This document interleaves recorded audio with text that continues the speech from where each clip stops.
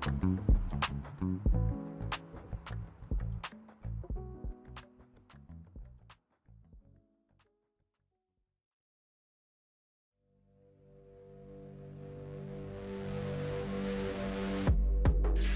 told you it was down here?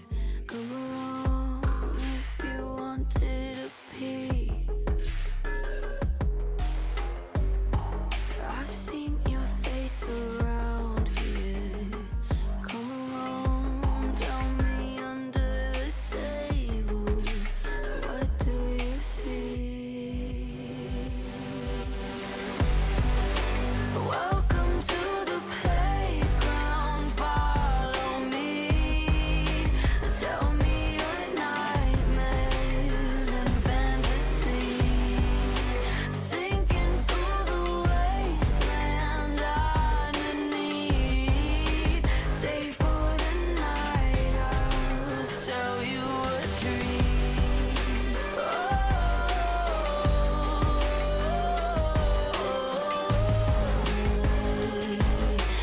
Welcome to the playground. What brings you to the lost and found, dear? Won't you pull up a seat? Everybody got a prize round here to play. Make me an offer, what will it be? Oh, what will it be? Welcome to the playground, follow me. Tell me your nightmares and fantasies. Sink into the wasteland underneath. Stay for the night, I'll sell you a dream.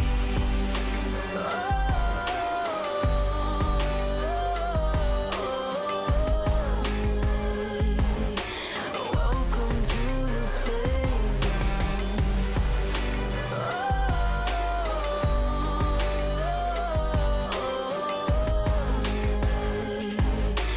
Welcome to the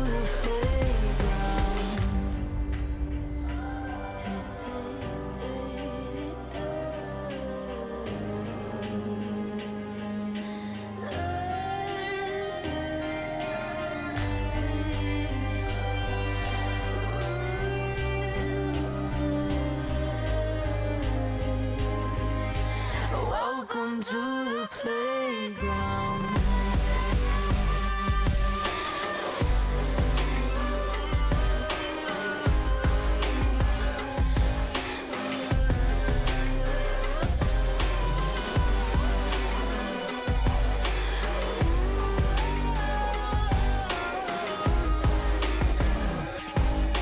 Welcome to the playground. Welcome to the playground, follow me. Tell me your nightmares and fantasies. Sink into the wasteland underneath. Stay for the night, I'll sell you a dream.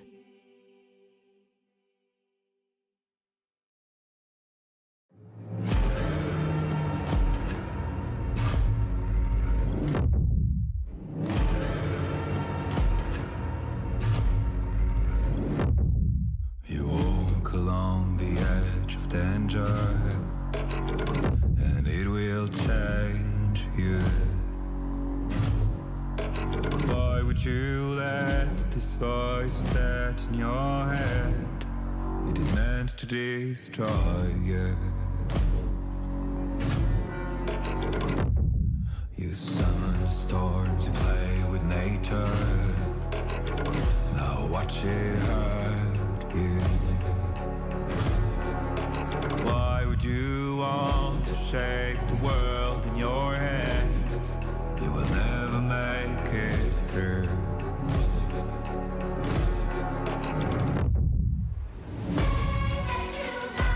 You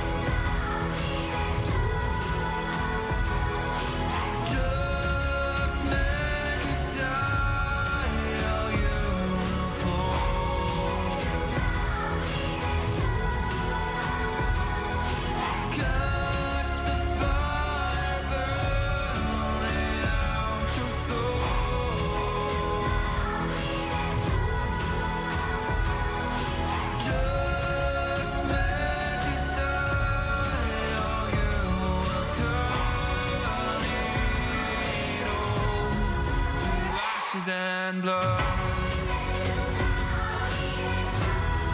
To ashes and blood. To ashes and blood. To ashes and blood. To ashes and blood.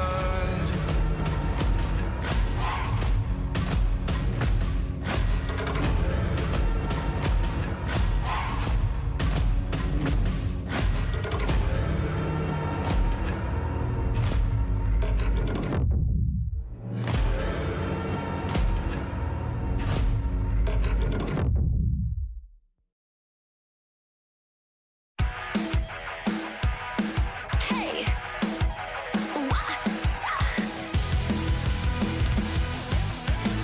hey, look up at the sky, it's just a starting line. Waltzing through the storm, feel the vibe align. Radiant rebels in the silent fray. In the pulse of dawn, we embrace the day. We find harmony in mayhem, finding our own beat. Eyes ablaze with laser focus. Dancing through the storm, we become the light. Against all odds, we'll stand and play in this never-ending fray. Eyes alive in the pulse of dawn, we find our beat when the chances take form through the noise. Hey, look down at the tide, it's our warning sign. It's time to rock the wave or get swept aside.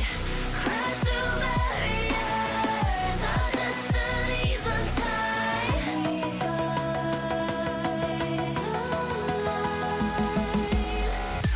We find harmony in mayhem, finding our own beat. Eyes ablaze with laser focus. We become the light. We become the light. Against all odds, we'll stand and play in this never-ending fray. Eyes alive in the pulse of dawn, we find our beat when the chances take form through the noise. Hey, look up at the sky, it's just a starting line. Hey, look up at the sky, it's just a starting line. Radiant rebels in the silent fray. In the pulse of dawn, we embrace the day.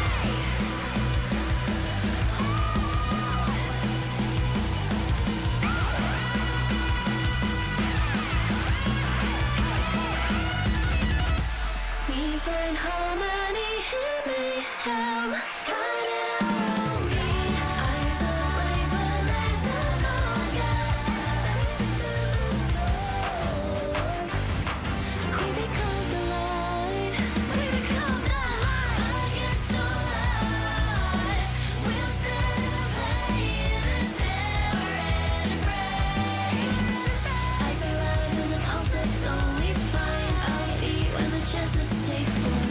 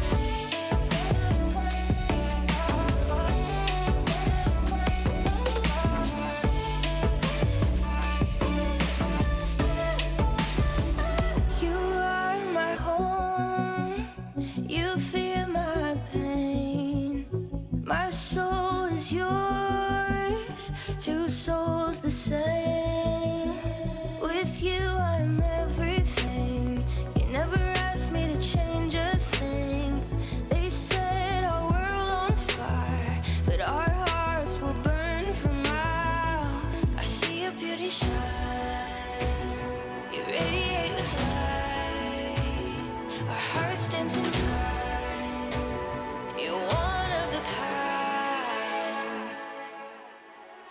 Stars shining with us. Your fire is contagious. I feel the moon on our skin. Love glows out, love streams in. Your eyes shining through me.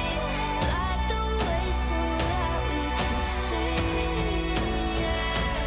And feel the warmth of my love. Shine on and feel we're lost. Even when I'm gone, like circles on from near and far above the flower bed. As we watch the stars, we'll never be apart. Shine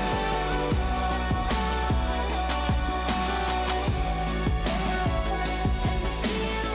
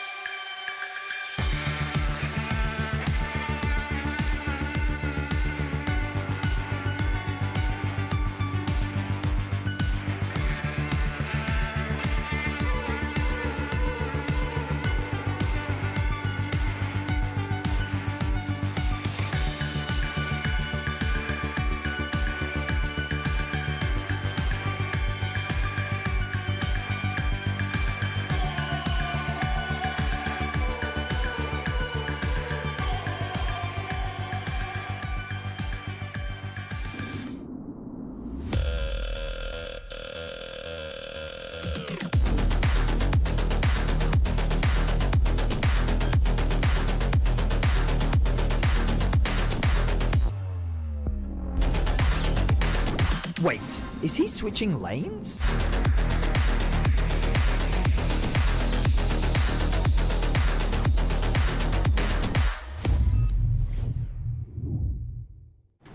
Welcome to Marriott Bonvoy. Where can we take you? From Berlin to the finals, Marriott Bonvoy will be your check-in at every checkpoint.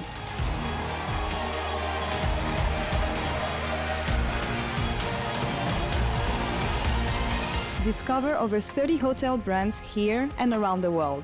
Marriott Bonvoy, a check-in at every checkpoint.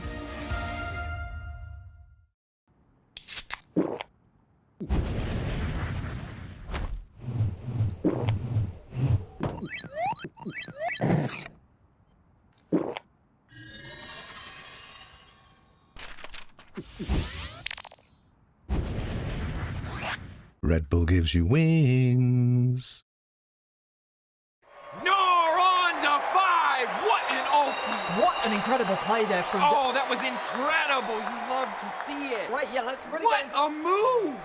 He's just so good. I mean, the persistence, the patience to find the angle. You just don't see that from rookies. He's got it all. He's got the bad. Have a break. Have a Kit Kat. Ooh, that looks good. Do you want to maybe share a little bit? Yeah. What a move!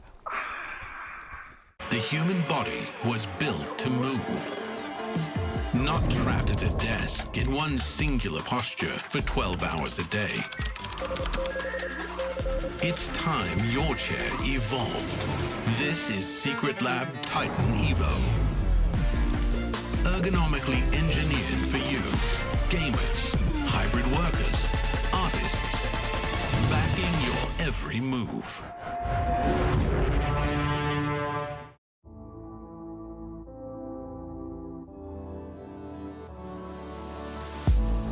If you had it all, would you look the fall in the eyes? Could you walk away this time? Will you realize, recognize it's never over? And the flame that once had died, awaken. Will you rise above the days to come? Will you be enough? Will you walk away this time? Look to your left, to your right, leave the pain behind.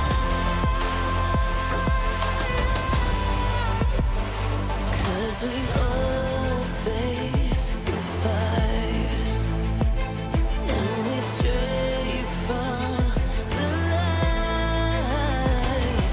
Go and leave the pain behind.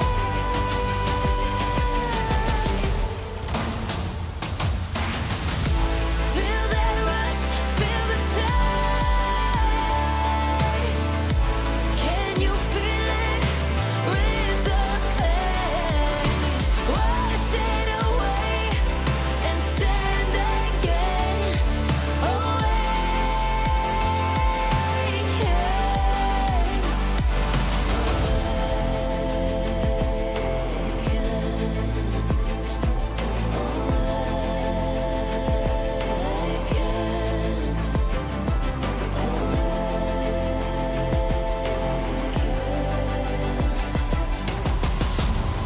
Will you turn and run from what's to come? Will you face it all?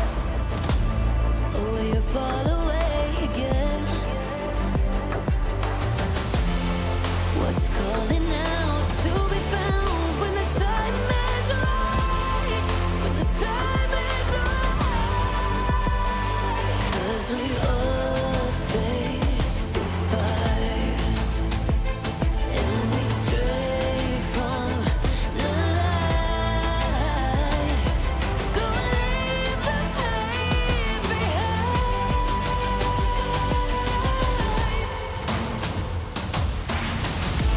Feel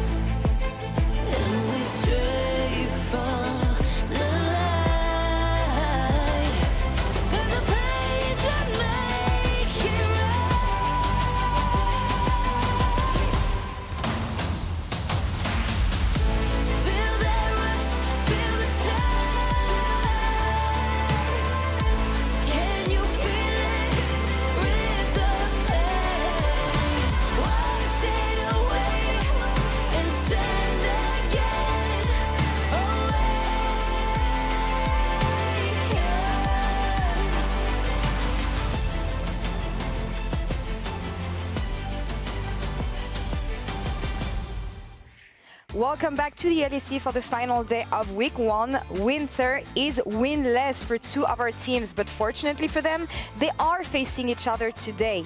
SK isn't gaming so much, and G2 Esports could be giving a new meaning to the phrase back to back to back. We are providing assistance and support to everyone who watched whatever happened between Rogue and GX yesterday, as it is unclear if it was real or if we all just collectively experienced sleep paralysis. Nymera will take our teams to Jayce Academy to break down our newly tanky boy, but first, we'll give G2 their first chance for a win at the game Are You Smarter Than an LCS? No. LTA, wait. LEC Analyst, there you go. I'm Laure, and I'll be your host for the day, so let's get to it.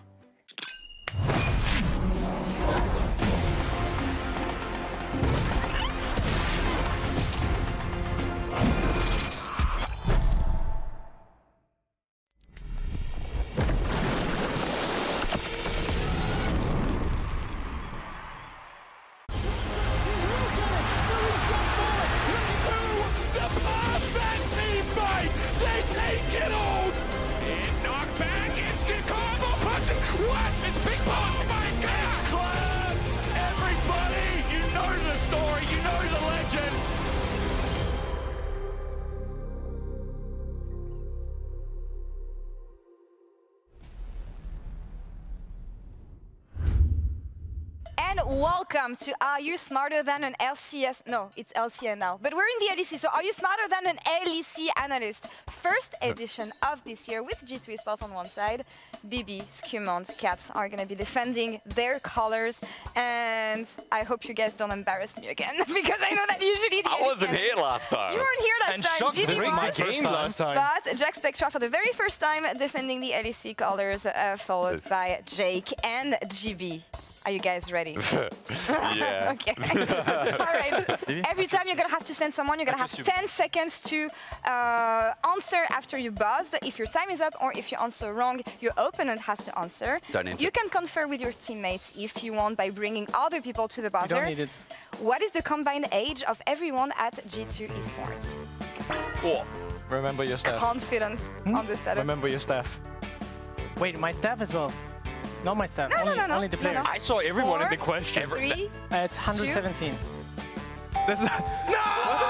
Yeah, Let's go. Nice. Bonus question if you want to try. How old is Romain? I think I know this. How old is your manager who's standing right here? 32. Wrong. Wrong, you're wrong. Well, they would know. Yo! My manager is 35. Oh, no! Oh my god. I knew it. I think 36. There you go. I said 35 or 36. Okay. Oh my god, we're back. Okay, we just... Hoping It's a compliment. We're back in this. it's a compliment. Who had the most solo kills in LEC in 2024 for 1 point? Does he know? Reflex instrument. Yeah, there you go. Yes! So much. Which teams represented the LEC at an international tournament in 2024? MSI, G2, Yeah? and was it? It was only one seed, no? For MSI. No, it's 2 seeds. It's 2 seeds. Okay, but they can't talk when he's but answering. G2 10 counts. seconds. I'm gonna give it to I'm you. gonna do Worlds. No, okay. 10 No. seconds are over. G2, 10 Fnatic, Koi. That's it. That's right. All right, 3 points for you. For a point each, which LEC players had the fewest and the most death at Worlds 2024? Do you guys wanna? I think Mickey had the most. Oh, so yeah. That's an obvious one, but yeah. Fewest? And the fewest would be? Probably Noah, right? Yeah, it's Noah. Perfect. Nice. Good job. 1 point each. Good job, Lovely. Jay. Good job. Nice, Really nice, good nice. job. Really good job. Dude, Actually, I was Alright. thinking Mickey as well, but I don't know who else. Go, Yeah, go, All right, go. next contestant. Ah, GB is gonna that's go. again, Here you meet again. How many roster changes were in the off season? You got... No, not yet. 1 point for the whole question. Oh, math just Oh, got you lost destroyed. the counts. I'm I pressed sorry. the buzzer. All right. 25. More, but very close, guys. It's right You there. want to do 26 or 27? You press it, you... 9, Say it. 20. 8, 27, 26. Go. Come on. You should have Come on, take it home. Take it home. There you go. Let's go. It's only 1 point. It's only 1 point. It's only 1 point. It's only 1 point. It's only 1 point. All right. I love these things. Yes. For 1 point, One. if in English. 3 points if it's in the correct language. Oh my God, I am. 5 points if it's pronounced well in Is the it- correct is it language. Mandarin? And this is where you're going to be very happy to Oh, be. this is like Nice. How many players in the LEC are Français? 8. Nope. Okay, we have time. Come back. You should be able to get it. Can you press their button like you did for us? I think the French. Yes, in French. Good pronunciation. Oh wait, the number? Yeah, it buzzed. 8, 9. Wait, I need to say the number in French. Yeah. Thanks. Okay. Oh, we need to get 5 points as well. Let's go. Je ne sais pas. What a scam! Sacre bleu. All right, next one. We got a point on this. Next one is gonna be fun. And I'm gonna read you tweets and you have to tell me who said it. EU is so easy, I have time to alt-tab and tweet in-game. Press it, Jack. You know who that is. Nice. Yes. Don't drop you, remember? Nice. Yes. It's okay. It's 1 point. 1 point. We did that in the Stay here, you're pre-game gonna answer segment. all Easy that. club. That would have been Focus war. on. Cheating on Niski in 2 days. I think Josephine again. All right. Nice. What? It's like rigged. Yeah, you guys Fine, do. we're even. You guys do. We're even. All right, next one. Cheating on EU mids every week, gotta be a dream. Please. Jojopian as well. All right. Oh, okay. It's all JoJo. And for the last one, gonna shitstorm some randoms Just press it today. again, do it GL, again. GL, Do it GL. Josephine. No, Oh. Okay. We have time to think. We have time to think. We have time to who think. said this? Was today. Someone who lost a game. Someone Oh, tweeted not that you. today. Oh, I can give you a hint. Okay. Fnatic. Why are you giving me? What? Fnatic. For all of you guys. Fnatic. we can't answer though. We've just Don't you have answered. it? 100%. Well, buzz then. This game is rigged. Wait, Humanoid. Wait. There you Wait. go. Yeah, he buzzed. Oh my God. He buzzed. Sorry, But guys. he had the last answer. I'm allowing it. But he had the last answer. I'm allowing it. She gave a crazy It good. doesn't I will allow it. Stop I will talking. let the audience decide on this. Hey, you're wrong. Correct answer. All right, for this round, start with your team to determine the answer. Run to the buzzer to ring in. And then we have All the questions are worth 3 points. First question. If the Baron spawns at 25 minutes in game and the enemy team kills it at 27:15, when will it respawn? But you have to show here on the thing. Yeah, just write it down. You gotta be fast. There you go. 33, But they'd already written it down. 50. That is correct. Let's go. 32. By the way. They were wrong anyway. He said Wait, there should be minus points, in my opinion. Judge, please. A second question. Gulborg absolutely spams his summoner skills, and he uses them instantly when they're off cooldown. He just burned flash and ignite at the same time. In how many minutes will they both come off cooldown at the same time? Play with Ghost to see what is this. I mean, Flash is 6 minutes, right? If you keep spamming them, Isn't it a trick question? Because in how many minutes will both come off with cooldown at the same time? Isn't it just 5? Because they're both off 5. Wait, is it? I think it's a trick question. Is it just 5 minutes? No. What? It's a trick question. It's 5 minutes. Because when will they wait, not both bad, come you off gotta get it. cooldown? Wait, maybe I'm just so bad at reading comprehension. can I time If you again? keep spamming them, when will be... Can I go again? Yeah, you can. 15 minutes. I will allow it. What do you mean allow it? It's a Yeah. it's a It was supposed to be them. It was supposed to be them. Flash 3 times, and then you get 5 times, If and they're then slow, Oh, you did the entire. Oh my God, you're so fucking smart, We just spam Wait, guess. hang on, Next hang on. question. Draven wants to buy a pickaxe. If he only used gold from his passive after getting a kill, how many stacks of adoration would he need? Is there a Draven player by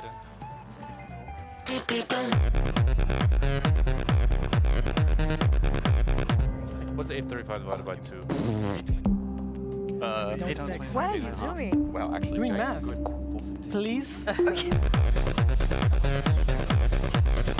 Holy crap. All right, Vivi, try it.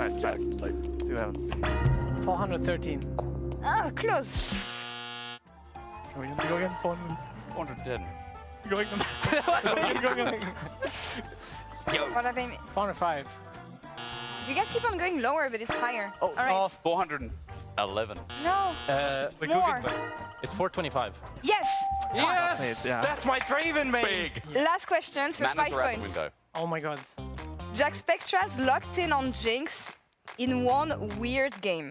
No, we're gonna If lose. he has 2.0 attack speed and 300 attack damage, and his target has 100 armor, What is Jack Spectra's attack speed? 12.0. There you go. Yeah, let's go. Good job, good job. So actually, God. in a Let's go. crushing victory from the Crushing LEC victory. players. 2 points. But guys, congrats, you won something today. Yay. Thank you. We just needed to give you a win. I mean, get the confidence up. It's a G2. All right, and now we're gonna kick things off with Ready Check. Thank you so much, guys. Well, I don't know about you guys. I think some of our analysts might need to go back to class. Luckily, I think that's something that I can help with here. Welcome back to the LEC, where we're going to start things off with a bit of an educational slant, because this, to me, is a really interesting question. Why is Jayce building tank? And by answering that question, can we learn something a little bit more about the entire game that we're playing right now? So we're going to lead you through a couple of things about tank Jayce, and hopefully figure some stuff out about top laners, about lane swaps, and about some runes and some items which are changing the game right now. So let's have our starting point of our two versions of Jayce. Well, we have our friendly arcane survivor of the tank, and we have our regular build here. This is something that you'll be more familiar with and what we've seen for many years of pro play. You have a lot of damage, of course, and you tend to play around poke, burst, and in a very dominant laning phase. That's typically what a Jayce does. He will win a lane, he'll use that to destroy turrets, and he'll use that to have a lot of impact as the game goes on as that kind of style. So that's all good. Why can't you do that right now? And how can tank Jayce potentially fix that? Or actually, thinking about this on a larger scale, what would any damage top laner compared to any tank top laner do instead? So, I think it's really important to preface this by saying that you don't get to have your 1v1 lanes anymore. And that's a huge thing. You're in lane swaps the grand majority of the time. Having the tank runes, stuff like Grasp, especially when you can heal off of it, as Breathe does here in this game, having Second Wind, having Biscuits, can help you survive these very narrow dive windows. Whereas sadly, Genax, as we saw just the other day, locked in an Airy rune page, which he said was mistaken, and he went to go with the tank runes, and he couldn't survive these dives in the same way. That's really important. You get put behind, you don't get to get the same amount of gold you'd like to, and you fall behind this very gold-centric build. Now, that's already bad as it happens, so we already see what the runes can do there, so that can help you survive the early game. But what happens after that point? Well, normally you'd say, well, by building tank, wouldn't you not be able to destroy towers? Wouldn't you not be able to do damage? Well, we can solve both of those things as well, because this rune here, and everything else that comes with it, allows you to really just rule the Rift as a hyper tank whilst also being very, very damaging and also destroying towers at a very fast rate as well. Demolish can help you do that, and the items can help pick up the extra damage which you'd normally be missing with something like this. So that can very much help you be a presence as a top laner, even though you're lane swapped on and you don't get the lane advantages that you'd want to. Normally we'd say, okay, well, maybe the items get nerfed, but for me, I think this entire playstyle is very indicative of what we can do with the entirety of this tank Jayce right now and any tank top laner. It helps you play towards a more useful build with less resources and be a little bit safer going into the late game as well. So I think this is very important to note, and I think it can help us learn a little bit more about top laners. And we have another top laner standing by with us as well. So for those eager students, we have the administrative disable on Jayce as well, with that unending despair sadly not being available for him. It's an important part of this build. But my esteemed colleague Professor Shocks is at the Marriott Bonvoy checkpoint with star pupil Adam, another top laner for our pre-game check-in.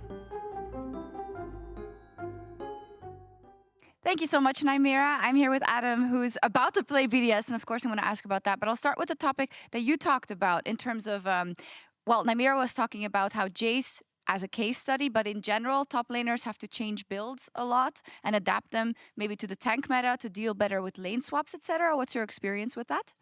I would say probably that Jayce is kind of like a fake example because I mean, like, tank items are a bit, like, overtuned. Like, I'm not gonna lie, they're kind of OP, so this is why you can, like, find some strategy with Jayce. And especially linked to, like, the lane swap, Jayce is kind of really weak to lane swaps, and if you actually build this tankiness that can allow him, like, to survive in lane swaps, then he will, like, be fine and can scale into the game.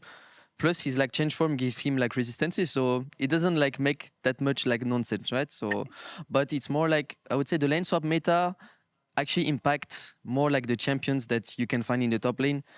Because, I mean, if you actually take champions that cannot survive lane swaps, it becomes like way too hard. And this is why like actually like niche counter picks, like range stuff, is really hard to deal with now. So, I mean, lane swap is just like a bit cringe, but I know. This is life, yeah. I mean, I think that you always play really well in lane swaps. You kind of find the fun in it, even though it's really not fun for a top laner.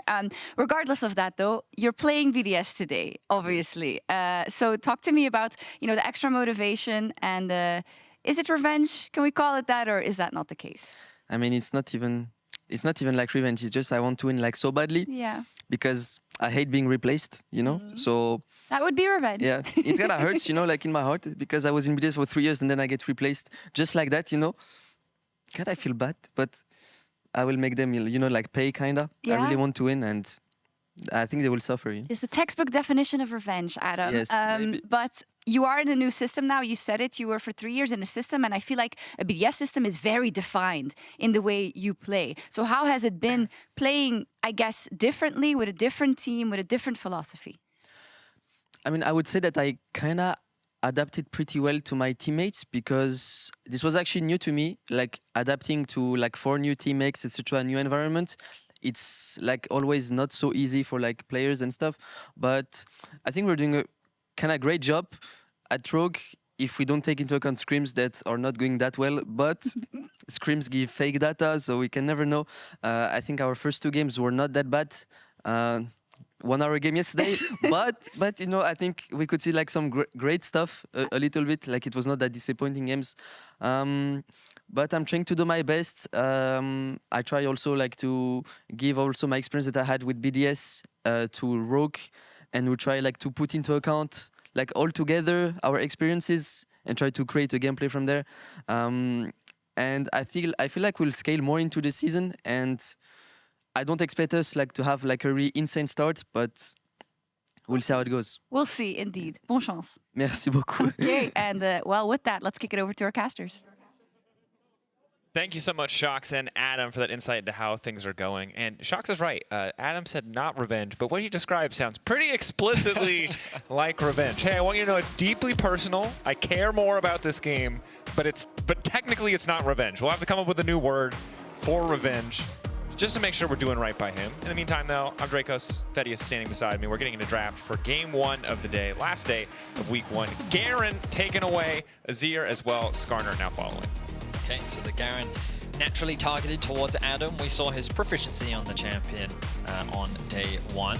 Victor going to be removed from the pool as well. Kalista, Ashe, Varus, all still up and available. I say Ashe, I expected her to be high on the priority list, but really she hasn't risen to priority, at least here in Europe. Victor is something that teams have put a lot of priority on. Kalista becomes the next main champion that a lot of these teams will look to try and grab. Bear in mind, it is Ice, typically known for his Varus throughout his LEC career. So we'll see what the priority ends up being, as that is in fact taken off the board. And a good call, Vedius, right? For Ice, no stranger to both builds. I think the best lethality Varus last year in Winter, when it was really at its most popular, one of the few players who could consistently land those Qs in the clutch moment. But Corki, of course, as powerful as ever. It's been described as a fake flex because in other regions they played exclusively mid and we played exclusively bot, but we'll see if it's a little bit less fake today, as 3 control mages in the mid lane have already been banned away, so that pool is notably smaller. And while Garen is off the board, Adam does still have the luxury of counter pick on red side if he wants to hold out.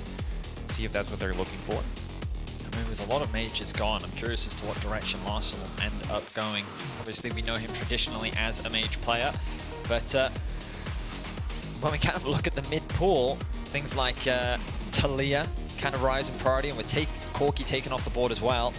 I'm very curious as to what direction they'll end up going. Kalista, Maokai going to be the response, like the response coming out from Rogue. Does make a lot of sense. We have a lot of power on the bot side of the map. The 2 versus 2, both Maokai and Sejuani. Typically, I prefer the Maokai just because of the flexibility of the champion. We haven't seen it be played top, but last year in the LEC, it was played a decent amount on the top side, as well as the fact that you can flex it into the support role. Marang saying, you know what, I want that little bit more early skirmishing power that Sejuani can provide, potential synergy depending on what mid laner you want to pair it up with, and an easy engage as well. And we saw yesterday, right? Day 1, Malrang did pull out the Maokai. Was a bit of a slower early game. Seems like a champion, the Sejuani, that he's more comfortable on pulling the trigger, going for those fast engages.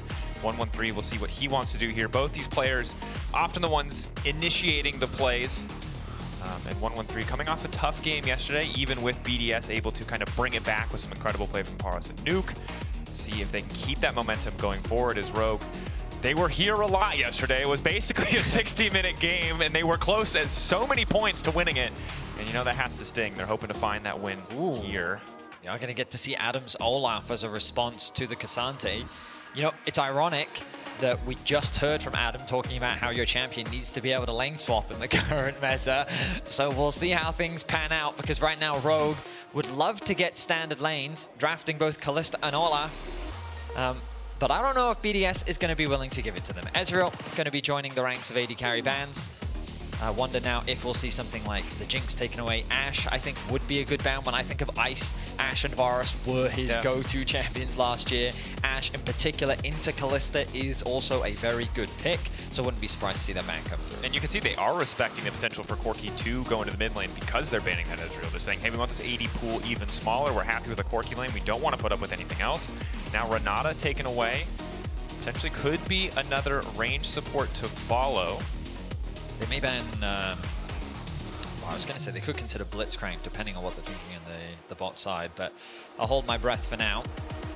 Oh, it's going to be the Jinx instead, so Rogue really asking for the Ashe pick. I guess the counter argument is, sure, while the Kalista might not have a great time into the Ashe, Olaf loves playing into the Ashe. There's very little that she can do. So much of her power comes from the utility that she provides and all her slows, and that doesn't apply to Olaf. Yeah, and with the changes to Ashe, still obviously a solid matchup in a lot of ways, but not quite as much of a hard counter in terms of feels bad laning phase, given the changes to the way that Kalista's passive works.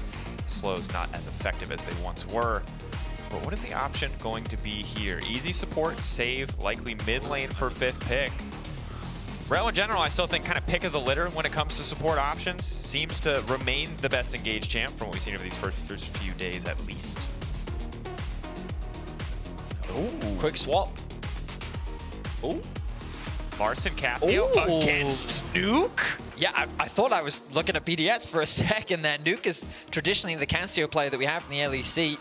I'm going to have to look back through Larson's history because from what I recall, I don't remember a Cassio game ever coming out from Larson in his LEC career. I mean, it's going to be a deep cut for sure. Nothing in recent memory. Now BDS get a little bit of time, have to lock in their last 2 champions. Rel feels like an easy pickup, does give Execute the option to counter, although a bit tough to do. Rel just universally pretty solid. Last option here, Talia the hover. Will be tricky. Larson the Cassio, obviously the big question.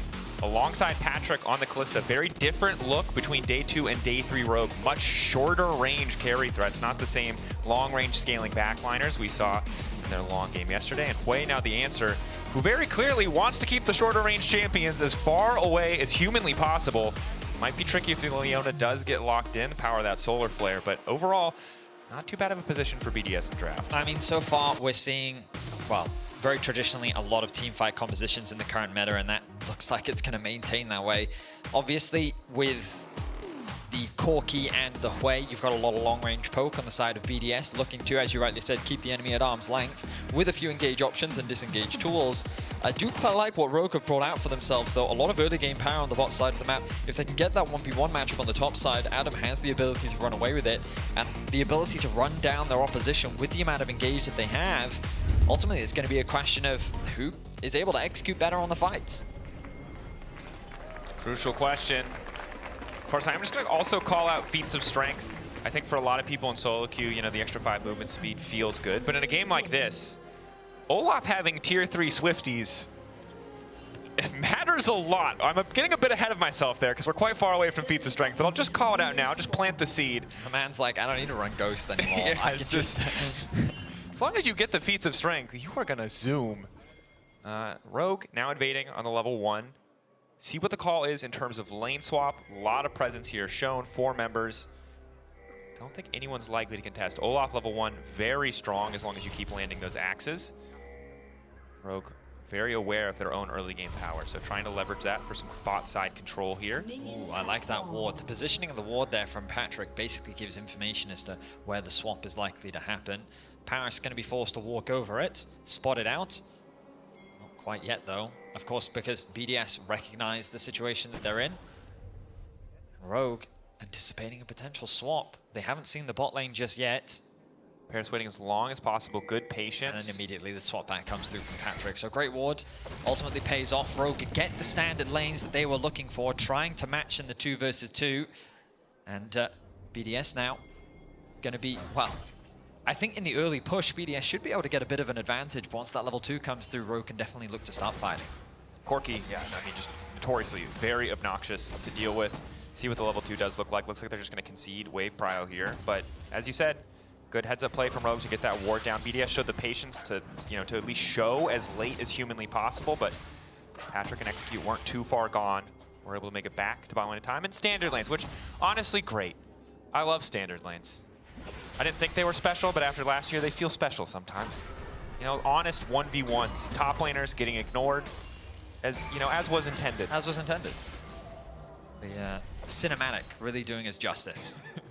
Darius and Trundle, really an homage to what top lane experience truly is like. Yeah. The irony is I love that it had so many spectators too, because that is what the game was designed, right? That's what you're just watching. Just watching. You don't go up there. That's top laners are in their own little world. League is a 4v4 game with a weird 1v1 side component. Right. For ego battles. At least that's what top laners would like, but in reality, jungle. Yeah, in reality, yes. Marang has snuck his way in. We'll see that the red buff hasn't been started in 1-1-3. This is going to be pretty easy for Malrang to get a lot of damage down, or at least force 1-1-3 away.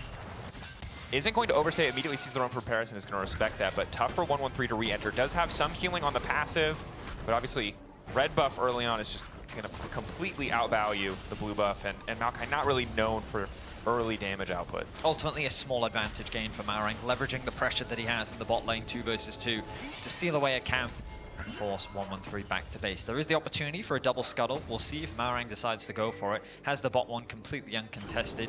Could immediately cross over to top, but he does of course still have his bot side camps that he needs to clear. So would be ambitious, I would say, to go for both scuttle crabs, especially with Maokai already making his way towards that. Relevant doing well. Trying to keep Adam at arm's length. Obviously, the low health bar can be deceptive in the isolated 1v1, but does set him up to be quite vulnerable for a gank if they just get a bit of extra damage. And CC now, however, the engage in bottom lane. Retreat coming in for Ice. Ignite down for a little bit more damage, not doing too much, but Rogue very clearly in control of this lane. Ice, no TP, can't also really afford to stay without good information on where Malrang is. So he's forced to disengage. As you rightly called, with the Maokai on the top side of the map, the risk of a dive is very real. He's forced to go back to base here. And this is why Rogue wanted the standard lanes. It was why they invested in that early vision control, and they wanted to make sure they could get that 2 versus 2 in the bot side of the map. Now a 10 CS lead and already a small gold advantage building for the bot lane. I don't want to get too far ahead of myself here, Vedius. But when Rogue were really good, yeah, all early game, crazy jungler. And what I'm seeing right now in this game, at the very least, this is the first game we've seen it, but it's a lot of early game power and a crazy jungler. And that honestly might be enough to snowball them to a bigger lead. For those that weren't around for the era of Rogue, which to new viewers may come as a bit of a surprise, but Rogue were consistently a top team in the LEC, and a large part of that was they had a strategy of drafting winning lanes. And it might seem like, well, duh, but they were very good at getting these winning lanes, and they leveraged that to great efficiency in the early game. Right now, they're looking to take a page out of that old playbook as they leverage their strong bot side of the map to secure themselves first dragon. With 1-1-3 on the bot side of the map, it makes a cross map for the Grubs a little bit harder. But 1-1-3 has found a way in. All right. Flashes. Good smite. Does manage to make it over the wall. Malrang, though, still doing okay. Par's going to follow. Malrang likely to fall here, but he did get the objective he came for. Nuke trying to come in and snipe the kill with the Severing Bolt. Flash out from Malrang to deny Nuke some gold, but he was for sure dead there either way. Perhaps just instinct at that point. I will say I'm surprised that Malrang, after dashing over the wall, 1-1-3 followed him. He could have then just flashed back into the pit. And I felt that being closer to executing Patrick, I don't see why they wouldn't have been able to win that, because now 1-1-3 already committed the flash earlier to get into the pit to try and steal the dragon away. So I will say I'm a little surprised. The reason why I assume he flashed away from Hui is because he didn't want to hand that first blood over to Nuke. But I mean, it just went over to Corki instead, so I don't know if necessarily better. In any case, Execute looking for a play. Execute, Aftershock fades away, and now Ice really just gets to turn back and load some damage. A bit too much of a chunk there for how little damage they got down on Ice, so putting themselves in a bit of a disadvantageous state as he's starting to roam up. Looks like Lane Prial was the goal, that was Rogue now starting their second objective of the game. BDS were able to grab that first kill. They are one step closer to the feats of strength, but this is the second objective for Rogue if they're able to grab all three. I mean, I guess the payoff of dying from Malrang, quick reset back to base, heads back out onto the map immediately. Adam also getting a reset off, allows him to get the push. Irrelevant hadn't had that opportunity yet. Now he's gone back to base. And it's going to pick up that chain vest. But ultimately, things paying off in terms of early objective control. The next objective for Rogue will secure them the feats of strength, which means that it's going to be a race for that first tower. And again, early pushing prio thus far has been going in favor of Rogue. Some plates down. The gold still in favor of BDS, a lot of that because of the first blood. And of course, Nuke able to make it through the early lane phase relatively unscathed. Level 7 now with a lost chapter. More than enough mana that he doesn't really need to approach Larssen anymore, or too much at the very least. I will say, after the first day of games, I was a little disappointed. Malrang and Execute on the same team. I'm my sorry. expectations That was were incredibly my fault. high. I got you really hyped. No, I mean, it wasn't just you. I was also very excited. I mean, how can you not see these Those players? two names next to each other. If you don't know, Execute, formerly known as Jonghoon, if you're not in the loop, just to former Astralis player. I mean, the reason why his name is Execute is massive Pyke fan. He loves Pyke, and sometimes we got to see it from him, but he's just a big playmaker. And you know, when Medic and I cast, it was a slow game. It was a slow fight. And then you and Jack Spectra just walk onto the stage, 60-minute bangarang. It was, yeah.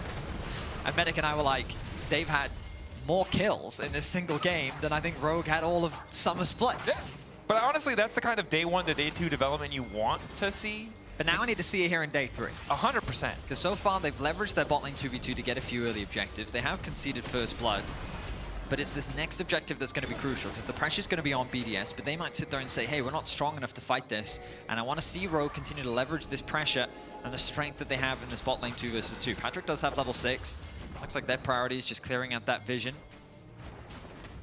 Malrang trying to rotate around mid, hoping to catch out Nuke on the way. Dash in, flash forward on the ulti, a little bit awkward, trying to get tricky with it, but now just gets caught up anyway. Perfect use of the Petrifying Gaze, and down goes Nuke. These are the type of ganks we like to see from Malrang. Nice pathing, circumvents the vision, and is able to set up the kill for Larssen in the mid lane. This Cassio getting that kill, going to be very valuable for accelerating this scaling mid lane mage. Yeah, just a bit messy. Without watching the replay, I can't be 100% certain, but the flash forward felt more like an instinct thing. Obviously very tough to react in that situation, but picking the wrong direction to flash in, costing Nuke there, is there's just no getting away from a Cassio when you're that close. Sure.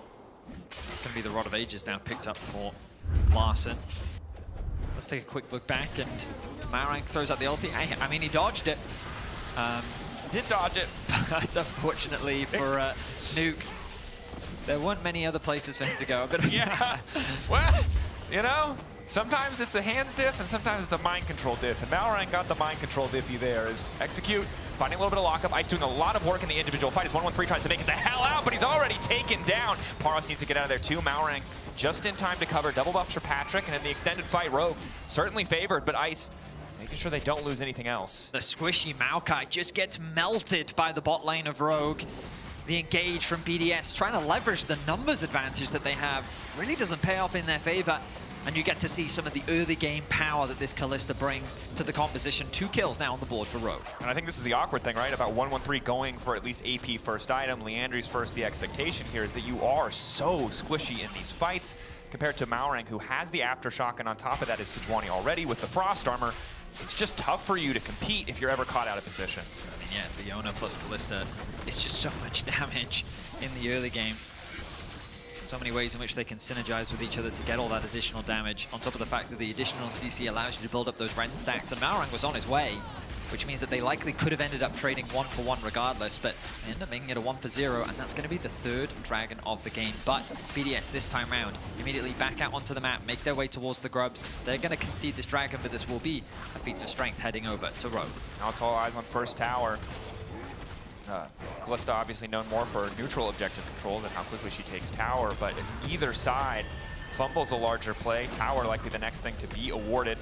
For now, Irrelevant creating a lot of pressure here on the bottom side. Might look to go all out. Good lockup coming for Execute. Buying a bit more time for the rest of the team to get there to stop him getting anything more in the 1v1 or 2v1 as Patrick shows up, and now needs to survive the dive. This is a rough dive. They need to bait the W, the Pathmaker, as they are unstoppable now. Flash in full, continuing all out from Irrelevant. That is not what you want to be doing. Again, this is why people like Cassante and Pro, is that W button. It's so difficult to dive these towers on the new patch, and it's made even harder when Irrelevant plays like that. the fact that Malrang took the tower aggro initially, and then when Execute was stuck underneath the tower and the aggro swapped, Irrelevant immediately turned his attention onto the target that had the aggro of the tower. Beautifully played. He ends up getting himself a kill. He staves off the dive, and they end up equalizing the kills. And I think the big struggle there is while there's a decent amount of magic damage coming in, right, the main chunk of it is still physical damage, and Irrelevant only has armor. If Nuke is there, or excuse me, if Larson is there and in the area, they might have enough to finish the job, but it just does not work out. Credit to Irrelevant for surviving, and kind of a reminder. We see this, I think every year this is a lesson that people have to relearn, is that like there's one thing that EU top laners are good at, it is surviving dives. It's true. And still, everyone tries to dive. But also, every team that I spoke to coming into the start of the LEC all said diving is way harder now. Yeah. and they said, hey, you know what? Let's try and dive one of the hardest champions in the game to dive. And day 1 Rogue wouldn't have done that. Day 3 Rogue, they did it. It wasn't questionable, but beggars can't be choosers. You know what? We wanted You're aggression, right. You're we right. can't be picky. You're right. My bad, Rogue. My bad. Yeah. Nice try. Didn't work out. Didn't work. You got Irrelevant's flash. We take those. Small advantage. Small advantage. We're waiting for the next major objective to spawn, which means that both teams are basically shifting around their lane. Priorities, the bot lanes move towards mids to make sure that they can have easier control to be able to contest the river on either side. Right now, given the investment on the bot side of the map from BDS, it's the top side camps that are being stolen away by Malrang. What we do think of Malrang as this hyper-aggressive player that constantly looks for ganks. You gotta respect his knowledge and understanding of where to move and how he can punish the enemy jungler as well. And he's doing that right now to 113. And there's nothing really. Top side. They're looking for another dive. They're going for round 2, Dracons. All right, Irrelevant. Ready to go all out. Round 2, 3v1. I think they're going to get spotted out, though. The Maokai. 1-1-3 here. They were... A swing and a miss. Okay, the fight's still continuing, though. Nope, he's out of there. I think he was just phase rush. Phase rush, yeah. That is a swing and a miss. All right, then. We'll just gonna take brush that under the take a deep breath. We're gonna tweet "He like me" for real, though, and we're gonna move on with our lives. He like me for real. Sometimes you just, you see the image in your head, and it just doesn't come together that way, and it's, very human. I just like that every now and then. Pros show that they're human too. Mistakes happen. We miss skill shots. It's all good. The duality of, man, any of us 1v1 one of these guys, we get clapped immediately. Oh, yeah. Also, we get the pleasure of watching them on stage just completely whiff. Such is life. Such is life. Now, we return to net neutrality as a minute away on these neutral objectives. Primary vision, I would say, advantage to BDS is they have kind of pockets of wards spread out throughout the entirety of the river. You can see one deep ward on the bot side. I say deep, it's really at the entrance of BDS's jungle, so Rogue haven't really been able to control much of the map, especially given they invested so much to threaten Irrelevant on the dive. So now, as the Dragon is spawning in about a minute, I wonder what the priority will be. Will it be the Herald, or will it, in fact, just be a cross map? Because I think the BDS, they can't really afford to give away another Drake. It is the Chem Drake, with one that many pros consider of lower value, but I still think that it's not a soul that you'd want to give away. And it's also really good with champions who have or build, like, healing, who are going to cross under that 50% health threshold, like Olaf, like Cassio, like Callista. So it's lower value, but at least the champions on the side of Rogue are champions that can leverage it to its full potential now. I mean, I just think it offers a lot of value in teamfights, right? Yeah, and we are in a very teamfight heavy meta. In any case, you don't want to give that soul over. But the investment is coming through from BDS to the top side of the map for the time being, providing a bit of extra cover for Nuke as he looks to clear out this wave. First hour, I think, still the big objective in terms of feats of strength. However, Drake, you are right, may end up being more important. That said, just calling out now, AP Maokai, something we brought up earlier, but a lot of passive vision control BDS are going to have on top of their long range means that if they keep the goal this close, I feel like they're going to be pretty favored as we get later in the game in terms of objective setup, just because of the raw amount of poke they have, as you highlighted in draft, and of course, because of the choice to go for the AP Maokai, it's just going to add that little bit extra on top. Look at this. Nuke already rotating down from the top side. Larson doesn't have this TP available, meaning that BDS will guarantee numbers advantage. Oh, 1-1-3. Starting to fight. 1-1-3, that is not who you are looking for. You are still a very squishy tree. Instantly cut down. Lumberjack Adam. But now the ulti from Hoy coming in is perfect. Nuke finds his man. Is going to lock up Patrick as well. The fall damage is there. Paris looking for a little bit more. Ice and Nuke trying to get involved in the fight. Relevant pulling one back in the meantime. Larson's going to have to turn this all back on his lonesome. It's him and Malrang versus the world. Nuke, Ice, Irrelevant backing away. A good fight for BDS. It's a team fight win because they had the numbers advantage. The engage from 1-1-3 looked sketchy, but the fact that Nuke was there turned the fight in their favor. Keep an eye on the positioning of the carries from BDS as the engage comes through. 1-1-3 tries to force a fight. With Irrelevant coming in from the flank, the idea seems promising, but Nuke and Ice are completely untouched. They're dishing out so much damage from so far away, and this combo of using the QW combined with the ultimate slow means it's so difficult to escape. Unfortunately for BDS, it's Paris that ends up getting that kill onto Patrick, but still, they find the teamfight win, but no objective fail, which means that we return to the map, and the Dragon is on the docket. And you can see Adam obviously opting for the Black Cleaver. Yes, it's nice to stick to your targets, but it does mean that when that Hui and Maokai are able to lay down so much magic damage, you're really so squishy. TP comes in, completed item for Larson, that's 2 under his belt. Are they going to be able to find this fight and get to Soul Point? Rogue certainly on the back foot as the objective starts to reset. The poke coming in from Nuke, but Rogue can just look for the engage here. Malrang ulti about to come out. 4K, are they willing to go for the 50-50? Adam just continuing to poke off to the side. Nice solar flare locking up Nuke. Instant bomb coming from Larson. A clean combo to keep things going. Malrang looking for a little bit more, but again, it's Nuke still standing, blinking health bar, but it's not going to stop from keeping the fight going. Irrelevant has barely been touched. Ready to get back into the fight. One member lost on the side of Rogue. No one else has gone down.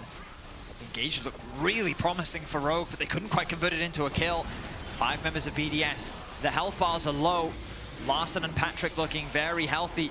Malrang is looking to get some health back, trying to find a flank. Okay. Ulti. Going in with the ulti. Gonna try to get the work done himself, but the shield coming in from Irrelevant is clutch. Adam now getting in behind him, but the Dragon has been taken down. A good smite coming in from 1-1-3 in the first kill. Now Adam needs to get the hell out. Ulti already used in the fight. Irrelevant on the chase, and it's all falling apart for Rogue. Back and forth, but in the end, BDS again coming out on top. BDS just dance around Rogue in the fight. While the roster may have changed, BDS's fundamentals of strong team fighting remains firm as they're able to outplay and they deny the soul point away from Rogue. Well executed there from BDS. And in the mini game of who will get tier 3 boots, they also come out on top. And it might not have mattered to anyone but Adam, but I guarantee it mattered to Adam. We look back at this engage and a lot of the front line loses its life on the side of Rogue. They get a really nice engage here, but Patrick does what he can to follow up, and then the flashes come through. Malrang can't quite follow up, and then Nuke and Paris able to escape. Ice still very healthy, forces Rogue to disengage with a huge health advantage. It's just so awkward. Malrang tries to Q flash, but the hitbox is so big that on the other side of the flash, the big boar butt still hits Maokai, and it means he can't get on Nuke to finish the job. And then again here, he's burning even more resources, but Kazante, for some reason, can shield his allies, and that makes the difference. And with the numbers, they're able to close things out and secure the Dragon as well. BDS, great patience, well executed. Rogue now find themselves on the back foot, 3.5k gold down. Atakan on the board, Irrelevant gonna be the target once more.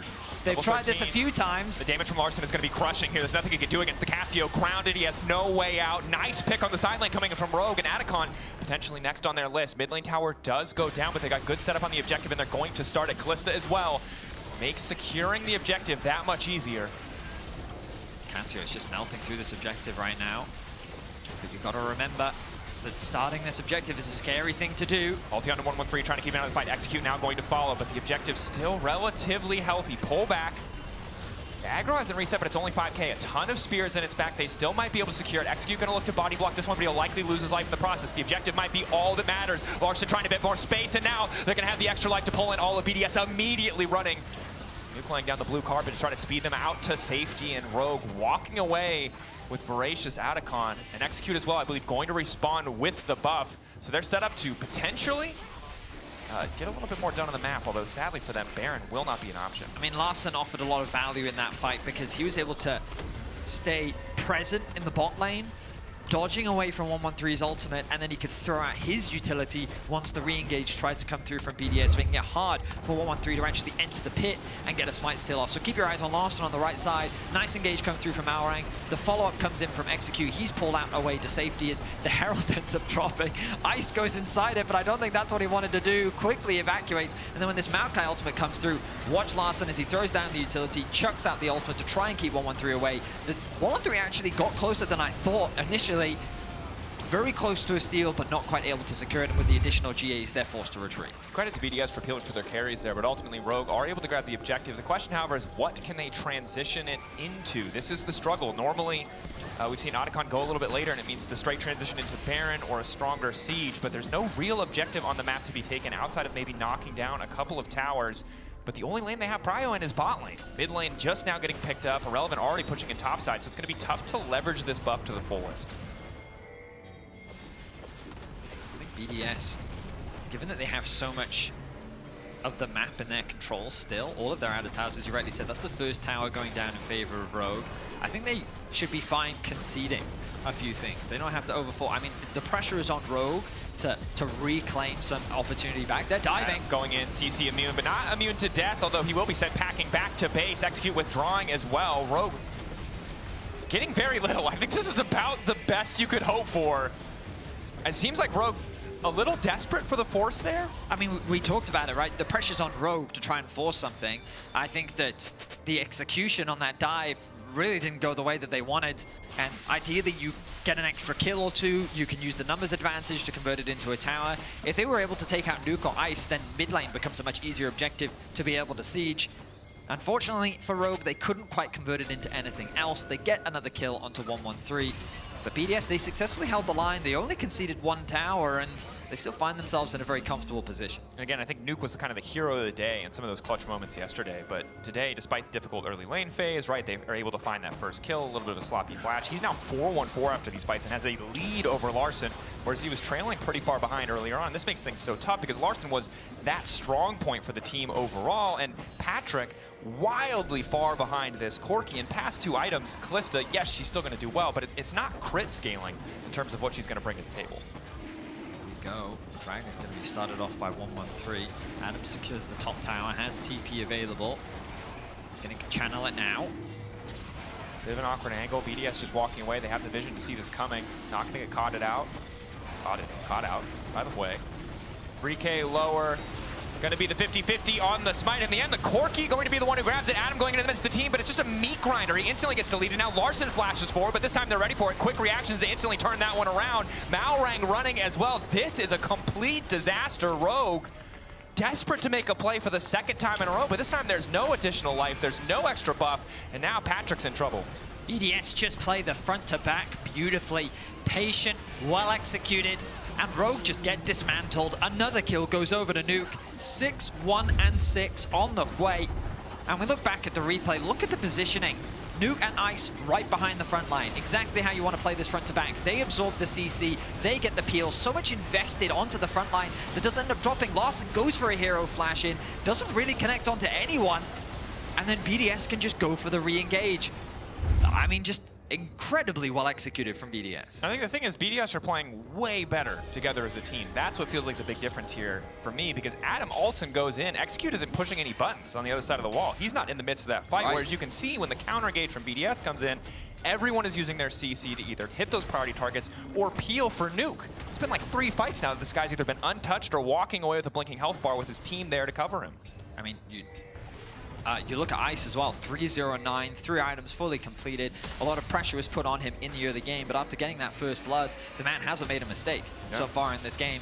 He was praised as one of the best AD carries throughout the year in 2024. He's looking to maintain that form here in 2025. BDS looking confident against Rogue as Baron now becomes the priority target. So difficult for Rogue to even approach here. And it's only going to get worse as Nuke gets more money. 2.5 items here, getting closer to the death cap. Of course, it is 3 items for Larson, although he skips over the boots, so it's a bit deceiving in terms of total gold. You know, whenever I think of Nuke on Hwei, all I can think of is that Bob Ross play-by-play call that Hysterics made last year. But it was just, I mean, the man paints a picture, you know, he does when he's paint on a this picture, champion. for sure. happy accident in mid lane, didn't matter, you know? And now, yeah, Rogue have had some not so happy accidents either this game. I think if they really clean up their execution and find that big combo, maybe they can get more done. I mean, but I think you called it. I think they've kind of been outscaled at this point. I don't know if Patrick has the damage to be able to get through this front line, and you would look at Larson to be then that front line.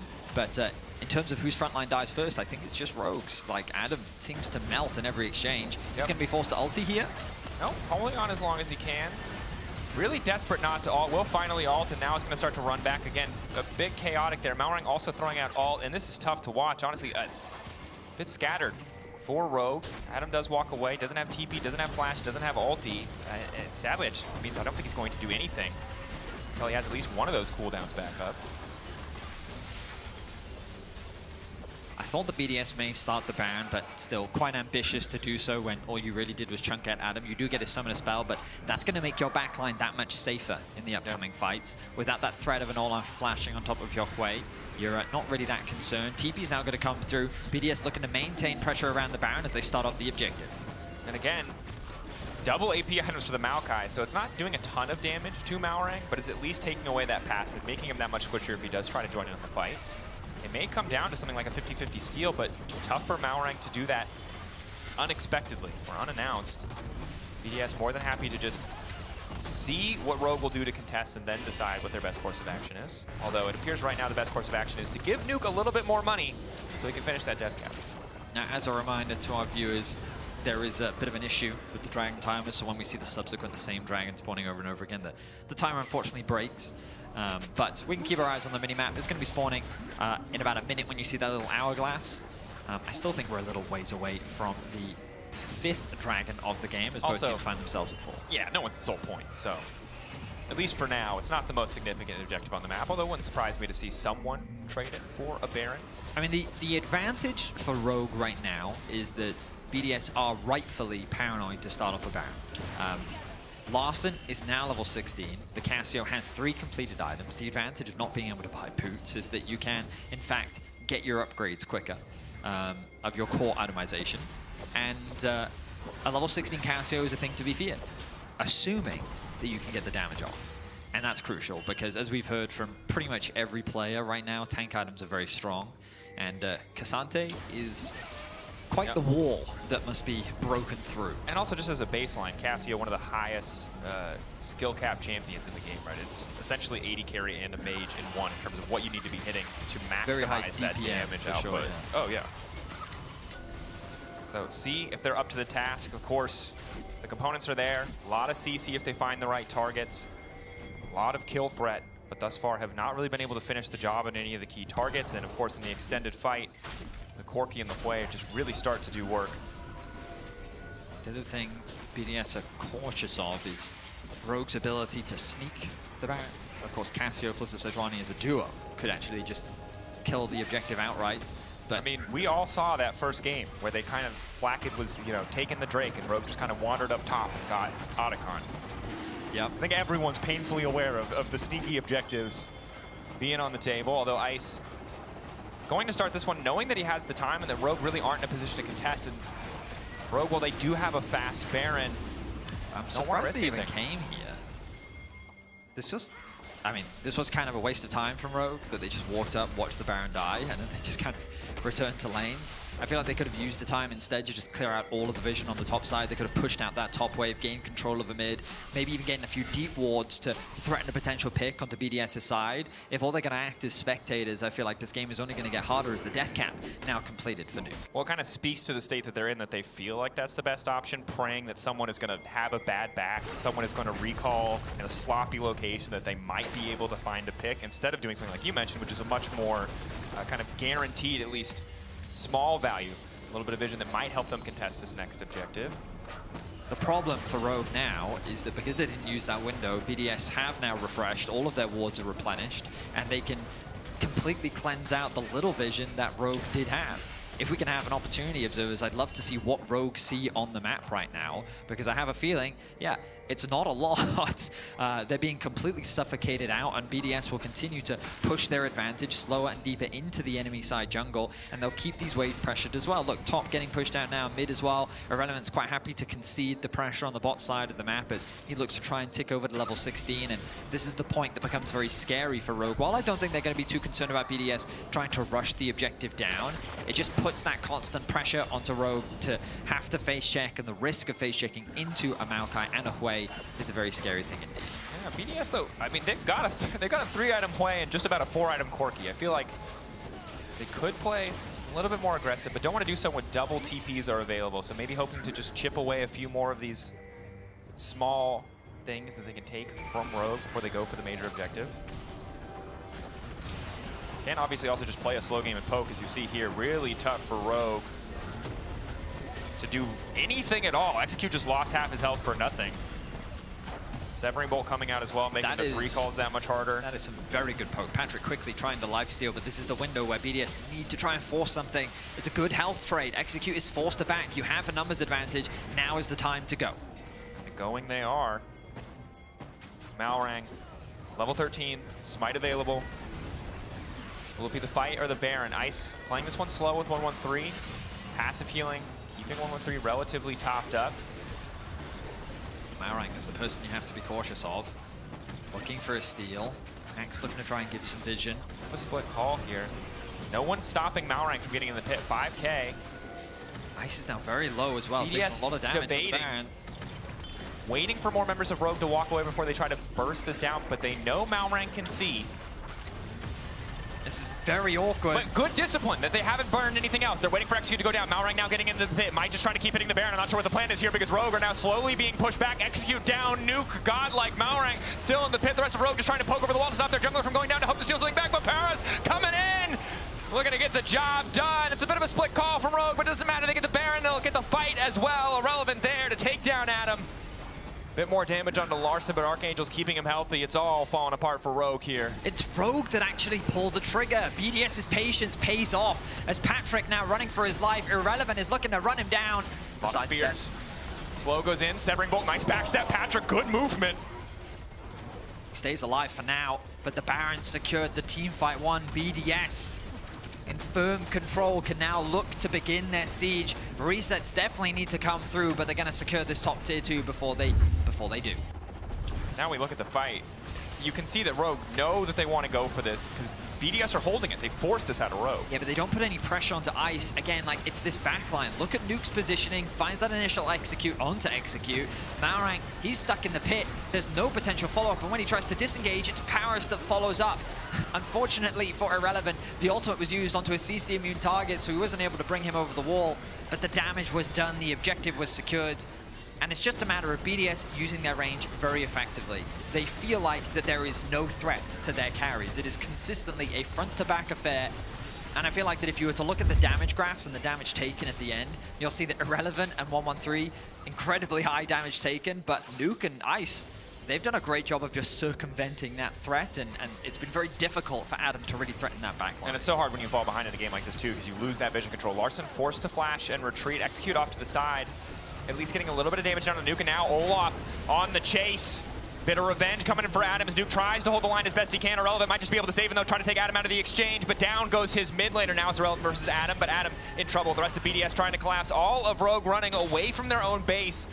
Trying to get out with just the pick, but they've already lost both their carries. The best thing for BDS to do now is stop the bases. Paris and 113 can just keep throwing saplings into the brushes, interrupting these bases, and you can allow Ice to just break open the base. I feel like Ice should just be running towards the base right now. He doesn't need to be chasing for these kills. Perhaps the priority is on the Dragon instead. And it looks like that they're going to look to try and secure the Soul. Either way, another teamfight win for BDS. Adam finally finds a way onto the backline. He does take down Nuke, but you can see the cost of being able to find that. This is rough, man. That last 30 seconds were like a game of Dead by Daylight. They're like hiding in the lockers, just desperately trying to recall back to base, just to hold on a little bit longer. BDS so far ahead. Rogue, I don't even think that we can call that like a last-ditch attempt, a last big fight. It was just members getting caught out, Rogue trying to make the most of it, and overall now, you said it, it's only going to get harder. I don't really think, short of BDS making a massive mistake or Rogue finding miraculous engage angle, there's really no way to bring this one back. I mean, like, it feels as though it's a matter of time. Rogue is very likely to go 1 and 2 on the weekend, and BDS, I think a few question marks raised after their first game of the weekend, but overall looking solid. I think that they still have that reliable team fight, what's the word I was looking for? Consistency. Yes, consistency that they were so very well known for. And I think, like we talked about it on the podcast, Nuke, Ice, and Irrelevant as a foundation is a strong foundation to build around. And you look at the scoreboards and you can see why. Very consistent players, very good carries. Nuke rose to the top of the ranks in mid lane throughout 2024, and is continuing to demonstrate it alongside Ice, who is involved in 17 of the team's 19 kills. Yeah, everywhere that he is needed to be. BDS starting to look more like a threat. Certainly a little rough around the edges in a few areas, but once they make it into those fights, they've been nothing but consistent. Alti moving in. I might try to find the angle, but again, the range advantage just makes it so easy for BDS to just poke. If Rogue try to step up and contest, they're going to be losing 50% of their HP bar. So even the smallest step forward, they need to be ready to turn it into a full engage, or they're just going to slowly lose this one. BDS is just that much more durable with this Chem-Sol at their back as well. The longer the fight goes on. Slowly sieging away. Slow and steady has been the name of the game for BDS. Not over-forcing, leveraging their range as you highlighted. They secure the bot inhibitor. They'll turn their attention towards mid lane, staying as a 5-stack for now. Larson with death cap, but there's really no TP wards for him to get to. Malrang finding the initial engage onto Irrelevant, not ideal. Adam already ulting, but doesn't really have a target to stick to as Ice goes 1v1 versus Patrick and clearly comes out on top. Bit of a shield to back him up from Nuke. Rogue with an 80 carry down. Minions coming in, and inhibitor already falling as well. A second likely to follow. It's all on Larson. No flash, but he does have the death cap. I mean, he's going to have to find some crazy play to turn this one around. 113 drops the ulti. Awkward, not maybe hitting those priority targets as Irrelevant gets a bit more space. Larson now in trouble though, good engage coming in from Paris. 113 now following up. AP Maokai might have enough damage as Larson desperately tries to hold on, but the Ignite stopping the healing, making sure the Rel can get the job done, and that is it. Rogue, some good looks in the early game, but ultimately BDS just better in the fights, more consistent, playing better together as a team. They will go 2-1 in week 1 of the LEC Winter Split. An easy ace to round things out. BDS, a solid performance, 24 kills to 8. A bit of a slower one. We saw, I would say, it took a long time to play around the Baron, but ultimately a job well done. As you rightly said, 2-1 is how they end out their debut weekend. Props to Paris, rookie coming onto the LEC stage. A strong debut overall, I would say. Yep. Of course, though, for your options, Paris is one of them, Nuke and Irrelevant the other one. Vote now at LEC on X for your key player of the game. We're going to go to a quick break. Afterwards, Shox is standing by with BDS's 113.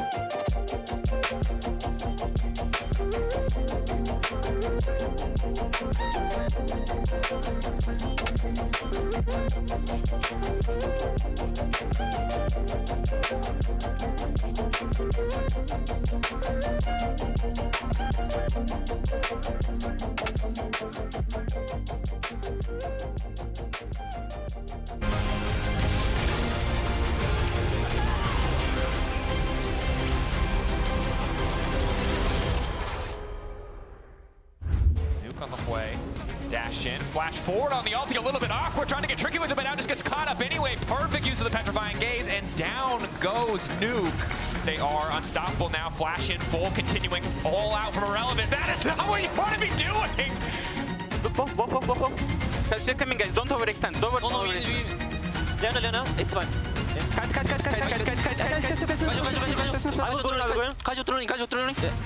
have ult, guys. I have ult for after. But don't chase it. Not up. Welcome back, everybody. I'm Shock, standing by with 113 at the Marriott Bonvoy post-game check-in. Congratulations, 113. That is a 2-1 week for BDS. How do you look back on how you've performed with the team in your first week? I think it was good. I expected us to lose against U2, not Vitality. I ain't gonna lie. Like when we lose the first game, it was a bit tough. But I'm happy to be back here, and I will be permanent here, hopefully. This year it's not a one-time stay like it was in Australis. And I hope you guys enjoy my performance and the show I put in. Yeah, awesome. I think you had a great first week. We hope the same thing. Obviously, you mentioned that you had a stint on Astralis, and that just wasn't probably great for you, as it wasn't for the team or what you would have wanted. Do you feel like you're a different player, and how is your approach different from, the last time you entered into the LEC? I think the last time I was in LEC, I was more like a flippy player. What people call me was a bit true, and the moment I went back to ERS, the only thing that was on my mind was to go back to LEC. And I tried to be more of a complete player and fix my mistakes, fix my reputation, I would say. And I have a good environment and healthy environment and very better players than it was before now. And I will use this chance to prove myself. Awesome. Talking about reputation, we know that for players, sometimes it is hard because you get a reputation by playing, and it's hard to shake it because coaches believe it. Maybe it influences the scouting. Is that something that you experienced as well? Yeah, even when I was out of LEC, I struggled to find a team in ERL because of my reputation, but it is what it is. I'm doing my best to fix it and play good. Okay. Are you still emoting? And can we just not see it on the Spectre recliner, or? No, I'm not emoting anymore. Truly reformed. Thank you so much. Congratulations on the 2-in-1 week. And our Kia player of the game, it was Nuke, but we'll talk about that at the desk right now. Thank you, Shocks. The redemption here for 113, who is here to stay, and one-sided victory on this side of BDS here. Of course, we heard that Nuke is a Kia player of the game. But what did it come down to, GB? Because it feels like even though Rogue was trying, at the initiative, I don't feel like they could do anything. I mean, one-sided, I think it actually took a little bit for BDS actually to come into that game. They lost the first set of Grops, they lost the Drake, the Kalista still got kills down on the bot side. Not that she got Mega Firehead, but hey, that kill did come through. And then when it finally came to some of the later objectives, and BDS has finally gotten some items, that's why we see the difference in the composition. Yeah. And I'd love to run through a replay here in Alt Illustrator if we could, just to break down one of the fights where I think it goes completely wrong for Rogue. And not even because I think they play terrible or anything like that, but as you can see it here, Alex, you have talked about range advantage and all these things quite a bit. And immediately, the Bards are entering this team fight very hard. You're level down in your AD carry. You're not in the place you want to be here, but getting onto the carries is just really difficult. Yes, they get themselves a good engage, but look how far they have to travel to get there. They have to pull their flashes out. They have to use a lot of tools. And if this fight doesn't end now, there's nothing left, really. Yeah, and can it really go even better than this? You see an insane ultimate from Larson. You catch 3 members. It's still not enough. You can't really chase them down with the kills. Adam's been kind of split throughout the entire thing, but coming back into it, they want to start the Dragon. And the reason for that is that if you take a look at the HP bars, right, it's still very clear that there is an HP advantage for the carries right now on Rogue. But as you see as we roll out the clip, it's just not going to matter because Nuke doesn't have to worry about it HP if they can never get onto him. So in a position like this, where Malrang finds an insane ultimate, they try to go for him. Insult to injury. Yeah, obviously he's safe by the Cassandra ultimate, but as soon as the Maokai ultimate comes through, Patrick and Larson can't actually join that fight. The TP over here is going to be way too late before it comes through, and this is a game changer as well with Paris. He's got a pink ward, he's got a Chemtech blast cone, he's going to fly into the back line of the enemy team, he's going to keep them all CC'd up. So despite the fact that the BDH HP bar was so low, it never mattered due to the compositional difference. Sometimes you can tell a bit of body language through team fighting, and I think this is one where you can really tell they're just really trying to overreach and overstep to get towards those carries. It's difficult. Like it's like when you go on a roller coaster, you got to be like a certain height to get on the ride. It's kind of the team fights here, and they just weren't quite up to the level. It's a bit of a long stretch. I like it. I like it. You got to be this tall to ride the mechanical roller coaster. Zoaz was saying yesterday that all the teams that have range, as you said, Naimira, or easier execution are the ones likely to win. Is it a beginning of the season effect because of teams getting used to playing with each other, or is it the optimal way to play right now? Obviously, it's very complex, and there's a lot of factors into it. I think that champion pools are coming down to it a lot. When we're looking at a lot of our carries right now, they're trying to play the defensive side of saying, well, you can't reach me. If we look at LPL and we look at some of the LCK stuff as well, we're seeing more Akali, which of course Caps did play. We're seeing some stuff like the Vi Ahri compositions, the Wukongs, and teams have been trying bits of that. But when I look at compositions like this, it's just, I see they have a way to get towards the front line, but they are never getting to a flash way in the back line who can outrange you. Yeah, and I think isolated, it's not even that bad of a draft that you're seeing from Rogue. You could clearly see the win condition for it in the early game. It's just the fact that when it finally comes down to the fact that, well, there is other factors in League. There is higher range champions. Yeah, Sox, you played really well, but you can only play as well as your composition allows you to. That is actually a really good point as well, because we talk about these team fights a lot. Honestly, why are we even going into the late game with a Kalista and an Olaf? Like, guys, we've got to be able to get more out of that early game I mean, as if you don't snowball it completely, just like, I mean, they also did snowball very, well, effectively, at least in the beginning. Nuke had that Oopsie flash as well that we saw from the mid lane, but I think BDS as a team, they're just coming together as what we know them as. We have seen change up in roster now, but I really like what we're seeing from them in terms of the fact that they're setting up around the objectives and the team fights are becoming their bread and butter. It got better over the weekend. That's for sure. It certainly did. Back to the drawing board for sure. For Rogue here, we'll see them next week. We'll be tossing to a quick break, but afterwards we'll back with more League of Legends Team Heretics taking on Fnatic. Stay tuned.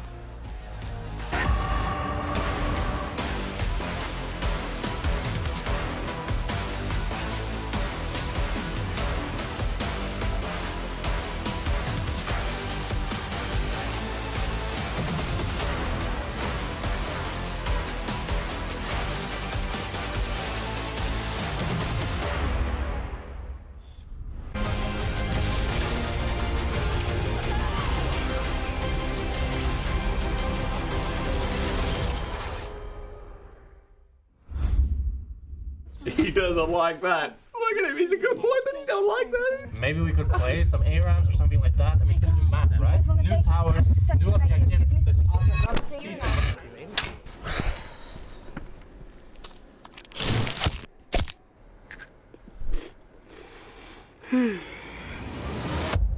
Have a break. Have a Kit Kat.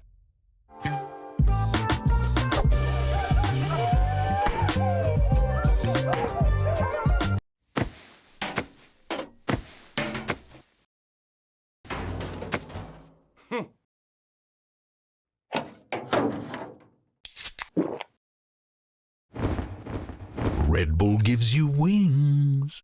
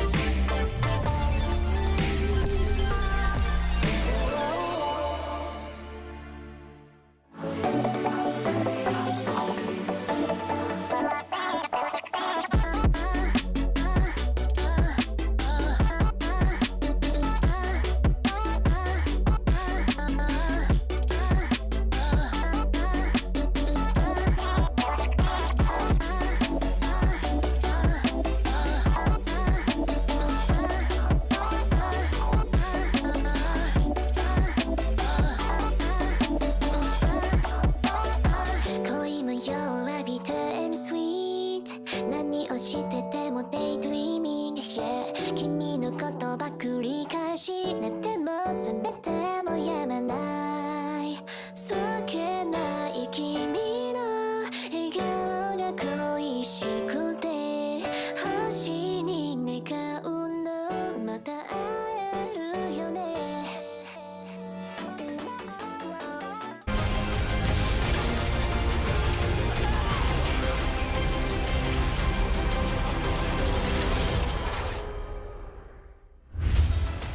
Welcome back to the last day of LEC Week 1 Winter 2025. That's a lot of things. Similar to 25 Season 1.1, we're using just more words in general. This is the name of the game here in 2025 as we enter draft. Team Heretics versus Fnatic. Fnatic, of course, picking up a win against Vitality. Yesterday, Team Heretics taking down SK, and both teams losing in their day 1 matches. We'll see who can come out on top today. Aurora. Oh, Fnatic evolving the Skarner adaptation to ban it themselves on red side. Looks like there will be no Skarner in this game. New data for the pool. They lost for Skarner, they won with Skarner. What happens when nobody has Skarner? This will be the first real test, I feel, as we see Cassante now banned away, Kalista going to be taken away from Upset, and well, I mean, there's still a number of power picks. We've seen the Corki be incredibly effective. Sejuani, Maokai, still very high on the priority list. I will say Wukong and Viego, I think, considered very powerful. Not the highest priority here in Europe, though. But when we think about Razork as a player, those are the type of champions I feel that he can find a lot of success with. Don't get me wrong, he's had a fair number of Sejuani games throughout his career, but we'll see what he decides to prioritize today. As Heretics looking to grab, to no surprise, the victor for Camilo. This will be his 3rd victor game so far this split. And has been really solid in the team fights. Of course, I think still you can see some of those rookie tendencies, not the best recall timings, sometimes a little bit caught out there on the greedy bases, sometimes running out in mana. Oh, the interview he did with Law, though. He seems like such a sweet, I mean, genuine yeah, I just love the authenticity, the excitement that he showed. His debut here, 1-on-1. Great way to start off the split for what is largely a rookie squad, especially when expectations were not incredibly high. The Maokai response coming out from Fnatic seems pretty stock standard. The flexibility that it can provide means that it can go in the support, jungle, or top lane position, as it looks like they're going to secure the Varus for themselves as well. And I like the Varus in general, right? Both builds feel decently viable right now, which means it's easier to put him in a wide variety of compositions. But see what the angle is here for Team Heretics. Perhaps more team fighting power, maybe a bit more priority on the Wukong that you mentioned before. But so far, pretty stock standard, right? I don't think either side giving away too much about their compositions. Is Ivern and a tree v tree. Yeah, it's a battle of the forests. Yeah. As Heretics, I imagine they'll look to lock in their AD carry here. Yeah, Corki does make a lot of sense. This is a really good first 3 champions. Yep. And the Rel response, all right, so Rel seems to be the go-to in Europe. Right now you can see 5 wins, 4 losses. So pretty 50-50 on the success of the champion. Alistair is usually the go-to. I wonder if Fnatic will look to ban that one away. They could consider a Braum ban as well. I think Braum has a lot of value against Varus plus Maokai. But supports, supports I think make the most sense here for Fnatic. Now Alistair taken away, trying to limit one of the conventional options into the Rel, although Rel I still think, in general, offering a little bit more. But a very powerful kind of scaling option on the side of Team Heretics. Of course, Corki not the most notorious late game scaler, but when you have an Ivern beside you, it can make things a lot trickier. And now, makes sense. I was thinking about other mages. Would have been a possibility, something like the Orianna. Well, and Oscar had a pretty solid Rumble game yesterday, so don't want to give them the angle to pair it with a Yone again. Yeah, it's a good point, actually. If you limit the AD mids an option, especially when you've already got a Maokai, you can make things a little bit harder. Maybe they look to ban away the Jayce instead. Or maybe Ambetta. I've seen her flexed into the mid lane a few times, with the Jax being banned away on the side of Fnatic. It does suggest that they may be considering flexing it here. Is the option going to be Carlson's Jax being banned? Not only did he have that yesterday, but also just received a ton of early game attention. Most of the ganks, most of the effort in terms of map plays coming in from Team Heretics were focused around his lane. Return of Humanoid's Hui. He was one of the early adopters of the champion upon its release into pro play. Definitely proficient on it. One of his preferred. We'll say that win-loss does need to be updated a little bit after the success we did just see on Nuke in the previous game. But I would love this. I think this is insanely good against their comp. Roaming Bard. But they're not going to pick it. They need a little bit more engaged, Dracos. Fun is banned in pro play, and we must all play engaged supports. Handshake every time. Obviously, Bard. High ceiling, very low floor, though. The Leona, much more of a reliable option. You're probably closer to the floor than the ceiling. Oh, yeah. Yeah. I almost lost a friend to Bard ulting him amid Yawsing Walton. he lost his promos. I'll never forget your one-punch bard, though. One of my favorites. Yep. Stole all those kills from someone who should have had them. Anyway, back on Renekton going to be the final lock-in. Ooh, one?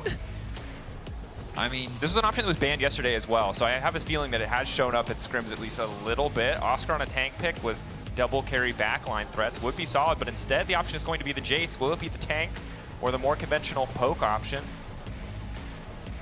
There is Jayce and Unending Despair. Oh, that is a good call. Can't do that. So just for context for everyone, Jayce, specifically Unending Despair, administratively disabled due to some issues in game. Yeah, so he can build all the other tank items. But I think with Unending Despair out of the picture, it is a good call out, Very, very likely to be the poke Jayce here. I mean, look at the poke on the side of Fnatic. And it's a good call. Poke imagine... combined with a Maokai. We saw it last game. We're going to see it again. Yeah, you imagine that's going to be Lethality Varus. It's all about the range here. And it's not like Heretics don't have decent poke of their own, but I think one of the most valuable things about Ivern is in the team fights, the amount of utility he provides with the Daisy, the shielding, things like Redemption. You build a lot of support items. But if you're just getting chipped away, he doesn't really provide any sustain. He can use his shields to block and mitigate some of that initial damage, but in a war of attrition, Ivern doesn't quite offer the same value. And I think the big idea with Ivern usually is you have champions that are vulnerable to these all-in moments. You keep them alive, and then the turn on any kind of messy engage is just unstoppable. But you're right, if they keep them at arm's length, that's really not going to be an option. And Victor notoriously, as is often the case with these control mages, really at his best when you fight into him. But we're cooking. Team Heretics, 4 members, 5 members on the top side. This Relev's gonna see the they see the ward, right? They must. The pings have come down. Always in the area. Battle for the brush. Yeah, I don't think there's a play here. It looks like that they were trying to anticipate a potential lane swap coming through from Fnatic. They wanted to react and potentially punish on the top side of the map, but Fnatic isn't going to be here. They saw the ward. I mean, they should have. Or they didn't see the ward. I mean, they thumbs up, which makes me think that they've seen the ward. It's unclear. We'll need to check the comms. Last time we had early game comms, it was Flack roasting Yankos for no reason. What do you mean, no reason? It's Flack. Of course he had a reason. Yeah, I mean, yeah. They're friends with cheeky banter, but he just threw it into the void, assuming our production team would catch it. He knew and what we he was did. doing. Yeah, he knew what he help was ourselves. doing. Because isn't even playing anymore. We still roast him. Poor Yankos. Shout out to him. Hope you're doing well, buddy. So it looks like we're going to get standard lanes, which I think on the top side of the map, Oscar is pretty happy with. Note that he is running Grasp. Now, I will say that rune choice in Europe doesn't mean anything. Yeah. I have seen every build under the sun running the opposite rune. So good initial Zenith play there. He's able to tag Upset. Does get a solid trade on the level 1. But you're right. The rune choice for Jayce, who knows what it means. Typically, Grasp should mean tank Jayce. Typically. Yes. We had Nightmare run us through the different build paths for Jayce at the top of the show, if you want to go check that out in Ready Check. But yeah, typically Grasp leads to tank Jayce, and a large reason as to why it's viable in the current meta. To make it simple, base stats very high. Yep. As Sten gets level 2, doesn't quite connect the stun. Good play in the 2v2 thus far. Upset obviously starting with the Halo Blades likely indicates that he will be going towards the poke build almost 100%, but can't be sure. Well, you said, yeah, normally you'd see the Comet in the poke build, right? The Halo Blades does suggest that he could be considering the on-hit build. We'll see as the itemization comes through. The poke trading back and forth with the CC. Sten forced to flash away. Positive trade for the Fnatic bot lane. Team Heretics had a bit of an edge there, but got over eager in the 2v2. Now it's going to be a little bit harder for Flacket to survive. I think that's a great way to describe it. They started off very strong in the 2 versus 2, Sten and Flackhead knowing that they had an initial advantage, but then they went for one too many trades and Mickey and Upset were quick to punish, so they reclaimed some of that pressure back. Of course, farm advantage still in favor of Flackhead. It's Carlson getting quite low in the top lane. This is a tough trade. Doesn't have the weapon swap from Oscar. He's just going to be happy with the flash, not going to greed for anything else. But, I mean, well played by Oscar. Already dominating this 1v1 matchup. You can see why so much effort was put into on the side of Team Heretics, considering where they wanted their lanes to go. But these early levels are just tough for Carlson. And the trade ending the way it does, Q in, you get the melee grass proc, then you knock the Renekton away. It's just so difficult for Carlson to do anything at this point. Is still seeing aggression on the bottom side. Flacket Able to Valk out to safety, but this lane is not getting any easier. Halo Blade's disgustingly powerful in those early short trades, as we might have a 3v3. Nice sidestep from Razork to get away from the root. They protect the wards. Shao, I think, will be forced to concede the Scuttle Crab, knowing that Upset and Mickey just have the health advantage, and Flackett, he's going to be forced to base. In the mid lane as well, Humanoid getting some nice trades. Of course, he was already gone back to base, grabbed himself an Amp Tome. And Camilo doing what he can to try and trade. It's always a good idea if you know you have a base advantage to take as much HP from your opposition as possible. And a nice little combo there coming through from Humanoid. Because you can so clearly see, not that TP was difficult to predict in the past, but like that little bar that just slowly channels down makes it easy for you to punish in the tower. Easy for Wei to line up that initial bit of poke, as long as you get the timing right. Now, you're taking some bad trades right now. Yeah, and the difference in a ruby crystal, excuse me, a sapphire crystal, it just does not mean a lot. Oscar has to be careful here, though. Not sure if he has awareness of Sheo. The root connects. It's so easy for Carlson to try and finish the kill here, but Oscar in level 5. Carlson very low. Sheo gonna need to burn all of his cooldowns to try to stay standing here. Razork flashing in to try to get that jump done, and now Sheo and Ivern on his lonesome, but no damage to his name. Fnatic happy to just keep pushing. Sheo, he was there to cover for a potential gank. Unfortunately, Carlson took way more damage than Sheo could help to mitigate. They get the wave pushed underneath the tower, and it's Fnatic starting off their game with first blood. This is the tough thing about Jayce. Hold that thought, extend. Now gonna go for the quick punish on Mickey. Mickey not gonna make it over the wall. So you get some good and you get some bad there. Mickey caught out. A little sloppy on the escape, and Team Heretics donated a kill here in bottom lane. Yeah, crucial misplay coming out from Mickey as he fails the flash over the wall. And Heretics end up trading 1-for-1. We take stock of the game, and right now overall things relatively even. Fnatic find themselves with a small advantage.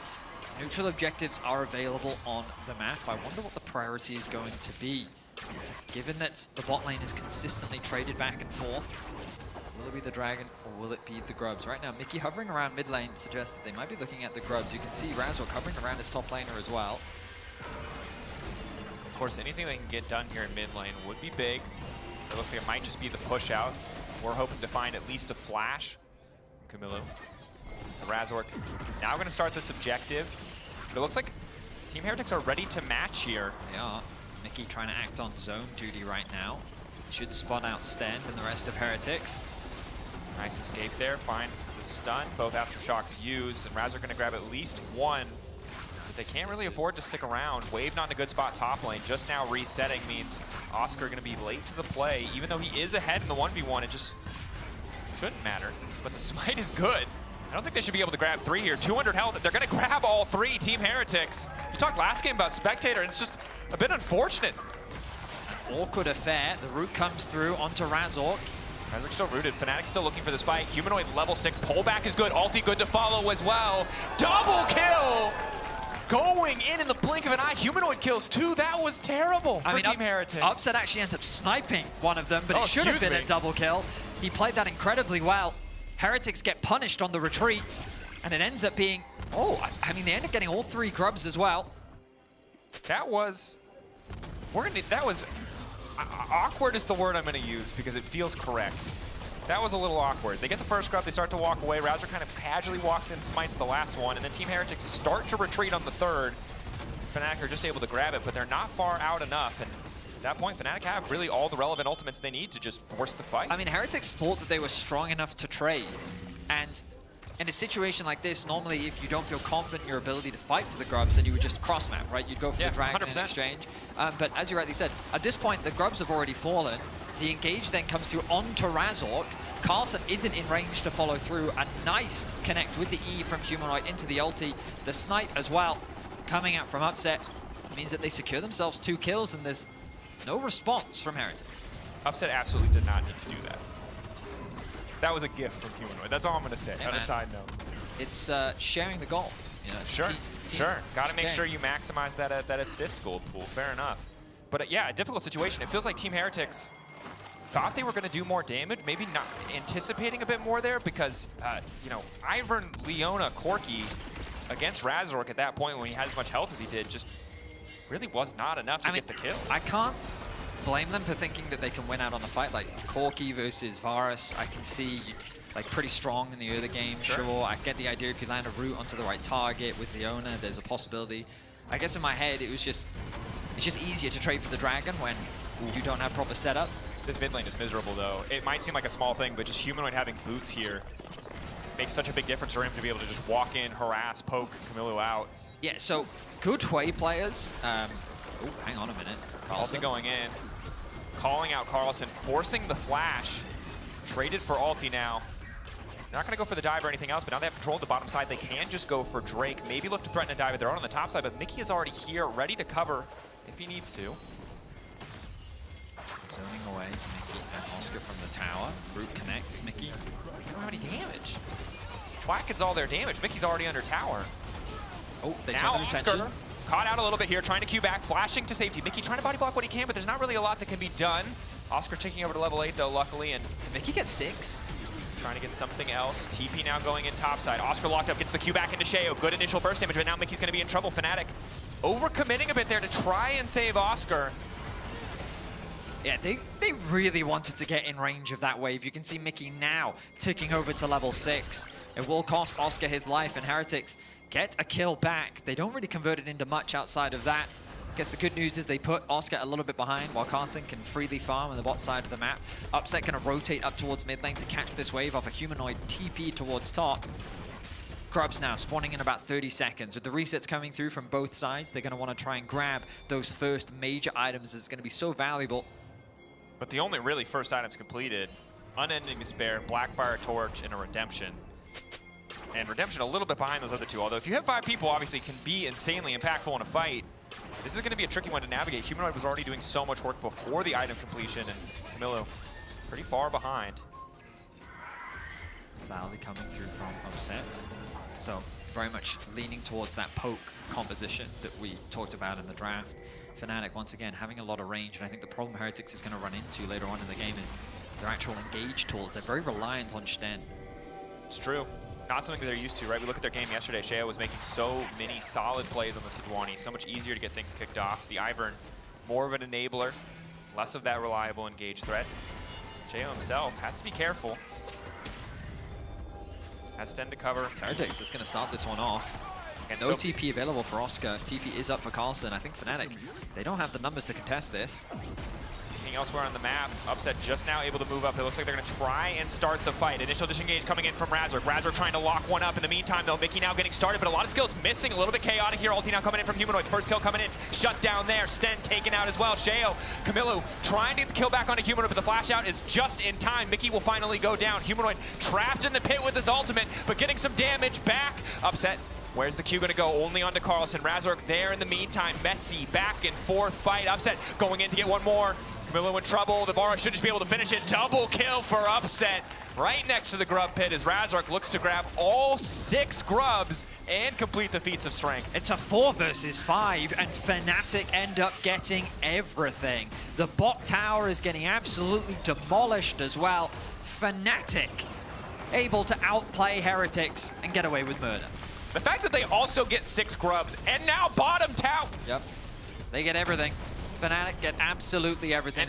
And that's a backbreaker. It shouldn't be, but this early in the game, when you win a 4v5, look at the gold lead. It's 12 minutes, it's 4,500 lead for Fnatic. I think most of these matchups are going to feel really bad for at least the next 10 minutes. This is so hard for Team Heretics to play. I think the biggest difference is mid right now. And that's not to say that Camilo is inherently doing anything wrong. It's just Victor versus Hui at this point in the game. They're just such different power levels. Keep your eyes on Humanoid as the fight plays out. So Razork is going to be the target focus. At this point, it's a 3 versus 3. Flackhead has an ability to do a lot of damage, but he gets focused down, chain CC'd, and then look at the damage that comes through from Humanoid here. Flackhead gets absolutely melted, Stend is taken out of the fight, and now it is a 4v3, but we have to cut back to live. Razork starting off with the ulti. Sten going to do what he can to body block. Camilo going to backstep, not to get caught. They should be able to escape. Sten might be sacrificed here. Likely to be. Sheo, Redemption, giving a bit more health. The finish is there. Again, Team Heretics just too damn weak. Ulti now coming in. Mickey going to fall with an ulti of his own. Camilo just no room to play. Desperation to at least clear the way, but Fnatic merciless. We saw this pace of game against Vitality yesterday. It looks like they're trying to keep it the same in day 3. Mickey dragging Camilo back into the lane with the Rel ultimate. Absolutely showing no mercy as Fnatic find themselves more kills. Mickey now dancing a little bit with Sheo as Upset looks to secure more plates. But things are very quickly falling apart for Heretics. What started out as a promising early game is very quickly falling apart into disarray. 14 minutes hit, tower plating falling off. And Atakan will... Wait, is this? Are we going to get... No. No. No, no. 13 kills, is that enough? I don't think it is. There's no way. This is... I've heard this, that you just can't get this. Yeah, I don't think it's not possible. I've never seen can. it. I don't think there's been enough violence. I know that your damage done in the game can also contribute to it, but I don't know what that threshold is. That's one of those things that, you know, I tried with Kane forever ago to like learn the math on how everything works. I asked internally, someone explained it to me, my eyes glazed over, and I said, you know what, I'm good. I'll just repeat what you write in the patch notes and say it's, you know, it's magic. There's a little, you know, fairy in a back room that just decides what's going to spawn. Don't piss off that fairy. Just happens to really love the hungry version of Otacon. Does not want to see Otacon get fed. Dragon available. A lot of members on the top side of the map for Heretics. And Hui being in the bot lane, bullying Carlson out of the 1v1. With Razork hovering in the fog of war, means that this Renekton has to play respectfully. The poke from Upset is ruthless as Flackhead gets chipped down. You just can't walk forward. You don't have great vision coverage. You don't have enough damage to burst through Upset's health bar. Sten now in trouble. All the rest of his team is recalling. Camilo now moving over to cover. In the meantime, Fnatic are also grabbing an objective at the same time. And this is the thing, when you're this far behind, you don't have to commit all 5 members to do anything. It's so easy for Fnatic to have their cake and eat it too. Uh-oh. Sheo. That's not your jungle anymore. Long range root, immediate follow-up. Redemption will get a little bit of health back, but the Q out from Razork to deny that initial healing. Carlson now trying to follow up on a Humanoid. Humanoid could be in trouble. This would be a big shutdown, but already the first kill goes down. The rest of Team Heretics scrambling to cover, but Mickey might just look for the engage. Upset over the wall, does have ulti available if they want to keep this one going. Nice snipe from Upset means he's on a rampage. 4-0-4. The opposition left wanting as Oscarinen take down the top lane tower too, and we've seen this before. Big team fight, 4v5, while Oscar takes a tower. I mean, ultimately, Heretics have fallen short in this game due to their skirmishes around the grubs, and Fnatic have played better in both circumstances, and Heretics now find themselves wanting as they find themselves in such a massive deficit. There's a 2k gold lead between the two mid laners, a 2k gold difference between the AD carries, and a 1.8k, my eyes don't deceive me, between the top laners. I mean, there's even a 1.1k between the junglers. Like, everything is just crumbling for Heretics. It's very difficult for them to really turn this game around. They're going to need some crazy fights, but again, we turn back to some of the compositional struggles that they're going to run into, which is Heretics are very reliant on this Leona for the engage. Maybe if Carlson can find a nice flank, there's opportunities, but Fnatic just have so much distance that they can play with. Mickey Q flash into the W, hit confirming there, and Camilo, sadly, for what feels like the 3rd time in a row, just forced to ult defensively to try to get a bit of damage back. And there's no cross map. He ends up just overstaying on the bot side of the map. Fnatic could reset back out. They're going to be able to push in this bot wave, gain full control over the bot side jungle. I thought initially, that they were going to set their sights on the bot tier 2, but there is Herald alive. Looks like they're not going to turn their attention to it immediately, though, as they look to try and steal away some camps. Really just taking their time here again. Anyone caught a little bit out of position is an instantaneous kill. And this is a unique scenario we haven't seen a lot this season thus far, where Fnatic are so wildly far ahead that it is difficult to push the game forward in a meaningful way once you knock down these tier 2s. Goodness, yeah, they're just Razork. Bit of poke, Sten now firing back. Upset's ult gonna trigger onto Carlson, locking him down. Camilo there, but again, he used his ult in the previous play. Humanoid gonna fire his ult out. Carlson now in trouble. They don't have quite enough damage to finish the kill, but they're just taking pot shots. They're not scared at all. Carlson is just dying, and what can he do? There's absolutely no option for him as he's being chipped away at from someone that's not even on his screen. And again, it's a 4v5 because Oscar lives top lane. He took it to heart when we said it's a 4v4 game with a side quest. He does not need to be involved in any of this. And frankly, that's great. It's working out incredibly well for Fnatic because they're continuing to accumulate gold even as they scrap in the bottom lane. Yeah, my man is playing PvE right now. He's been involved in one of the team's 12 kills. That doesn't mean he has been useless in this game. As Strong pressure point is Flacket's. Yeah, at this point, I mean, what's there to say? Team Heretics are just making blunder after blunder now, overstaying in the lane, easy kills for Fnatic as they just pick them apart. And this is, I mean, this is such a difficult position for rookies to be in, right? Obviously, with the ERLs, you get more of a chance to practice at a deficit because you've had these stage games and stage experiences, but this kind of deficit, really tough to do anything. The math is just stacked against you, even if you play perfect. A lot of situations where you could have found an advantage or killed a support just don't exist anymore. So, yeah, the Halo Blades there. The idea is you quickly apply those Blight stacks, follow it up with the Q for massive damage. Also Swift March, so nice for Varus. This humanoid absolutely has no business being there. Side note, if he did not have a 10,000 gold lead on his team, he would 100% die for being that far forward. That's why he's doing it, Dracos. Very he true. has the ultimate from the Maokai to zone them away. Oh, locked up. Chalk Blast from just so far away. Turn their attention back towards the objective, and I mean, what else is there to say? Fnatic systematically dismantling Heretics, taking down all the tier 2 towers. I like their ruthless efficiency. They're not wasting any time. They're immediately turning their attention onto the tier 2s. They're knowing that they're stronger, and now with Atakan on the map, they can set their sights on the objective. And this is, yeah, this is the kind of game where if Fnatic make a lot of mistakes, Team Heretics go late enough. There are some angles, but they're just so few and far between. It's feeling more like in history class when you learn about technological advances. At Team Heretics, they got swords, Fnatic got guns. Team Heretics finally got guns, Fnatic have artillery, and you're not winning. You're just a step behind in the tech tree right now, and I don't think there's any coming back from that. In an age of empires, it's all about pikemen. No, Pike's not in this game. Oh yeah, fair. XQ was last game. It's about painters. This I like though. Okay, I'm just gonna say, a lot of people, whether this goes right or wrong, you have to do wacky stuff when you're this far behind. You're not coming back on a normal play. He does know. Oh, he spotted 2. Yeah. Oh, the jig is up. Time to get out.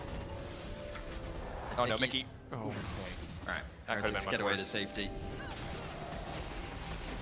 Well, Well, it's not a perfect game at the very least.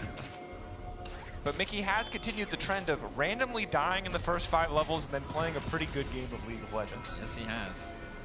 Fnatic not going to start Atakan off just yet. Reset's going to come through quickly.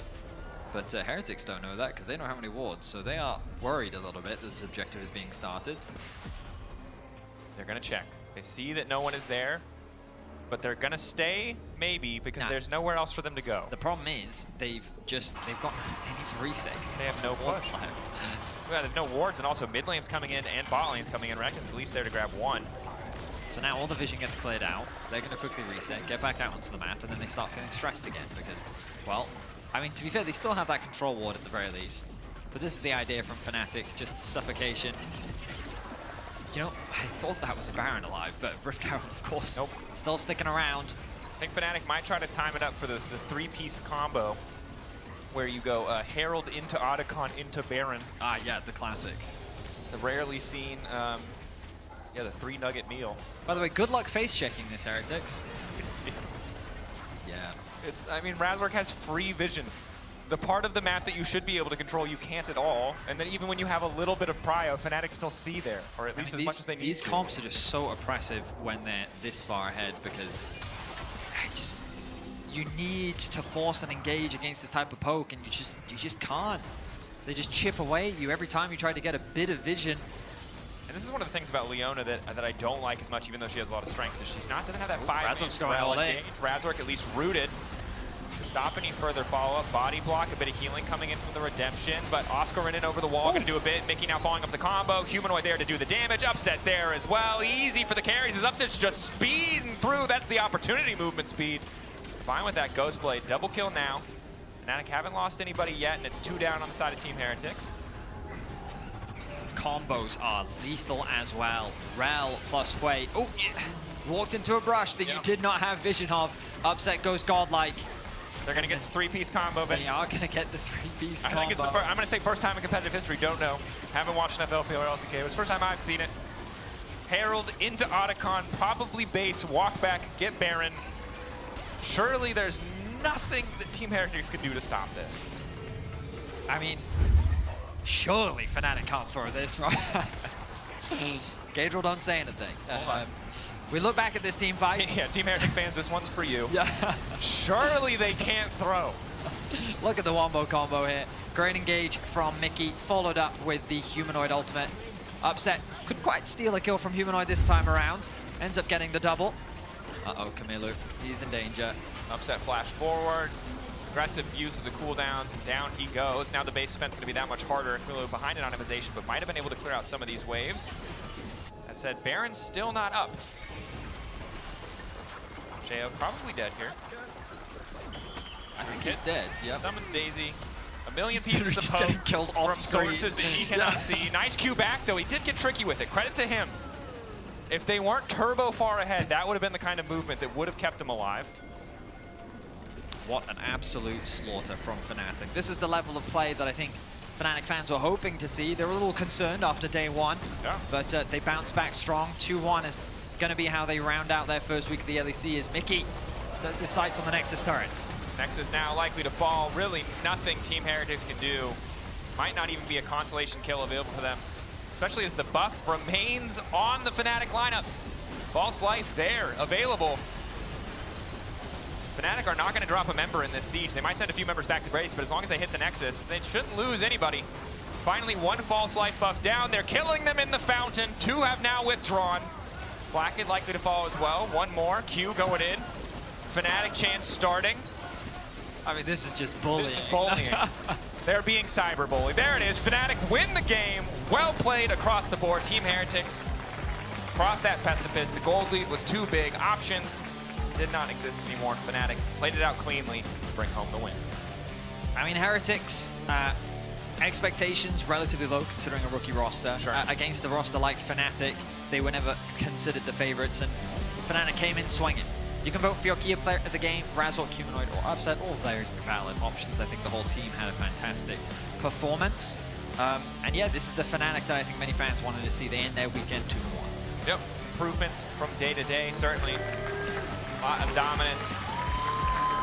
And excited to see where we go in the weeks to come, but certainly a solid start. For now, though, we're going to go to a quick break, and afterwards, Shox is standing by with the victorious Upset.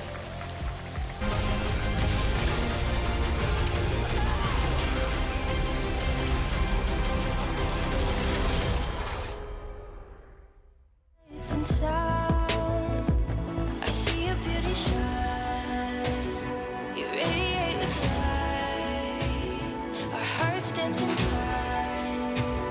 You're one of a kind. Shine on and feel my heart.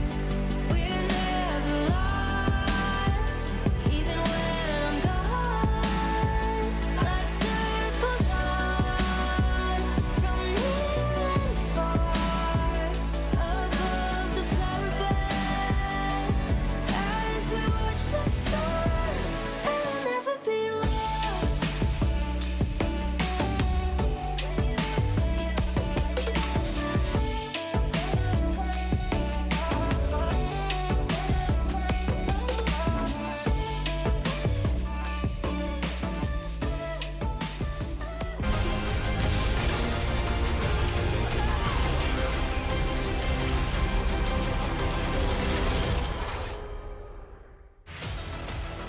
Welcome back, everyone, to the Marriott Bonvoy check-in after Fnatic's first week in the LEC. Congratulations on the win. Thank you. And congratulations on the 2-1 upset. Did everything go according to plan after, I want to say, that draft on day one? Yeah, I think the draft of day one was really a wake-up call for us. Like, we realized we should actually pick good champions. And now that we know that we need to pick good champions, we actually are completely unleashed because our champs do a lot of things in the game. So I'm super happy with the champs we picked, and shout out to Gax. Awesome. Now, there is a champ that was banned again, and actually, you know very well, it's Kalista. And Kalista is sadly, or EU rather, is responsible, sadly, for all of the losses in the major regions. Why do you think that is? I think it's because teams are pretty bad at using her, I guess. Like, she's very, very strong, but also really hard to play, and you need to play really good around objectives, I think. Because she doesn't scale that well, but it's a bit loud. Her early game is very, very good. So I think the teams are just not crisp enough at playing for objectives with her, and also the champ is very hard to play in team fights, so you need to be really good at it, and maybe the level wasn't quite there yet. Yeah, that makes sense. There was also a tweet from Soaz earlier where he said, well, it seems that any team that has the range, obviously, and the better draft, obviously, will do better, but that draft mistakes are punished even harder in the current patch. Is that correct? I think it's not as much about the patch, it's more about it being week 1 of the split. So teams didn't really figure out yet what's the best in the meta, and teams that have a good read on draft have a big advantage in the start. I think now after week 1, people will probably realize like what champs they should prioritize a little bit more. But yeah, if you have higher range and the enemy team has no engaged, it's probably going to be a very hard game, as you could see in this one. Yep. So yeah. It makes a lot of sense. Talking about you a little bit and then teaming up with Mickey, how has that been? I just love it, honestly. He's very, very aggressive, but also a really nice person to be around and work with. So I love how he plays the game, and it's really nice outside of the game too. So I couldn't be happier with my support. That's amazing. It always starts in the bot lane, but then with everything around it. So how does it work with the rest of the team in general, your entry into the Fnatic, and with coaches that you don't have that much experience with in grabs? I mean, it feels great to reunite with Razok and Humanoid. I think in the time I was gone, they got a lot, even better, I think, than when I played with them in 2022. I think they built a little bit more synergy as well, let's say. So it's very nice to reunite with them, and I think Oscar is just very easy to work with because he just wants to do what's best for the team, I think, and that fits well when we want to play bot lane, I guess. So I'm very happy about that, and yeah. Yeah, it just looks, I want to say, when you are on Fnatic and in this lineup, like it is right. And I know you had the stint on KC last year, and I know you probably did expect how it was going to go, right? But did you then already think Fnatic is actually the lineup that I would love to get another chance in to kind of prove my worth? Yeah, definitely. Fnatic was a destination that I was really looking forward to return to, so I was very happy that it worked out in the off-season. I mean, the last year was very rough, right? Especially the first 2 splits, but after we had a good summer split where we at least ended top 4, I felt quite optimistic about the future again. And I'm very happy to return and show the Fnatic upside again. Is the word redemption apt, or do you not think about it in that way? I think that's appropriate after the last 2 years, because obviously, even though there was some splits where it ended well, a lot of them were also really, really bad. So I'm really looking forward to prove myself. And obviously, Fnatic has gone very, very long without winning a title, and it's the same for me. So if we could win a title in Fnatic, I feel like it would be a really big deal for me and also for the fans. So I really hope we can work towards that, and I can make it happen with the team. Absolutely. I think all the fans are waiting for that. The Kia player of the game is Razork. You told me about, reuniting with him. Razork will always get the play of the game. He has way too many Spanish fans, so it's very unfair. I don't know what I need to do, but I'm happy for my jungle. He didn't come bot level 3. I was a bit sad because we had a good trade, but we punished him for it, like yesterday. Like, if we take a really good trade, but then our jungle isn't there, we will for sure die to the enemy, no matter what. So I hope he learns from that, but deservedly got play of the game for us, Maokai. Do you think he's changed? I think he's gotten smarter overall a bit. Or like during the year already, when I was playing with him in 2022, he was improving a lot throughout the year. I think in the start he was not that knowledgeable about like what camps to skip and how to play for objectives, but I think he has improved in that aspect, and also I think he's more stable in general, like emotionally and everything. So it's really great to see the development in him. Okay, how do you feel about the state of the league and about the year we might have for EU? I think it's super exciting right now, honestly. I think with KC and Koi having strong lineups and G2 obviously still being good, and I think our lineup is also good. There's a lot of competitive teams, and even teams like, let's say, Giants or BDS could get interesting as the year goes on. So I think there's a lot of competition at the top, and I think Europe kind of missed that, and it's really exciting to have so many fans involved as well. I agree. It's going to be a cool year. Thank you so much, Upset. Congrats on the 2-1 week. And speaking of Movistar Koi, they will be up against Vitality after this break.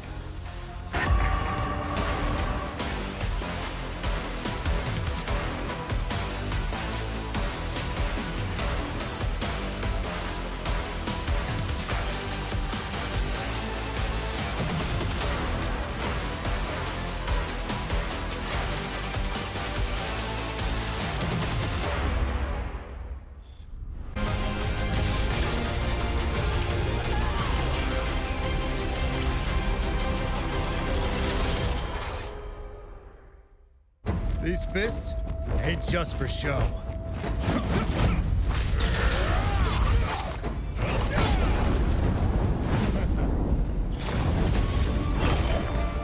Come on! Who's next?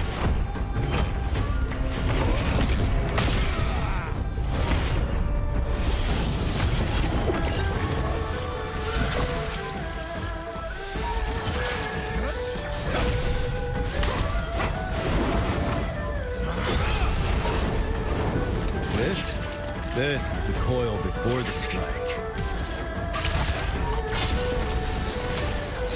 Let's settle the score. You'll want to get a close-up of this. Like the ivory serpent, I don't back down when it comes to family. You pick a fight with them, you pick a fight with me. Hometown hero coming through. Mom's fought for me since I was born. It's my turn now.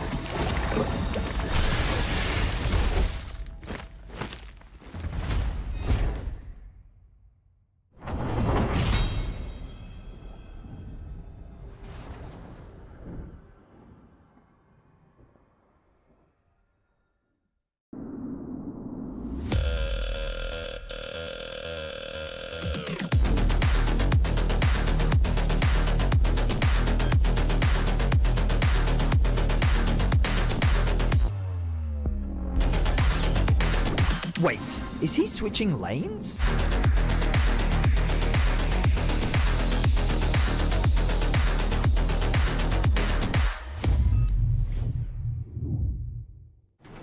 Welcome to Marriott Bonvoy. Where can we take you? From Berlin to the finals, Marriott Bonvoy will be your check-in at every checkpoint.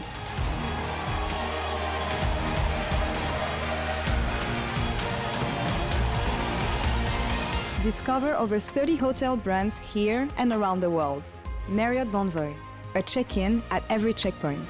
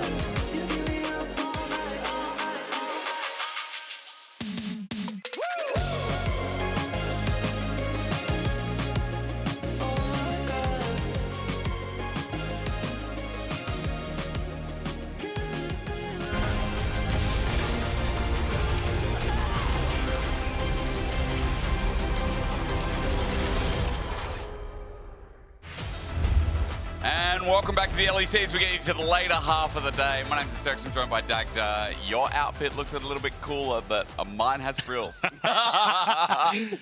Jake was very excited about his poncho backstage. He loves this thing. Never get to wear this. There are limitations on me as a human being, but today is the day, and I've decided to pull out all the stops. Yeah. Dracos and Vedius walk past us as we swap places, and Vedius is just like, you know that Vedius line? Yeah, the Vedius side. Yeah, it was, I don't know if disappointment, but it was disappointment. Excitement. I can tell you it's disappointment. No, let's say excitement.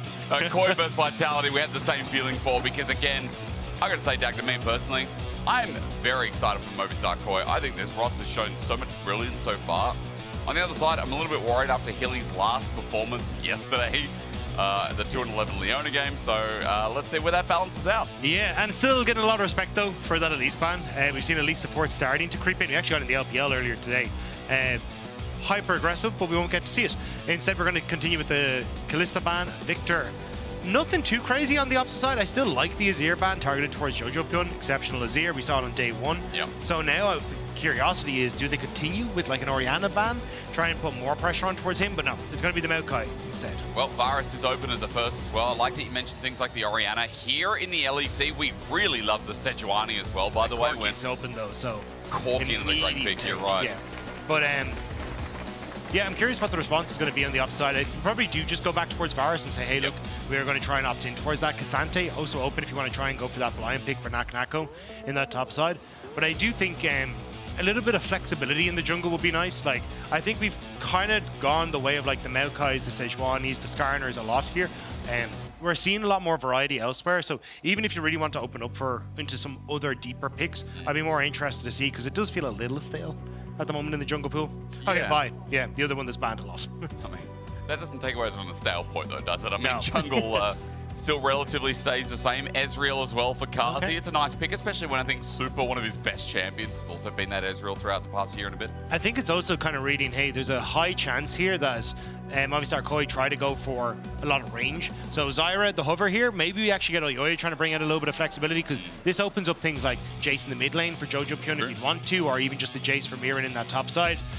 But I do like the idea here of going for a little bit more poke on Movistar Koi, because the Corki already opens you up for that, and you can have that flexibility like we just saw in the last game, where a poke can just reign king in some of these games. Well, you get that setup from the Zyra anyway. It looks like the Spanish fans really like that one instead of going for the Wukong.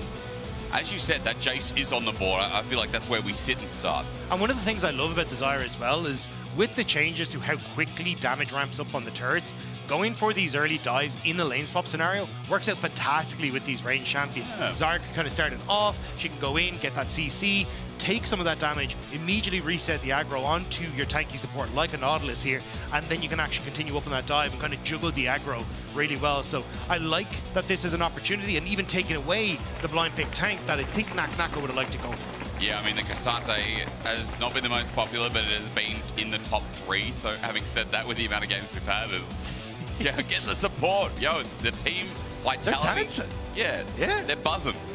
They're having a great all time. Sorry, that was bad. Was it? Yeah, they're a bee. Yeah,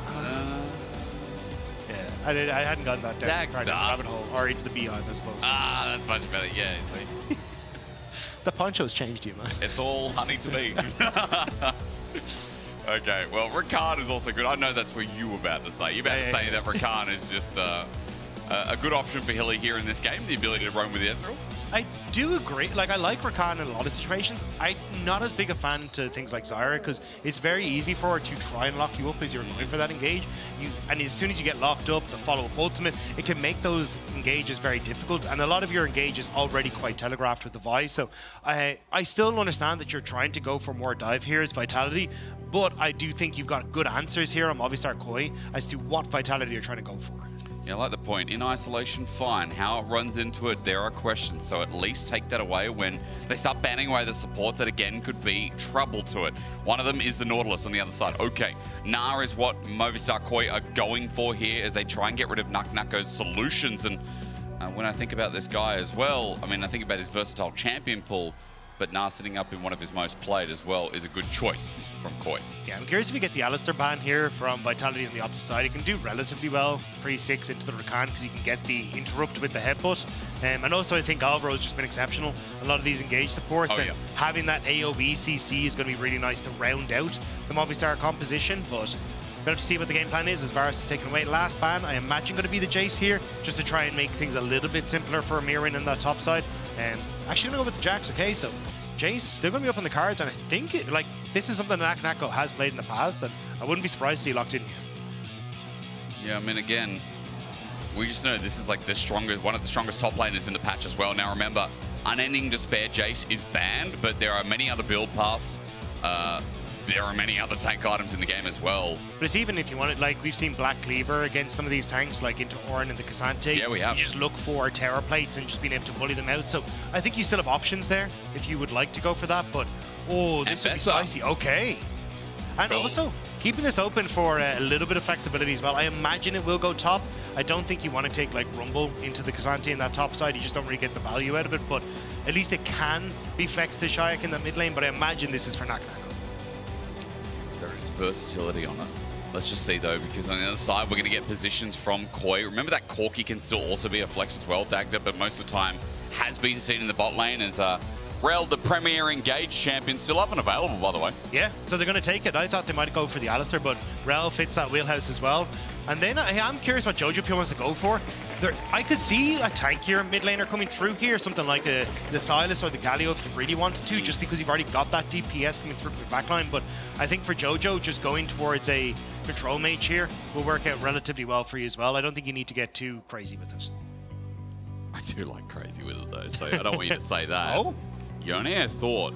Now, it's funny because, again, you're going up against Nak, who was, his most played is actually Yone as well. I was just thinking, maybe it could go top, maybe we could see a match towards mid if that was going to be a flex. I'm thinking about 5 mind games ahead, Dagda, but let's just put it where it is. We know that Yone is probably going to go towards mid. So Jojo, after his roughie yesterday on the Ahri, looks like he's going to try and test out this Yone mid. Yeah, and I mean, look, it works out well. You've already got the AP jungler, more damage, more CC to follow up with that Rel, and I think you've got a nice little combo there, and especially something that can just threaten the backline. Yeah. Vitality want to dive in on top of you. Everything is going to jump on towards the likes of this Corki, so having something that can kind of threaten the Ezreal while that is happening is also going to work out great for you. Last pick though, let's find out. Ambessa mid or top? It looks like it's going to be a top Ambessa, and Chayak runs the Ahri. Now, this is going to be interesting. I mean, I think Chayak has been quite a strong player. We didn't really get to see much yesterday because Vitality were already in the ground about 10 minutes in, but I'm excited to see what he can pull off when his day one Talia, I think, was fantastic. Yeah, I think it's a little tough for him because there's very few options that have the mobility you need to kind of lean into the dive, but also has the range that you want to avoid just all leaning on towards something like a Zyra or a big ultimate from Alvaro as well. And there's so many peel twos on Movistar Koi. I like the Ahri in this situation to facilitate the dive, but my other eyes were on something like a Silas, but I think you just end up with too many melees in that combo. Well, we have to see how relevant he's going to be. I mean, I'm just excited. I think player base here coming into this game. Excited about the depth of talent that we've got on both sides. There's a lot of cool stories right now, but everyone knows that the story of Jojo Pyun, I mean, that's the one that takes a cake, isn't it? You know, first NA import, he came over. Day one, he talked his split. Day two, got absolutely whacked on his Ahri. So now we're left somewhere in the middle. How does he go up here against Chayak? As Chayak looks for his debut in good lighting. Both these teams right now sitting one apiece. And Movistar Koi, if you ask anyone, I mean, they had to verse KC, who right now are at the top of the standings. They had to verse Fnatic, who people are expecting are a top 2 team and sitting at 2-1 themselves. Where on the other side, Dagda, Vitality versus BDS, who've changed a lot in their roster.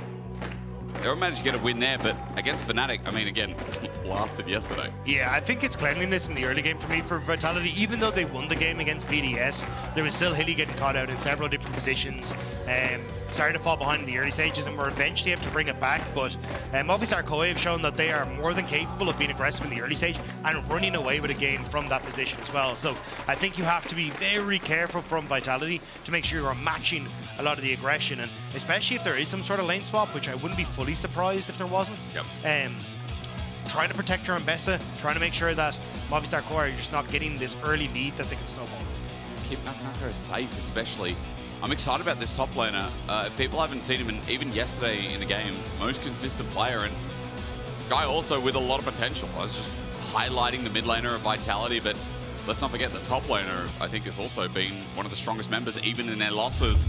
As we're about to get into Summoner's Rift, Movistar Koi versus Vitality. Winner moves to 2.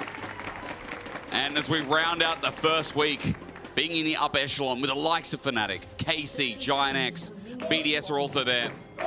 A great way to open your season and new year. Doesn't look like we're going to have any sort of lane swap scenarios, though. More just everyone spanning out. Oyoya trying to get some vision on towards Vitality. They would have liked to get a ward down, just to spot out where Linsis is, but now Oyoya actually Charms great charm. And it's a W as well. Dagda, that's an easy first blood. Beautiful setup from Vitality. Beautiful setup from Chayek. I don't know how he managed to sneak that charm into the midst of everyone, but this new mid laner for Vitality has been stepping up wonders for them. He's consistently been one of the best players. Really has, and we highlighted him for a reason. So Movistar Koi now moving up top. They've cleared a ward, so you do get a CS for Jojo to kick things off, and Dagda, it looks like they are going to try and commit to this lane swap with Super now sitting here with Alvaro in top enemy jungle. Yeah, they wasn't sure if Karzi and Hilly wanted to try and match. You can see Hilly actually is going to roam up, so Soup and Alvaro just trying to get some vision down to spot out exactly what's happening. But even if you lane in the 2v2 here, it still comes out in favor of Movistar Koi, because eventually Mirwin is going to pick up all the CS. He's going to be an experience accelerated with the experience. Yep. Whereas for Nako, I think he's just going to end up falling further and further behind. So Movistar Koi just trying to be a bit of a nuisance here. Crash out not working though. Nako gets damage actually down. Gatling gun won't help out too much. And now that Hilly's here in the 2v2 lane of his choosing, things seem a little bit easier here for Nako to try and step up to the wave and get experience. I do think this ward is crucial here though for Vitality, from Movistar Koi, because essentially they're going to spot out that Linces is on this top side. So they're going to realize, hang on, we need to crash this fairly quickly because our jungler's nowhere nearby. This is a bit aggressive from Alvaro though. But it comes with an ignite. Damage on Hilly after the fact as well. Vitality, that 2v2 sent packing, or at least back into the turret for the time being. And thank you very much to our observers for the picture-in-picture. One great thing about Cassante and Dagda, why he's just picked all the time, is his survivability in these lane swaps is also just what makes him great. Yeah, and there's no way, as you can see with the buy on the top side, that we're going to get any sort of dive. So Mirren's going to be quite happy to just pick up a lot of the CS underneath the tower. And Linces moving back over towards his red. Had hit level 3, so I wasn't sure how aggressive he wanted to go. But I think with Alvaro getting that chunk on towards Nako, putting him below half HP, looks like Vitality not comfortable enough without knowing where Oyoye is to try and go for something special. But as you said, I just want to point back to your earlier circle on the map. Linces was spotted out by that ward, heading down to the bottom side of the map though, trying to maybe play around that vision, skirt around it. Probably had some kind of idea as we're back up top because level 3 was just hit. Nako in a bit of trouble. He dashes in instead, tries to be sneaky with it, but flashes away. Hilly with the counter engage afterwards as Alvaro's a new target, but Nako has dashed away. And Super's just there to help out as well. Getting a little bit frisky top, but Nako now without his summoner. Yeah, he does have some bickies though, so be able to nom on them to make sure he's actually got a bit of a healthier. He walked in though, flash shattering strike. Hilly can't save that. Nako crashed down on, but the dash from Ambessa, ridiculous, isn't it?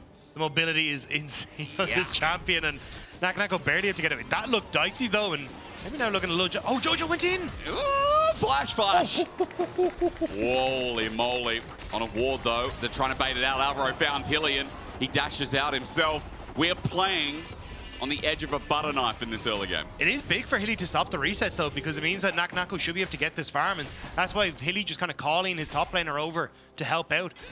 If you can't reset here, Nako will actually get a really nice back timer here. So Hilly making it look a little dodgy, but it's actually a great call for him to make that stop. True. Much better than the start from yesterday, I don't know. Hilly fans will be upset with me because I'm calling it out. I just have to say it because it was a little bit of a rough early game. But this time around, you know, playing more the Hilly way in a better way, as Charm was a little bit early from Chayek there, but you won't care, Hilly. He wants a quick recall. Honestly, yeah. Who cares? Actually, this time makes who no cares? difference. Yep. And you get the death guards as well, so we actually get back out onto the map faster. So honestly, it's tech. Yeah, I mean, genuinely. So it's 11-second dead timer. It would have taken him 3 seconds to walk back, if not, and then the 8 seconds on the reset. And look how quickly he's coming out of base. Like, he's going to be completely fine. So in the grand scheme of things, yeah, see, you get your death guards. Hilly's now mid lane faster, so it looked funky, but actually it gets Hilly back on the map faster. It's plays like that again that, you know, that bring us into highlighting this play. A good charm up. Hilly is, as Dagda said, right here and ready. Jojo, that's a rough trade considering he just teleported back in. Chayek, yes, the same, but we're getting close to level 6s here for the all-in. But I do love stuff like this because I think that's what's going to catch people off guard. Now, Alvaro being here is probably going to catch Hilly off guard. Yeah, off guard, off guard. Shattering strike, just a bit out of range from Alvaro. He said on guard, but kind of missed everything, so it didn't really work out as well as it like, but oh, Hilly. Okay, now he's off guard, Dagda. He's also offside, I think, because Hilly just runs back to safety net. Here's Jojo as well, ignite down, and he just used his disengage. His flashes down as well. Jojo with his kill. And that time he's offside, off guard. This time I don't have an excuse for him, unfortunately. We're getting cut out a little bit. And now it is going to set up Jojo with a nice little lead in the mid lane, because this was quite back and forth, and I actually really liked that he got in towards the mid lane quick. You could see it did catch Jojo off guard as he had just come back into lane, but it means now end up giving over the kill, and with the opportunity for the Void Grubs to be taken by Elyoya, you're just going to get the trade now for Linces on the opposite side. As Kazi matches his top side, Alvaro going to take True Shot Barrage, running away. His crash down is down. They just back off, trying to get the wave pushed in. So we have standard lanes just upside down. Yeah, I think, again, because Nako was farming with Hilly, you can see the difference in experience. We are about to tick over to 7. Nako not even level 6 yet. So this is where you're going to see the difficulty for the Mbessa. And if Mbessa falls behind, she's just not really as exceptional as you really need her to be. So I think we're going to see some attention from Linces to try and get a bit of a lead for Nako on that bottom side, because if this continues, you're just not going to outpace the K'Sante as he starts to build the armor that he needs to keep you in check. And outpace the comp. We talked a little bit about it briefly in champs like Dagger as let's just pause the trades. Good charm. As Movistar Koi, I mean, you have Yone with Zyra and a K'Sante, and I just see this comp Dagger and I go, wow, those buttons stick. And it does feel like it is going to be hard to play, a front to back, all in. Some of these skirmishes as well. Not only if they get ahead, but if they're given a little bit of time in this game as well. Ooh. Nope, Super does not get interrupted. It actually pops a barrier to so if you are shielded and take damage, it doesn't interrupt the reset. So that's why Super used it. But now Alvaro. Tempo. Yeah, Alvaro knocked into Linces. Can't do too much there. And you're right. I was like, that is a barrier. So I guess that's just worth it. You kind of like throw apples and oranges in the air. Barrier for the tempo, you know? Why are you throwing apples and oranges at people? I can juggle. I really can't. But yeah, I mean, it does stop. Like, it makes sure that Soup is now on this bottom side to put even more hurt onto Nako, who's about to get dove. So great barrier because it keeps your tempo, and essentially you're not really going to need it for the foreseeable future unless this goes horrifically wrong. Don't say that. I mean, it is an Ambessa, and I'm just waiting for those Drakehound steps to come into action. Super's damage is going to be everything here with his phage as 3 members now converge. The flash immediately, but Nako able to respond. He doesn't even have Merc Treads, by the way. That was just quick as anything. As this summoner is down again, but he's able to defend the rest of the turret as the wave thins out, and it's only going to be a plate for the trade. Still, it's a flash at Alvaro, which is way less valuable than the flash at Nako. He's going to have a Hex Flash and stuff available for him in the later stages of the game, but I think it really does just take the wind out of the sails of this Ambessa. She kind of wants that mobility in the team fights, especially if she's going to go in with public execution. So Nako not having that available just makes it so much more difficult for him to really be a threat in these side lanes and put her on towards Soup. And now, obviously, you've got Void Grubs at a minute 20, which you would like some of these flashes to be up for Alvaro, but yeah. I think it's still a decent trade when you can play things a little bit slower with the poke that you have on Movistar Koi's side. So Movistar Koi picked this up. It'd be a big boon considering that Vitality would lead to 2 themselves. Actually, the winner of the grub fight really just goes to 2 to make it simple for everyone at home. So this could be everything as Alvaro is stunned down Kazi. He arcane shifts afterwards, but remember health bars are important here if this drags out enough. Dagda pointed out, but again, 45 seconds till those grubs, and it might lead into the dragon that is about 1:30 behind. Yeah, I'm keeping my eyes on Hilly because I think there's an argument here to actually forego contesting Void Grubs because I just don't think you're in a position to go for it and look for a play on bot side instead. And if you'd gone for the play immediately where Linces is, you could actually catch Mirren out as he pushes in this wave and then try and make something happen, but it would cause a lot of your summoner spells to be down, or sorry, ultimates to be down. Yep. So it looks like instead Vitality do want to try and contest this these Void Grub spawns, but I just don't know if they're really in a position to do so. MDK, or Movistar Koi at least don't have their first items completed, which makes things a little bit easier. Shush, shush, shush. You know, yesterday I said to our production team, I'm like, I promise I won't say Mad Koi again. It's just, you know, once you go through a full year of saying something, it is so hard to get out of it. As much as you want to practice and tell yourself, it's completely different. As those grubs have now spawned, by the way. I'm just going to say Koi from now. Make your life a little bit easier. Grub started, but it looks like a little bit of a fake here as Vitality have brought their support up. Hilly's now level 6 as well. And look at the top though, Vi, going on towards Jojo Pyun. Watching that. up there. Jojo sees Linces and Vault Breaker away. Grub's still being taken by Movistar Koi. Yeah, this is the issue. I don't think you can really contest. Super going to get a ton of damage onto Hilly. And now, TP from Jojo. Was it TP? Was that just a great He goes back and Linces walks right in. It's a trap. But imagine me with a fish head saying it as Movistar Koi. They're going to have free access to the grubs now as well. Yeah, great pick. Again, Vitality just weren't in a position to go for this. Even if in an even fight, I don't know if they could really match up. And now, Garzi taking a little bit of hurt, but Alvaro just going to walk away. Oh. Public execution, nice dodge from Jojo. It really was, wasn't it? I mean, Jojo, this game has been playing so well, but how does he get out of this one? The answer is just like that. And Jojo walks out. Vitality's early game, it is slowly being taken away. Dagda, 5 grubs in total, 2k gold lead. And it's come off the back of some of these slick plays, these punishes from key members of Movistar Koi. But now we got to see what happens with the Dragon. So Jojo TP'ing down to the bottom side to catch this wave that Shayak has already pushed in. He teleported in to push that as well. So I think this at least should be Vitality able to get the cross map. I'm just curious if Movistar Koi can maybe put up for a bit of a play in mid lane as a response to this. But Vitality, 2 Dragons at least. Not the worst of starts. But it's just that 2k gold lead that's starting to open up that is maybe going to start causing them issues. It really feels like, again, you know, control is still going over to the blue side here with Koi, but I think I also want to point out that we've also got a Blade of the Ruined King very shortly on the way. This guy right here, who's having his day 1 performance again, and Shayak is feeling that. There you go, Malignant versus Components. Yone wins. Just the way it works is he's going to get the push in here, Dagda, and let's see where they move with it, because him and Alvaro actually syncing up a lot. I mean, Alvaro, to be fair, is also just everywhere. Yeah, and this has kind of been the hallmark of Movistar Koi is Aoyoi and Alvaro working together, controlling the map very well. Yep. And Alvaro now syncing up with Jojo. This was what I was hoping we'd see, is just how well this trio can work together. And didn't quite get it yesterday, unfortunately. It was a very close game between them and Carmine Corp, but still, Movistar Koi showing that they are a force to be reckoned with as they set up on this bottom side. I think you can look for pushing mid with Corki and then start to lean on bot, which is why Vitality trying to defend.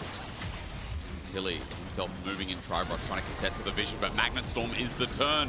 You see the flash away from Linces because there was some Strangled Thorns about to be on the way. El Yoya sending out the Tangle Barbs himself, and Vitality are still on edge, but Hilly's just sitting there waiting. I'm not sure. Quickness in, maybe a bait, maybe a ruse. It was!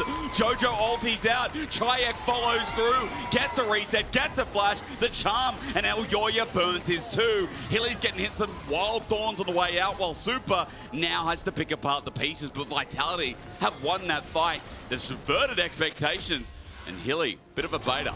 Yeah, nicely done by Hilly, catching people out, and now Mirwin in trouble on top side. How much, though? Nako not thinking about the ulti for now. Wave just going to call in. Yeah, you're just going to continue to push in, but you can still look to poke down underneath the tower. You got that shield, see? You go in for a quick trade and just continue to work Mirren's health bar down. Makes it very difficult for Mirren to stick around, especially if you know the Linces and that are starting to make their way up towards this top side. That was shield bash damage. Dagda with grasp. It's pretty disgusting, honestly. It's like getting hit in the face by a peanut, you know? There's first start. Unfortunately for Vitality, this was a great play by Hilly, but they end up losing out more on the back end. So you get the flash away by Linces, which means that the Strangled Thorns just end up missing out. This is a bit of an overstep. Aoyoi comes across to try and catch the Ezreal and work with Supa moving over, but it means that then it's a 2v3 here. They think Chayak is too low to come in, but Hilly engages. Linces with a follow-up and the long-range up from Karzi just catches Movistar Koi completely by surprise. And even here, Chayak holds the charm, hoping just his flash will burn Aoyoi's flash. He gets the charm after, but Aoyoi steadfast in that. Does not react immediately. And Chayak got so much off the play as well. As we come back to live now, Koi are looking to get this turret as that was a close charm yet again. Jojo has to go out to the Fade Unsealed, or rather Soul Unbound.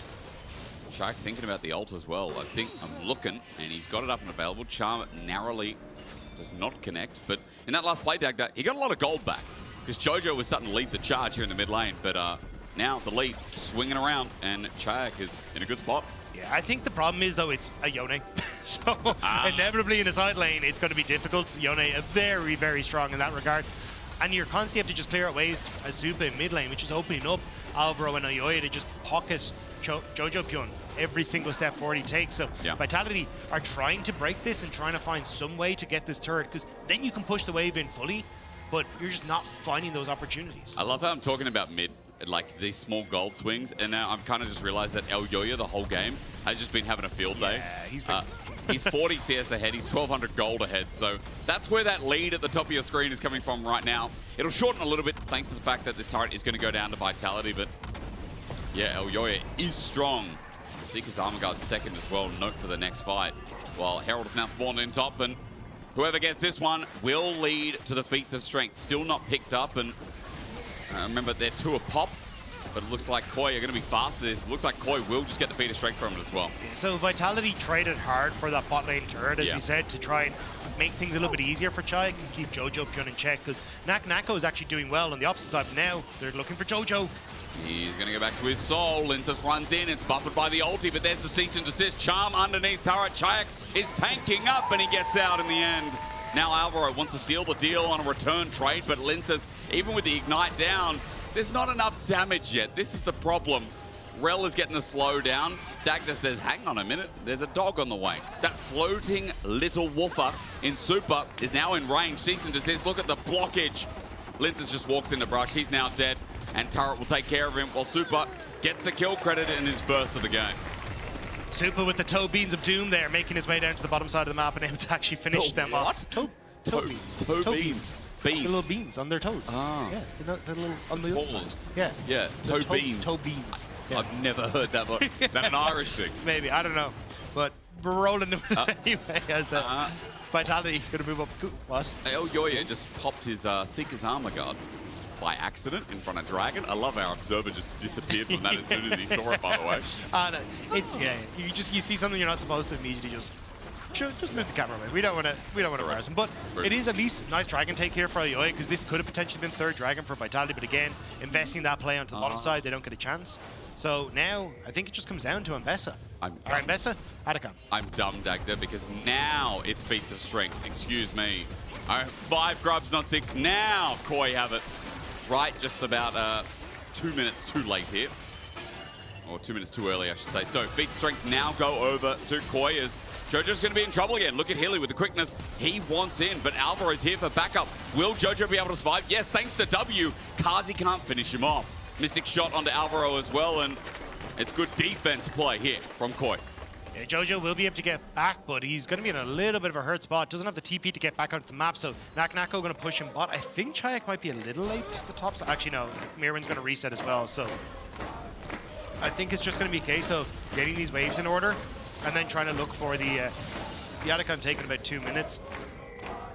At least Jojo Pyun should be able to be in a position, I think, to finish the second item at that stage. Yep. You have the Muramana completed for Supa, so I think obviously our Koi should be in a decent spot, but I like that Vitality are still looking for these picks because they just don't really have a huge amount of control over mid-wave. It's why Corki is so strong at this point in the game. Sure. His ability to just, like you'll see in a second, like queue the backline minions, completely clear them out. You can open up a Gatling gun and it just makes it impossible to contest on the wave state as Karzi, so Oh, Jojo, great nice dodge. feed. Yeah, his feet are looking good here, Dagda, as he looks for a little bit more damage, actually hitting everything onto Chayak, and now Alvaro's there. A quickness out, or rather, quick feet with the flash in the end. Chayak's out, but that turret might drop because of it. It 100% will, and not a huge amount invested either. Alvaro went for the ultimate, because if you get that kill, that just sets you up for the Atakan take, but they're going to be happy out. Hilly now taking some damage off Supa. He used W, he has no flash available, but Super's scared to chase.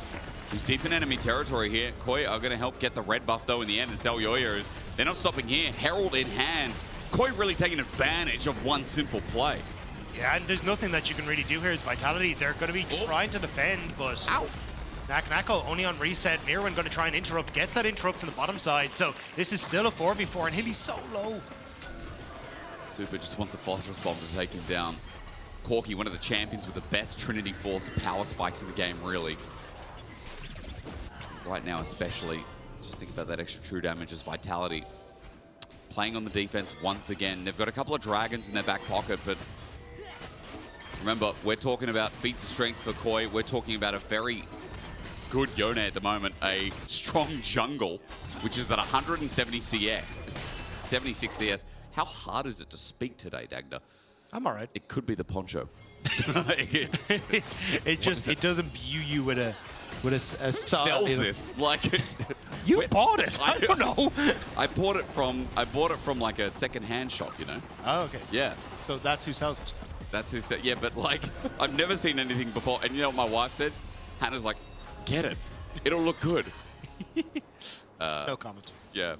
I think actually at the time I was with Cadril as well, and he said, "Oh yeah, man, that really suits you." And then everyone else has said the opposite. So I don't know if he was baiting me. I don't know if my wife was baiting me. I just kind of feel like Vitality in this game, you just don't really get the break you're looking for, and you're looking for answers, right? And maybe you find it with a second item, you know, maybe a second poncho, right? You find it with Chayak, now on 2 items himself. Ezreal as well. You look at Kazi, very strong here. Maybe those answers will come around the Atakan you talked about as well. I'm very impressed you managed to bring that back to gameplay, because I had no idea how we were going to swing that one. that's why I get paid. But Vitality trying to swing up towards this top side, but Marvis are quite with them now. Alvaro has the opportunity to flash over the wall if he wants to. He just goes to the crash down, but you're already in a bit of a precarious spot here. There's not, like, you don't have push in mid. Super's going to be able to contest that wave state, and now you're being pushed back on top side as well. Deep Vision aligned here, as you can see, into the tri-brush, into this entrance outside of red where Kazi's now walking over. It's great vision that Hilly wasn't able to clean just then. So for Vitality, full information gathered, given over to Koi. As resets also came through in that time frame. Zonya's picked up by Elyoya. I'm looking at a 2-item Jojo Pune as well. I'm seeing across the board, a lot of damage has just been picked up. Ready for this next couple of minutes. Yeah, I think it's... There's not enough of a gold lead now to really differentiate these two teams. It really is going to come down towards engage, and that's going to be on Hylissang to try and start this off, because you have the range advantage for Koi, and he finds Alvaro. You said it, Hilly starts it, but who finishes it? Alvaro just stands there waiting. Teleport flank is huge as well. That ward they couldn't clear. Now gives Mirwin access, but Lensis is already out by the time he gets there. He moves to mid, has inside turret access, but no demolish up and available. Mirwin only with the chunk. But that's huge for Vitality. Nako's still pushing him bot, and he kept his TP. Now the engage. Cease and desist onto Super. The 80 carry caught out. They all jump in the backline, but Super's not knocked up. He was pushed forward by Linsis, and Hilly got baited in. Koi get the opening kill of the fight, and you saw there, Dagger, the Q from Linsis didn't sync up with Hilly. And now they want to just try and keep getting this poke down. Now, Mirwin doesn't have the teleport to try and come back into this fight, so Movistar Koi just want to try and play it slow, make sure there's no window for Vitality to get anything off the back of this, and it's just Hilly who's gone. Dragon next in the eyes. Just a replay of that, but for now, as I see all the summoners drop down, the Dragon being the cost is quite nice here. Koi going to match 2 for 2. And Ocean Soul, remember, with 2 Ocean Dragons stacking up nicely, and great wave clear from Super as well, while Kazi denied access to this outer turret once more.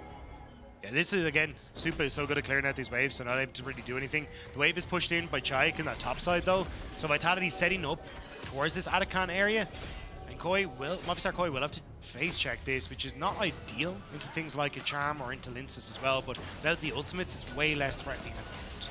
Close Kazi. Arcane shift away just in time. Jojo is seeking that angle. What kind of road do they want to build this time around as Vitality playing in River? It's about Hilly's angle, you're right. I don't think you spotted because of the control ward, so Linsis is in behind Super. Ultimate is just a few seconds away. Control ward down, he's not spotted. True Shot Barrage pokes Jojo. Koi are stepping up through this mid-wave. Linsis with the all-time flank. It could change the game. But they don't know where Movistar Koi is. Jojo Pune now moving up towards the top side. They'll have vision that he's gone, but do you feel comfortable to dive Super?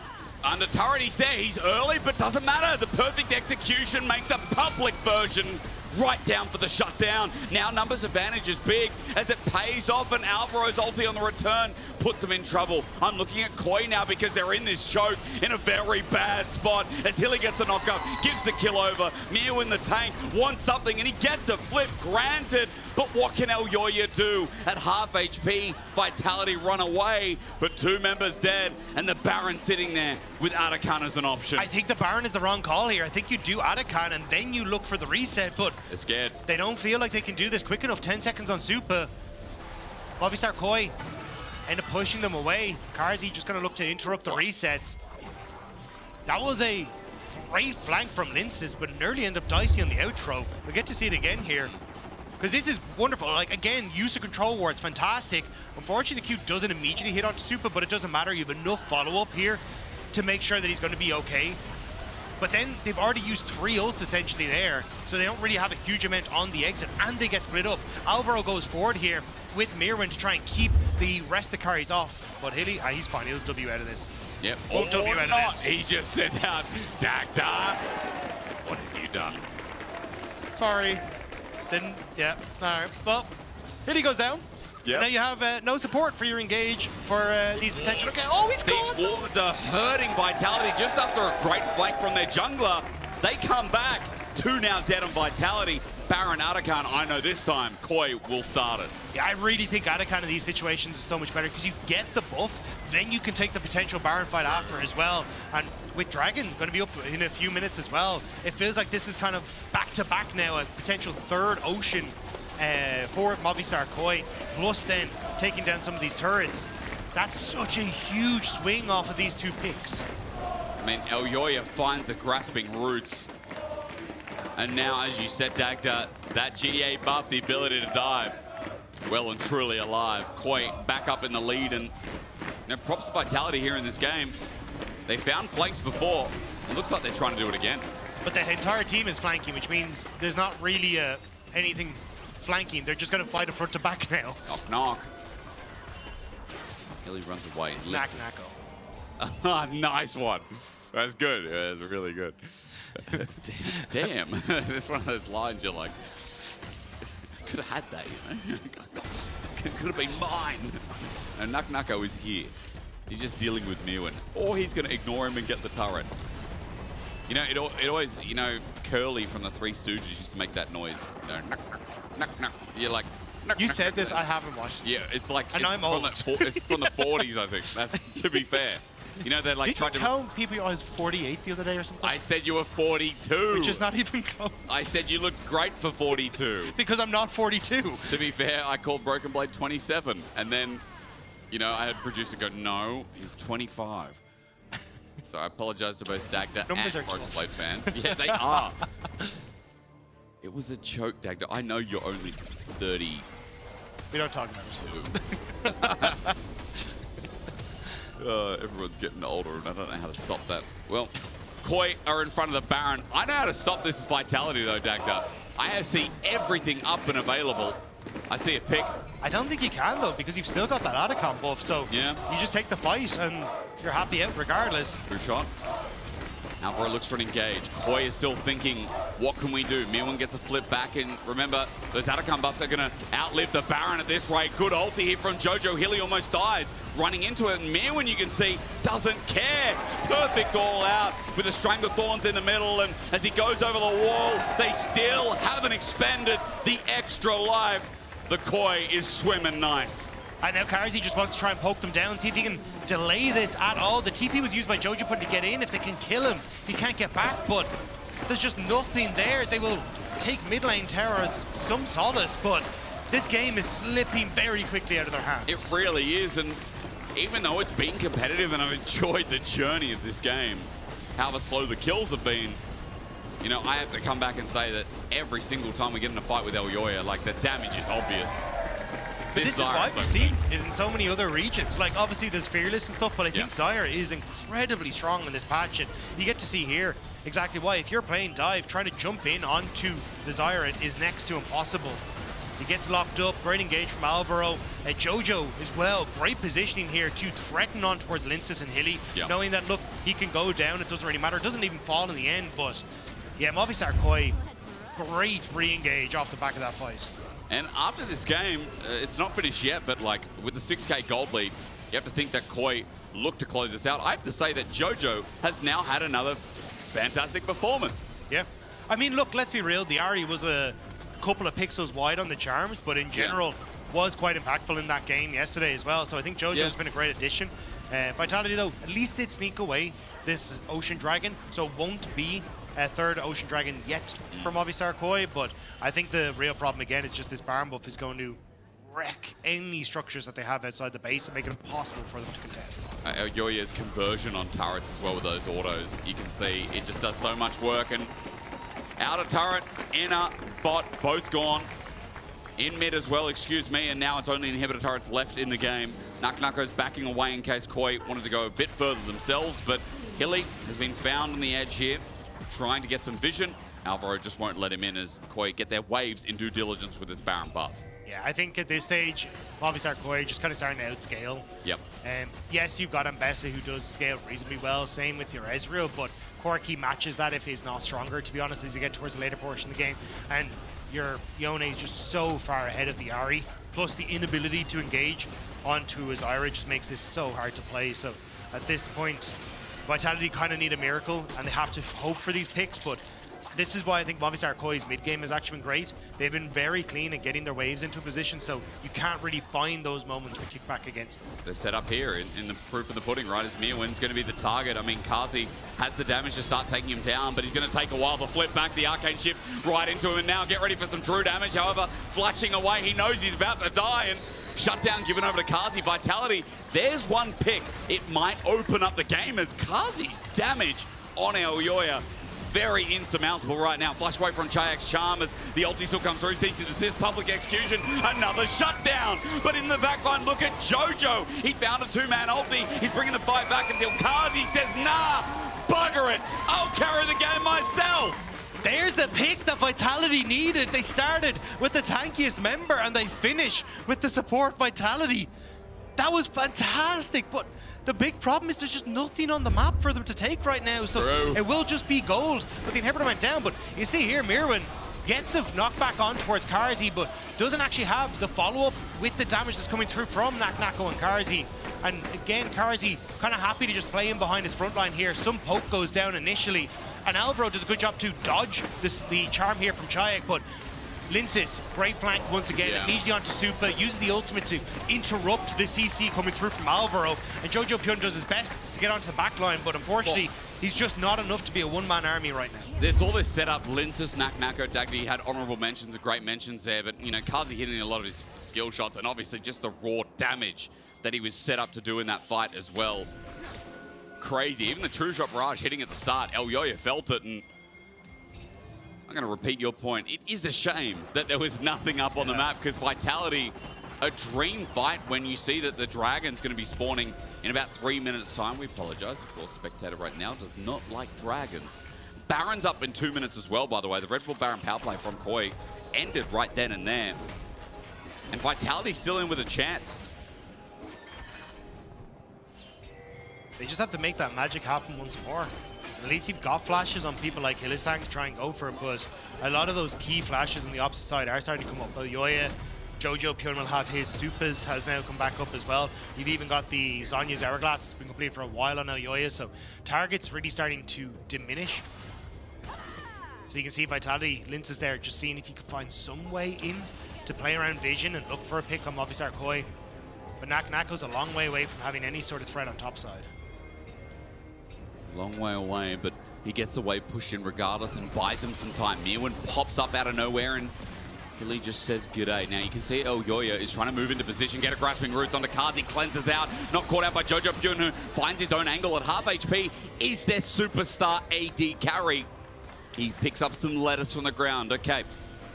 99 cents Dagda, that's worth it for the health. He's still, though, now Nako is on that top tower. No one has reset on Vitality's side. Third Dragon, I think you're okay to give across Vitality if you're actually starting to get to work on these outer turrets. You can see it's about to fall there, and he's able to work through the super minions. So Movistar Koi starting to slip a little bit. They're trying to respond with Jojo Pyun on this bottom side, but Chayak is going to be in position to answer. So it's a Dragon for tier 2.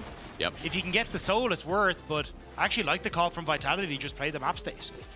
Well, Elyoya at least moving to soul point, but as you said, getting some gold in their back pocket to catch up, maybe to these fourth items, which Kazi was already there, but looking at Chayak specifically is... As I'll also note, third item for this very bruisery fight with Unending Despair picked up second. Also going to be worth it. 4 items on Nako as well.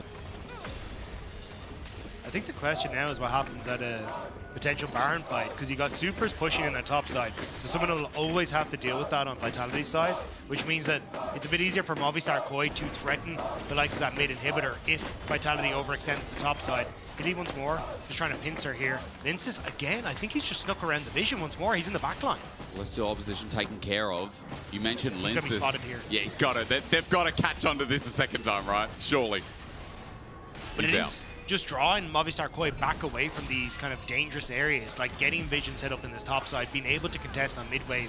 Super Creeps are going to do their work in the top end, though, and again, someone does need to deal with that on Vitality, or else they have to look for the engage. There is some good poke onto Super, so it might set up an angle here as Linces once again trying to get back behind, but now he walks away. Charm doesn't connect, and I'm waiting for something big to start from the likes of Alvaro, who's got his flash available as well, mind you, but one thing is Dagda as the flip comes in. Chayak ulties out. Fate Seal though catches the superhero 80 carry. He's almost dead until Super comes in and shuts him down. There's another kill onto Chayak, and that's what they needed to get back into the position they're in. I cannot believe Jojo managed to catch both of the carries for Vitality.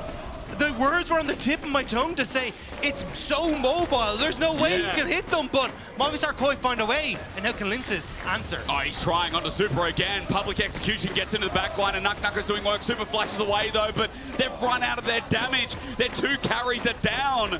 And Koi, with their import mid laner, with the NA Superstar, the youngest LCS champion, are about to win their second game of the LEC Winter Split. As Jojo under turret cares not, and with that turret dropping down as well, Koi move on to the last. Linces left standing, but for how much longer? The ace comes through, and Koi take down the B, secure the honey for week 1, and move to 2 wins. That is some very happy folks from Movistar Koi. That was a fantastic game. And Vitality tried to match them in so many different areas, but the early picks, the early gold lead, really coming back to bite Vitality. And the fact that you had that objective control just meant there was nothing on the map, and Vitality actually found these windows of opportunity. True. I feel like, again, it's hard fought from Vitality, but for Koi, right time, right places. You can vote for your Kia player of the game, El Yoya, Jojo, or Super. Always a good question here as Koi pick up their second win and move up towards the top of the standings, towards the likes of Fnatic. Ladies and gentlemen, we're going to have a quick break, and afterwards, Shox is actually standing by with the trash talker himself. It's Jojo Pure.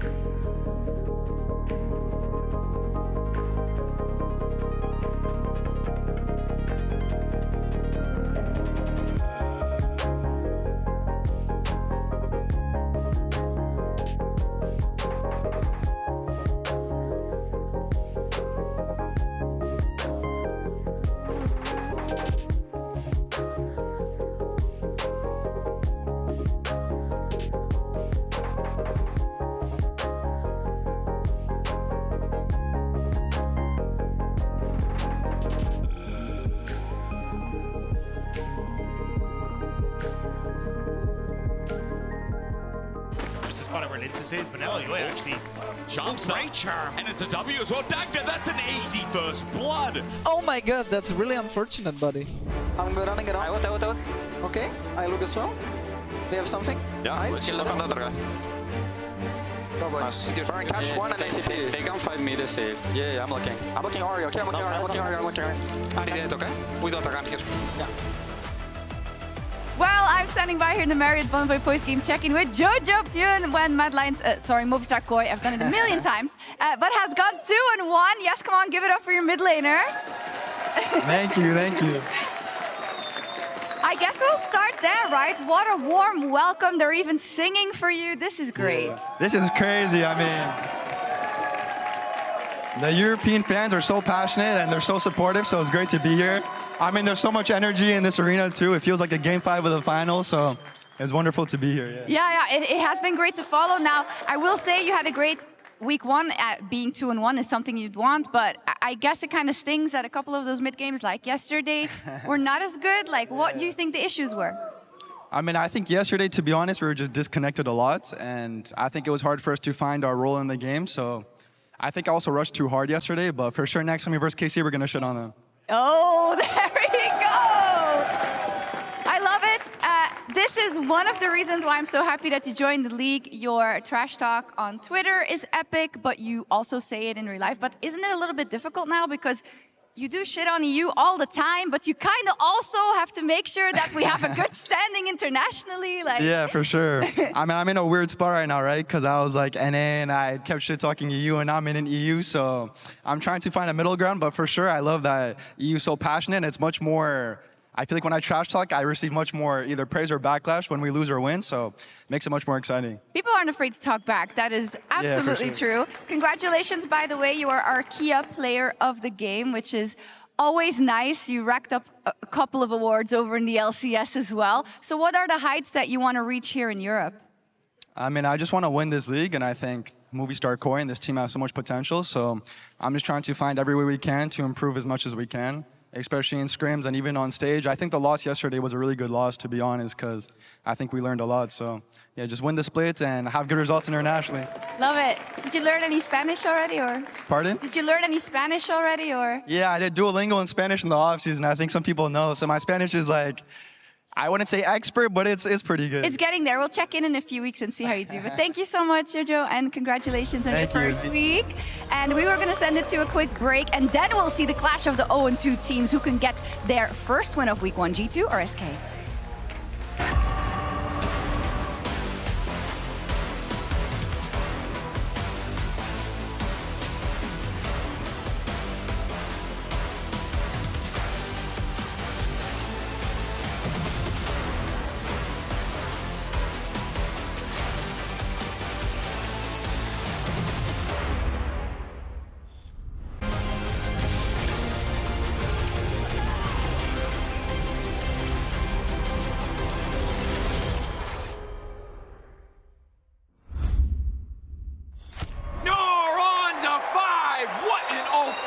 An incredible play there from... Oh, that was incredible. You love to see it. Right, yeah, let's really What get into... a move!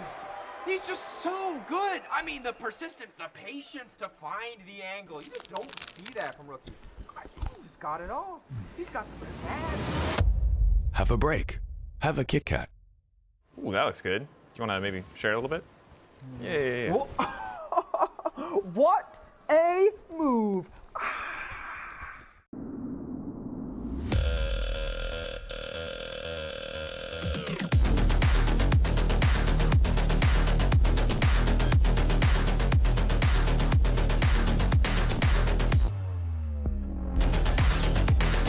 Wait, is he switching lanes?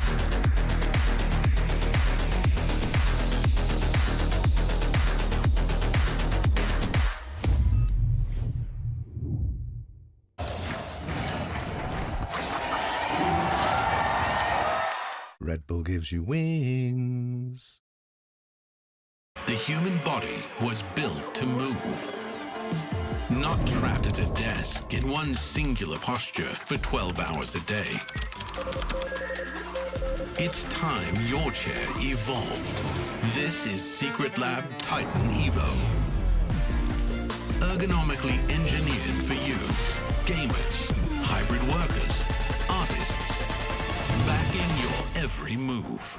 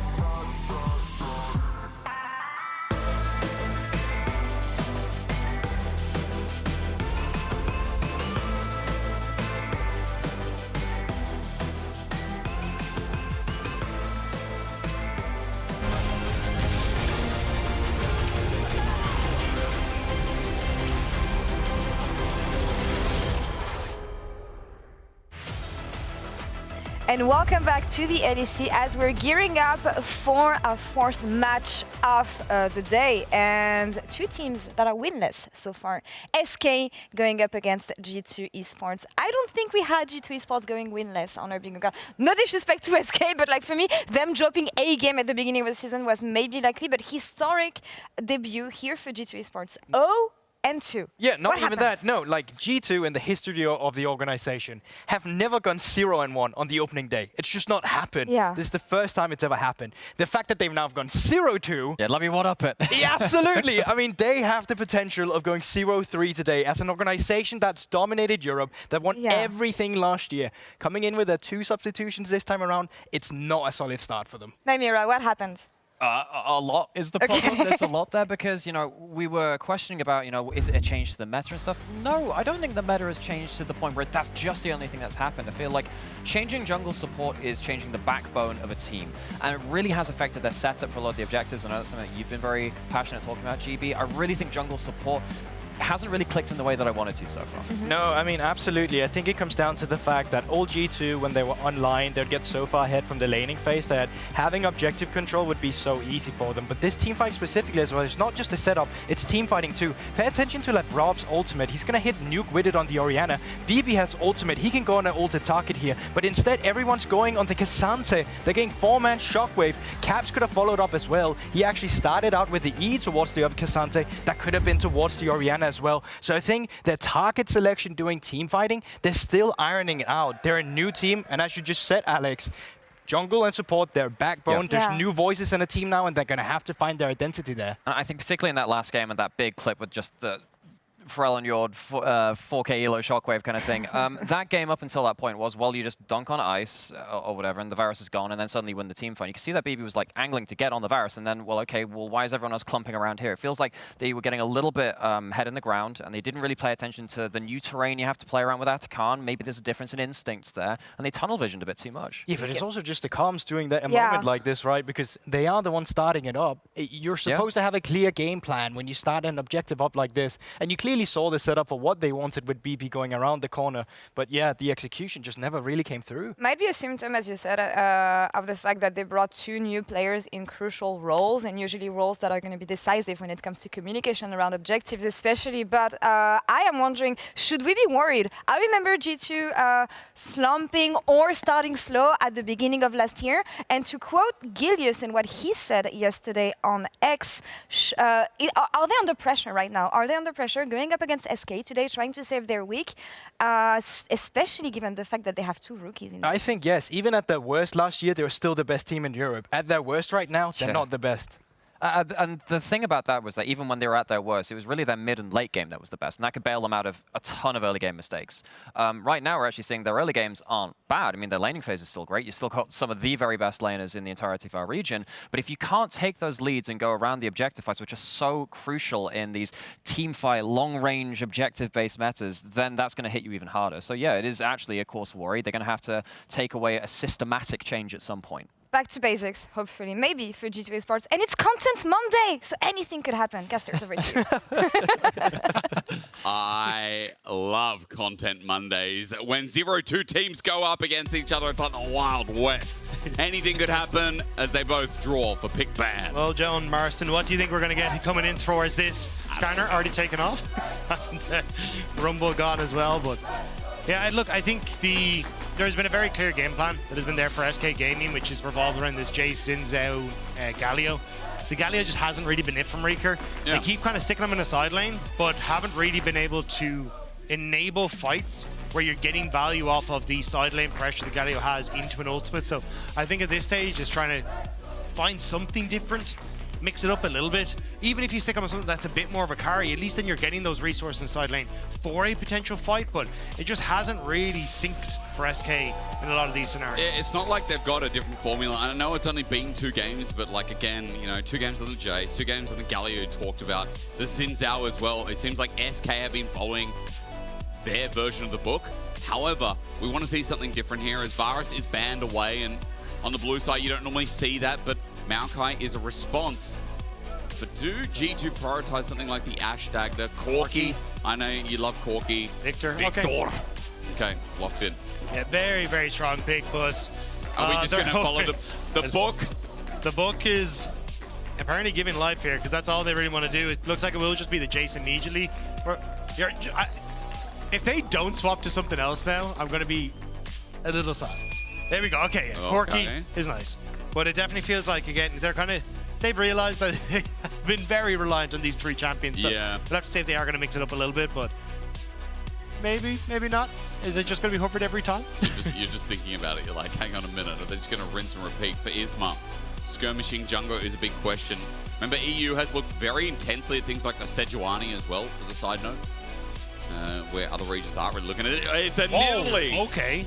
Somebody's been watching some Asian League Legends. I was gonna, but I think if you take the Renekton away here for Broken Blade, you're perfectly fine as a blindable top laner there, and then you're kind of wanting here as the Nidalee as to what you're going to do. Skewmond just hovering because he was the new one trick back in the day, but yeah, I mean, I think Draven would be nice here because it definitely gives you a lot of threat on that bottom side.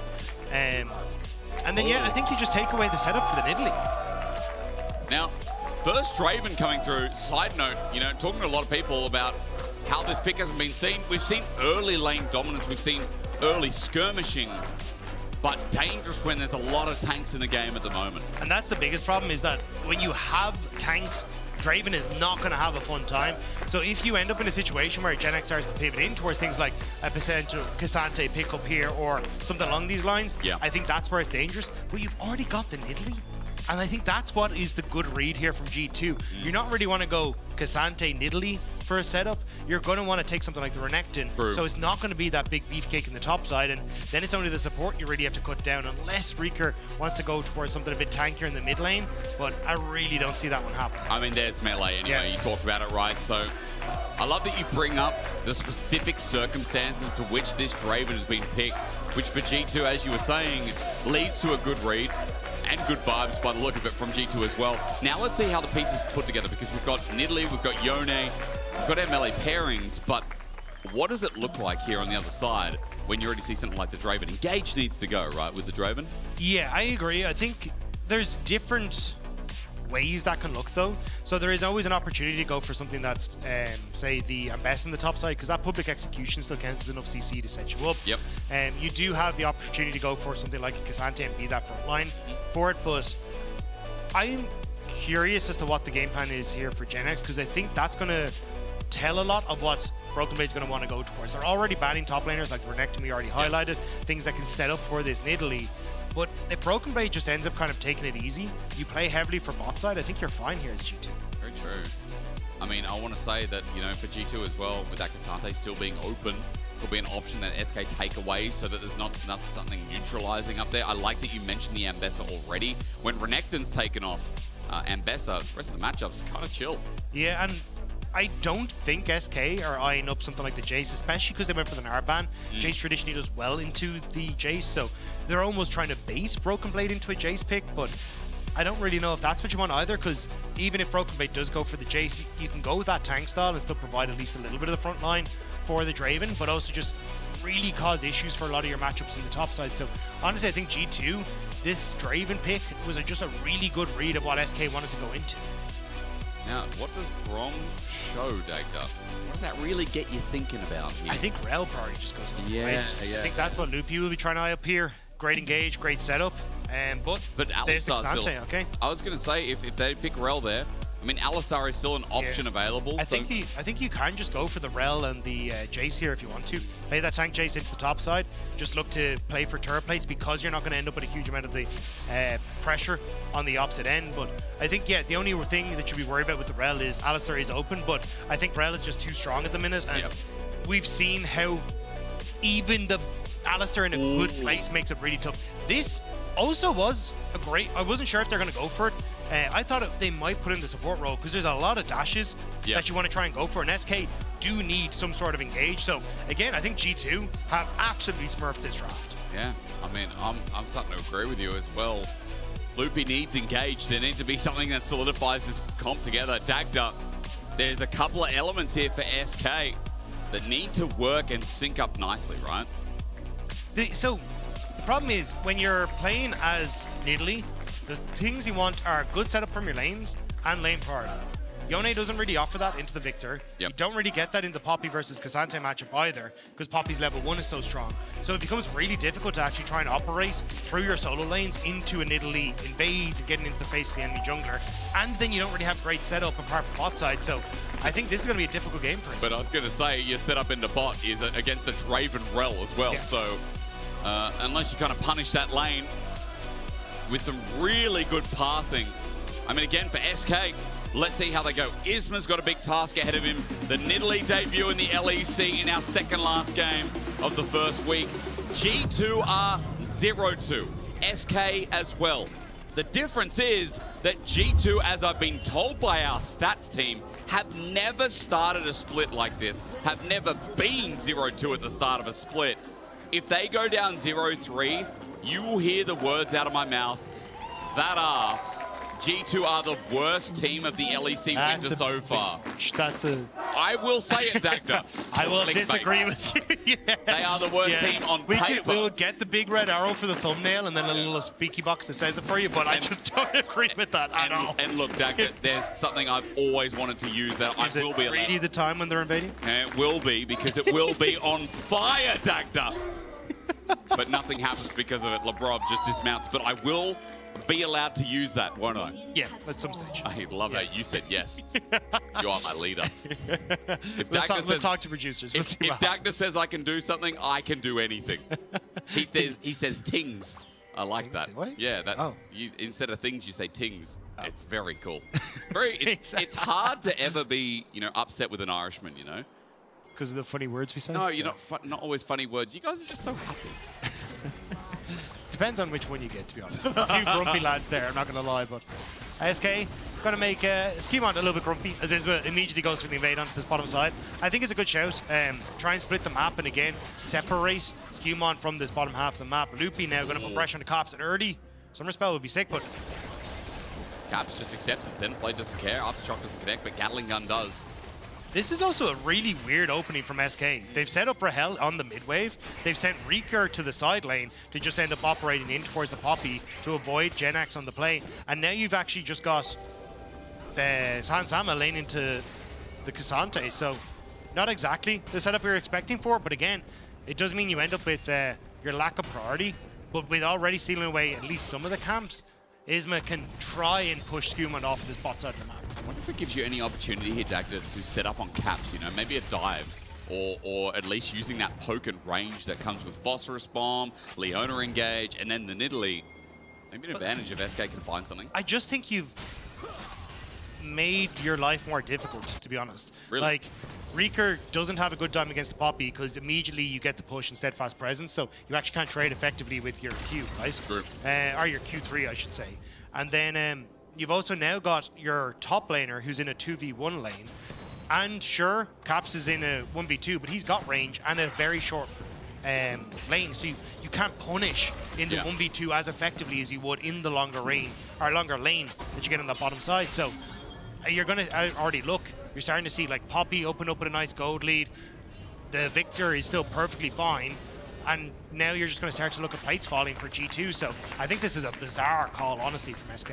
Hans, as you said, I mean, the passive still gets to get stacked. And options here for Skumon, you might find out soon as Loopy looks for the invade and getting information is They're late on good. it, though.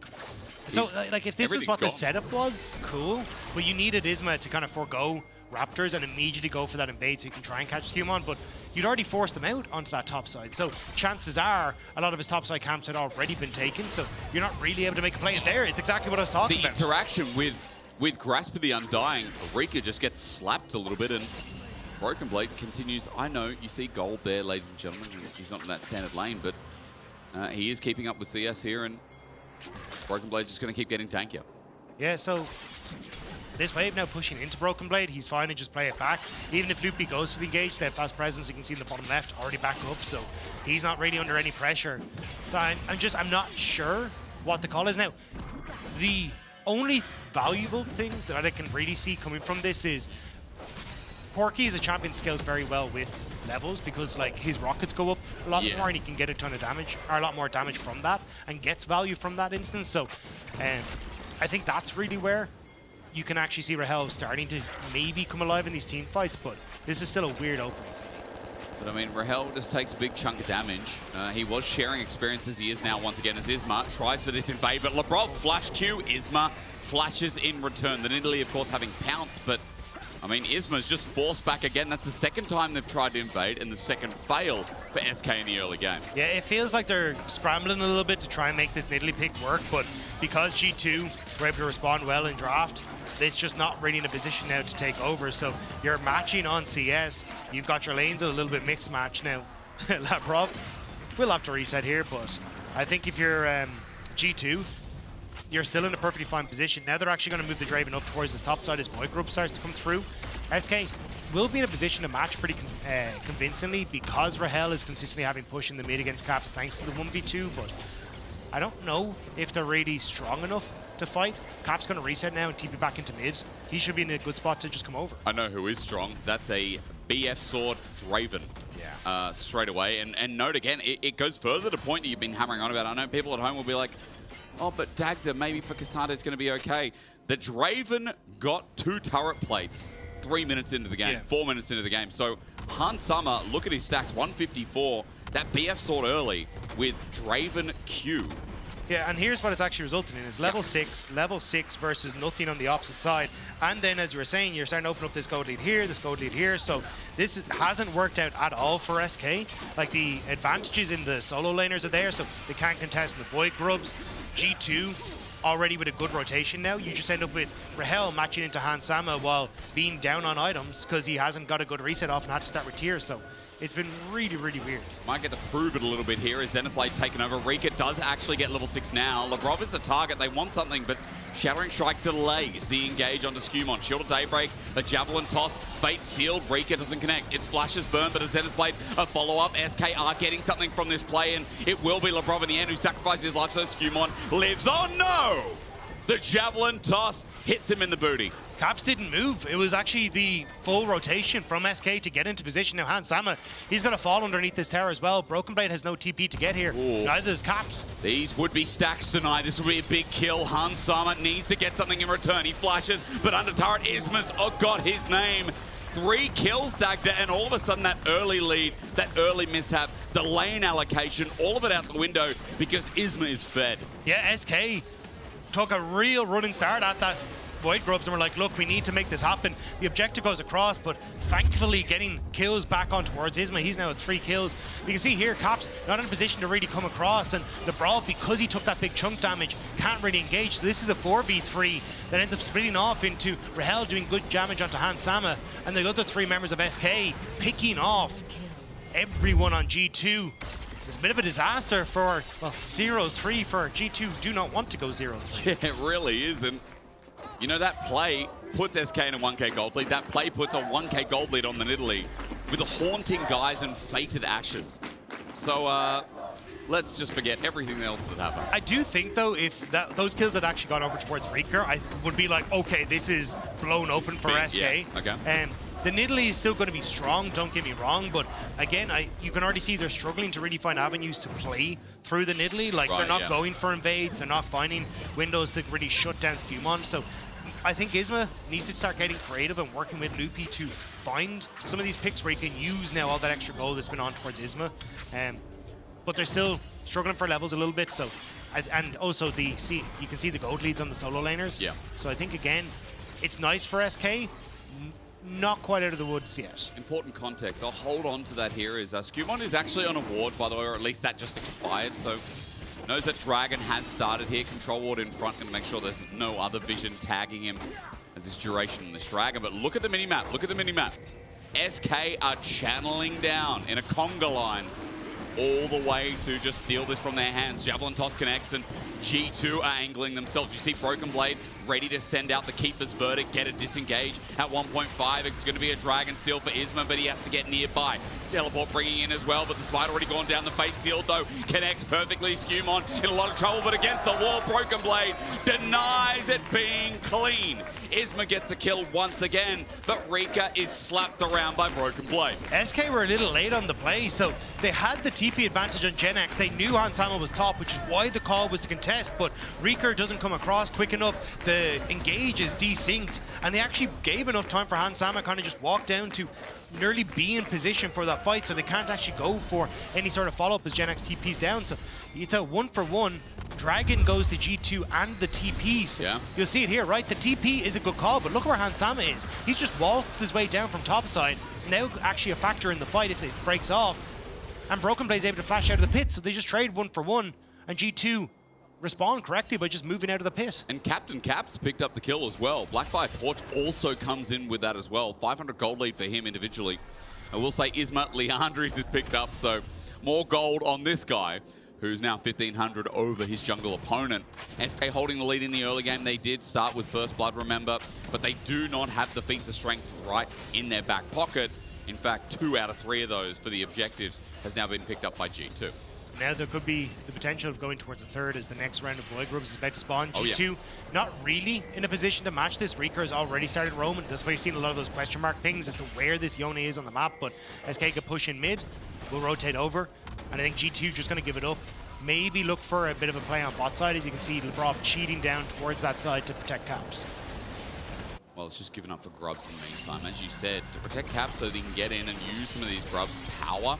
Reeker's just going to take a bit of damage under turret, but at least he's able to step up and clear the wave, thin it out a little bit so that this can't go much further.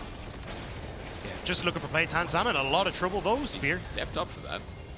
Yeah, not going to connect. Seeing if Hansama was a bit to dodge backwards, but again, Corki soloing a 1v1. That shred from the Gatling gun makes it so difficult to trade against them. And Rahel using that to full effect. And now you've got SK back down onto this bottom side, so G2 won't be able to contest for that low health turret. They're just going to take it back and nice and easy. Just waiting for this next breakout because Dragon's not up for a while, Grub's not up for a while. It is nice when you talk in the early game because sometimes there's no objectives stacked up. It's rare. But imagine having no objectives on the map. I'm telling you, we need another buff. Let's put in a green buff. Yeah. Atakan's twin brother for, what is it, like 7 minutes of the game? Yeah.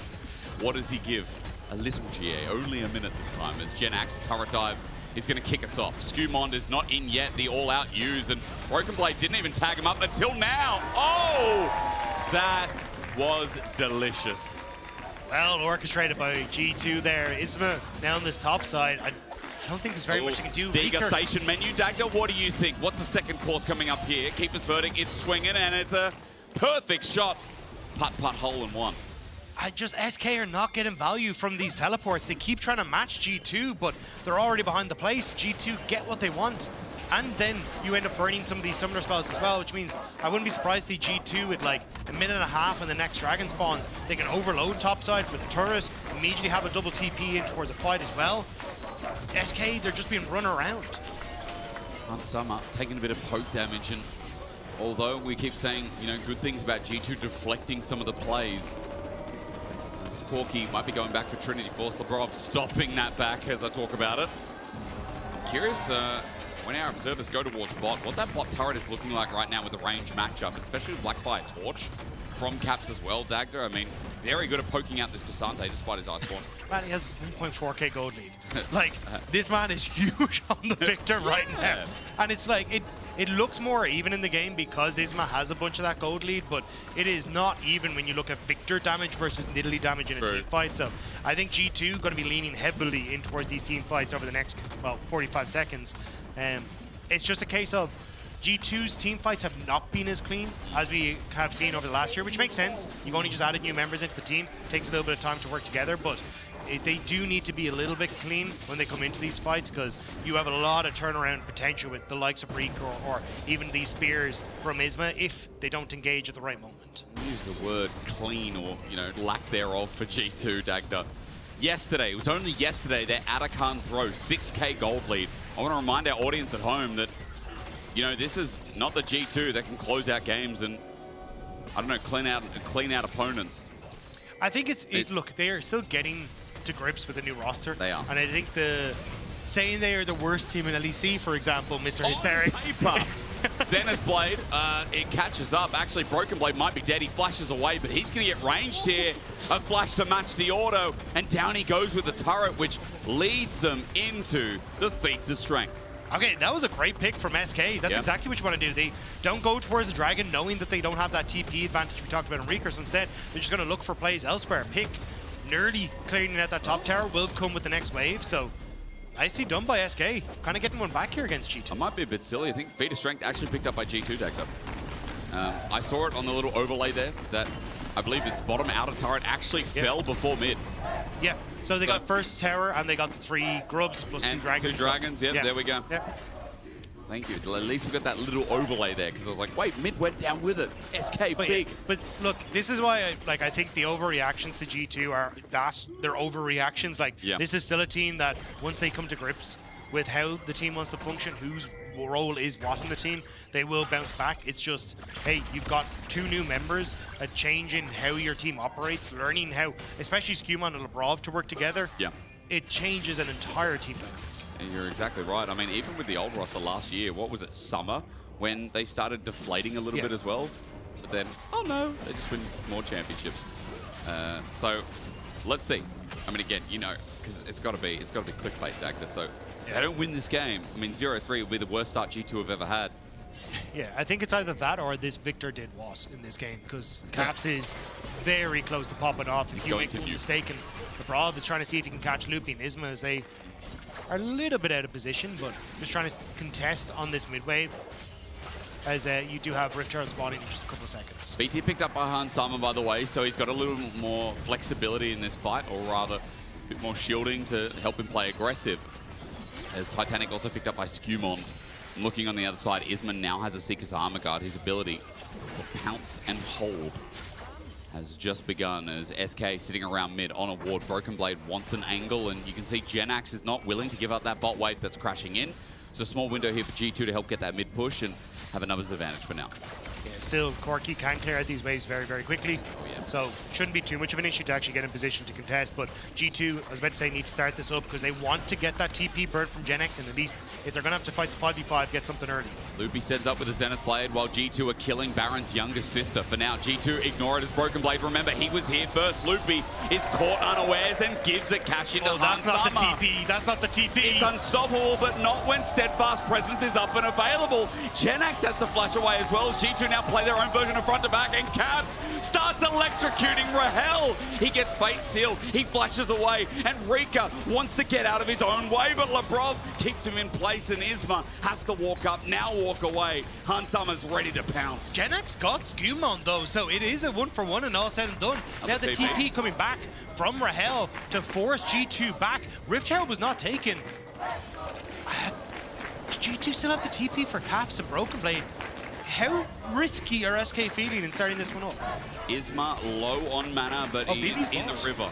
Yeah, they have to give this up. Broken Blade went to bot lane, so he'll need to reset, then TP into the fight, and SK, they're just going to be able to take this. So using that extra TP on Rahel, really helping out for SK. Yeah, it really is. Again, SK, as we look back at this replay, I mean, they started this off bad. Yeah, I mean, it's a great pick on towards Loopy, so it was a 1-for-2, but as you TP in here, I thought this was a disaster for Genex, but he just immediately turns on towards Skewmon, so I'm trying to see, yeah, because it looks like there was poke damage from Rahel and Isma immediately that took him low, but now Loopy caught out. Yeah, he is, once again.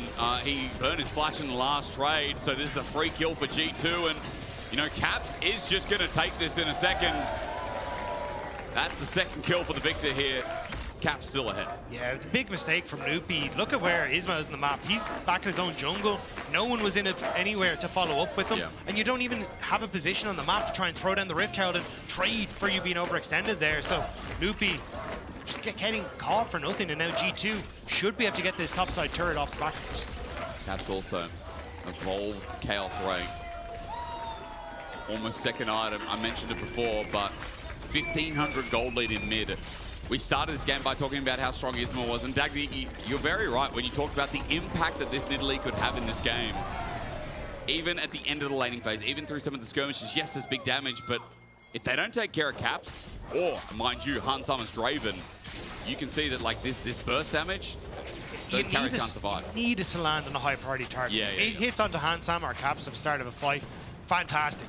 SK are cheering because they may have just won the team fight off of a single spear, but if you don't end up with that, it becomes very difficult to try and sneak one past Broken Blade or even an ulted Skewmon or even a potential engage from Labrov. So this is where SK need to try and play this a little slow, wait for Isma in the hopes he can land one of those Miracle Spears. They've summoned the Rift Herald, by the way, as well, just to add a bit of priority in that bot side. Teleport being used by Caps just to get a bit closer, set up for this fight. Loopy again is the first target. He's the front line, but Broken Blade gets knocked back. Rika, though, a two-man is perfect, but Caps walks it out. Genax all out, but now he's squishy, and he's without the rest of SK. He sacrifices his life, but gives a shutdown, or rather a catch in, and a dragon. I thought SK were going to finish it, Dagda, but Isma walked it away, and SK just didn't want to stay. It was a great ultimate from Rika. Now going to see if he can get on towards Broken Blade, but he's just too tanky. And the problem was, Rika, the ultimate was class. Fantastic. Yeah.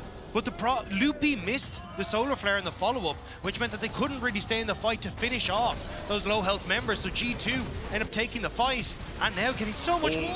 Flash shove against the wall. Caps with a storm for Rika. A double kill over to the mid lane legend. And let me tell you one thing, if Caps is fed, you can smile as a G2 fan. But look at it here. So the engage from Rika comes through, and it's great. Loopy, weird position on this top side, and then Rika managed to catch Skewmon and Caps, which is perfect, but Solar Flare goes wide. It's misplayed, like they don't time it with each other. And then Genax has already gone into the back line, but there's no one actually CC for him to try and take care of. And Rahel hasn't really been able to get in a position to carry the fights. They try and do something here onto Broken Blade, but it ends up only costing them more on the back end. But that burst, I mean, every single fight now, well, last couple I should say, you know, Caps' damage is huge. Unsustainable to stay in long periods of time, let me tell you. Hunsummer now with an Infinity Edge. And we talked about the lower points of Draven, but Dagda, we can talk about Rahel's ability to get in the fight. When Rika jumps in as well, when he has to commit his all-in dive, if it doesn't connect, if Hunsummer's able to free move, Cap's able to free move, damage from G2, it's just over in a blink. But I do, like, that was what Rika had to do in that fight. Like, that was really well played by the SK mid laner. It's just unfortunate that the follow-up wasn't quite there. So G2 kind of got away with it, in a sense. Now with 3 dragons, G2 set up, looking for that Baron control. Broken Blade again on that bottom side. They can just continue to play out the wave states and wait for potential mountain soul for themselves. Loopy again is the engaged. Solar Flare missed again, Dagda. He flashes away, but where's he gonna go? Skewmon takes his kill credit. Over the wall, LeBron gets the Magnet Storm while Genax is slowed down, stunned up. Rika, he gets his ulti again. It's on the Cabs, but no one else there. A storm of chaos peruses like a bookshelf from hell. Rahel runs back. The turret is friend, but G2 with 5 yet again. That was looking like a Thor scene. You get slammed into the wall, next thing there's a giant hammer, and a lightning storm gets called down your head. Rika did not have a good time with that one. And now G2 immediately over towards Atakan. Perfect timing as well. 2:30 until that Baron. They're immediately going to be able to use this to either pick up that objective or just start looking for inhibitor turrets. It's peaceful on Summoner's Rift. That's Yeah, because it got real quiet the real curse of Atakan has been lifted. This guy, thing, not great. No, crowd, Well, you're supposed to be quiet, quiet. Shh, it's a library. Wow, a Dagda, by the way, voracious Atakan, by the way. What? Wait, is it actually? Yeah, the same one we get every game. Oh, I thought... No, not Ruinous. Yeah. I was so excited. I was like, wait, we got rooted. I was like, Yo. These kills and damage don't match up. I was No. like, what? No, it's the Yeah, I it's should the have GA known. one. I should have known. Look, words are hard, okay? You got to use it earlier. I'm going to use it now. They are hard. They're tough. Oh, English is a terrible language. It That's why really- we should all learn Irish. You know? Oh, we should. No. What? Yeah. No, sorry. I was going to say the one word I know. I'm like, is that appropriate? I don't know what word you know. You taught me it. Berev Malakut? I don't know. What does that one mean? That means thank you. Yeah. Yeah, it was not that one, Dagda. But take your pick. Anyway, he won't admit it on broadcast, but Dagda is a little bit spicy. And I will say that as G2, they've been spicy in this game thanks to the fact that their mid and 80 carry are fed. Pushing up sides, Caps is now just using Broken Blade with an ulti. Oh my god, that Rika! Holy. Well, flash away. Rika, see you later. Oh, LeBron is dead. He's fine. He's just going to go withdrawing straight back to base. What do you think happens when you withdraw? You go back to base. Yeah. I think it literally you can see it on screen. Not Hansal's going to need to... No. No, but I mean, like, you know, like in life, Rika is about to die if he stays there. Good thing he dodged away. They do lose the tier 2 mid though. I just would like to point out. So see, Jake, that's where you go. That's yeah. But the tower doesn't have false life, so it's not going to go back to base. No. It's so what happens just to gone. the turret when it dies? I don't think it has a soul, but I don't know if we're going that deep Can't into say it. that. How do you know? Are you telling me buildings don't matter? It wasn't in the patch notes, so that's all I have to go off of. Small text, buildings have souls. Cap still with a GA, yeah, he can do this. He doesn't care. Broken Blade can also do this, he cares not. I mean, G2 all of a sudden, just because they've got Atakan, they're in control, and they're going to teleport in, Dagda. Hell has TP as well, though, so he's actually going to join in. Guess who's the target again? Loopy at half That's HP. very far forward for Corki. It is right in the middle of everything, and it creates a Magnet Storm, Chaos Storm. SK are unborn. A double over the Caps as it holds the rim.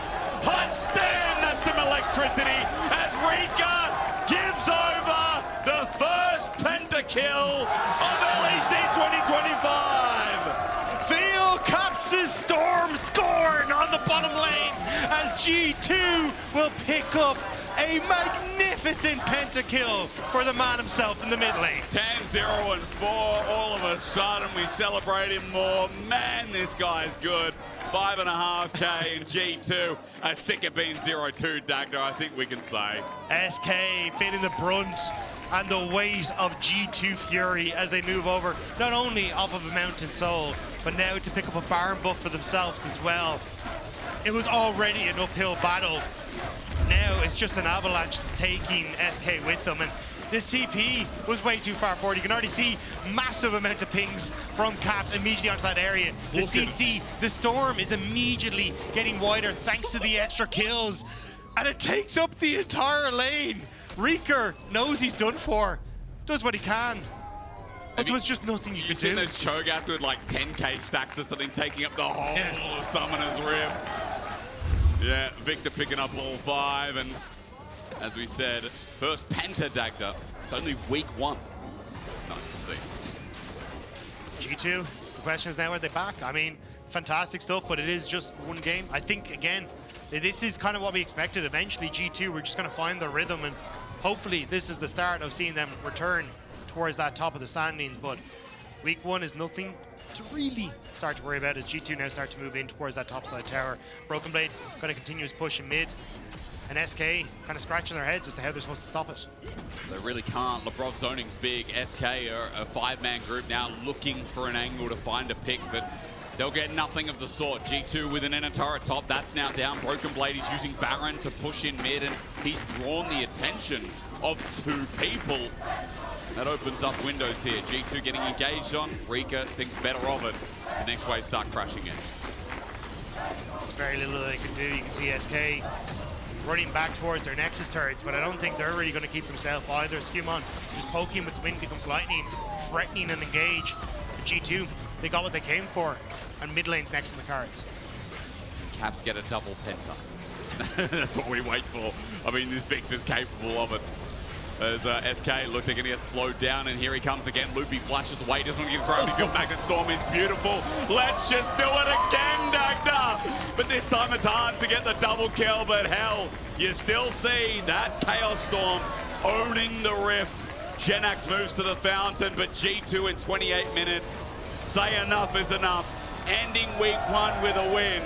We see this roster pull it all together to end out their debut. Turns out if you give Caps the most broken mid laner on the patch, he's going to do absolute wonders with it. G2 pick up their first win of 2025.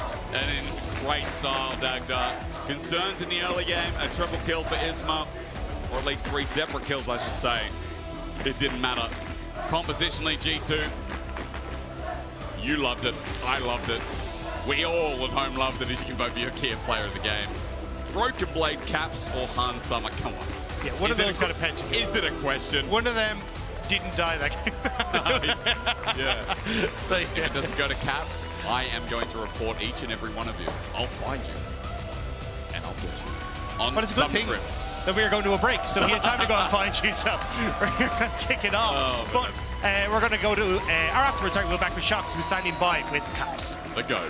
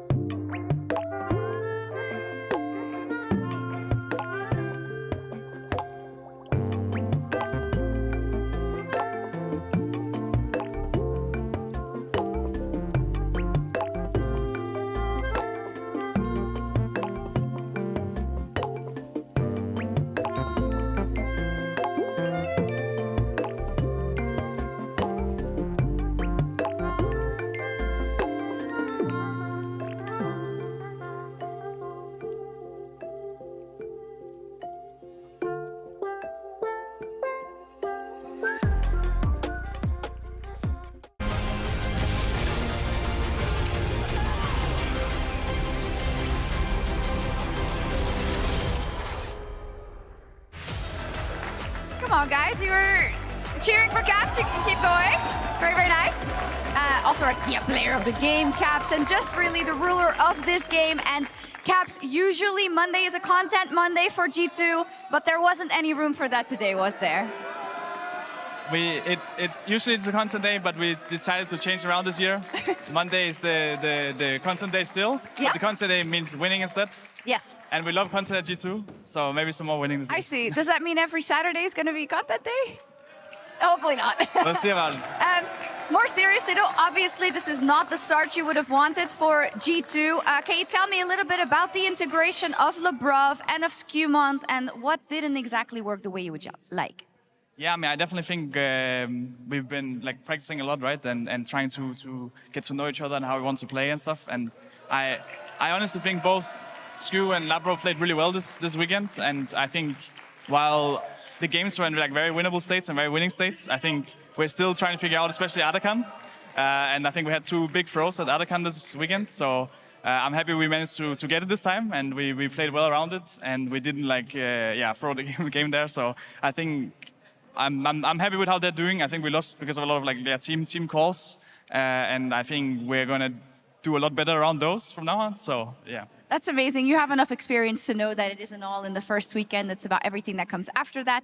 Thank you so much, Caps. Congratulations on that win today in week 1. Thank you, We'll guys. see you next week. That has been our Marriott Bonvoy post-game check-in. We'll take one last quick break before we are back with Giant X up versus KC.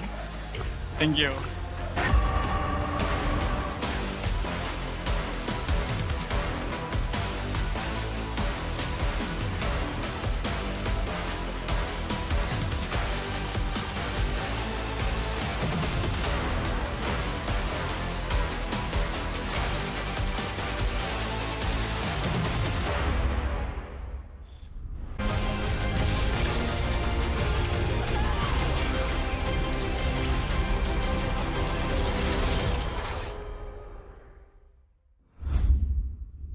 He doesn't like that. Look at him, he's a good boy, but he don't like that. Maybe we could play some A rounds or something like that. I mean, this is map, right? New tower, new objectives. There's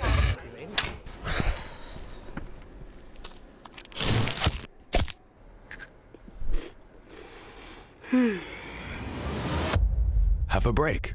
Have a Kit Kat.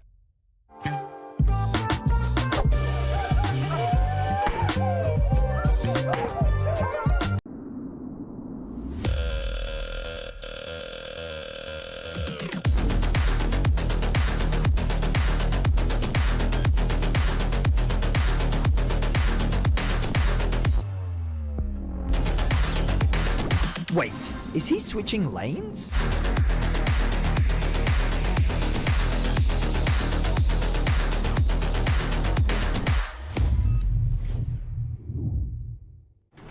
Welcome to Marriott Bonvoy. Where can we take you?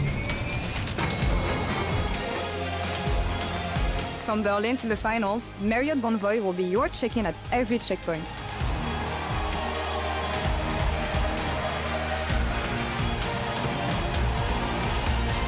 Discover over 30 hotel brands here and around the world.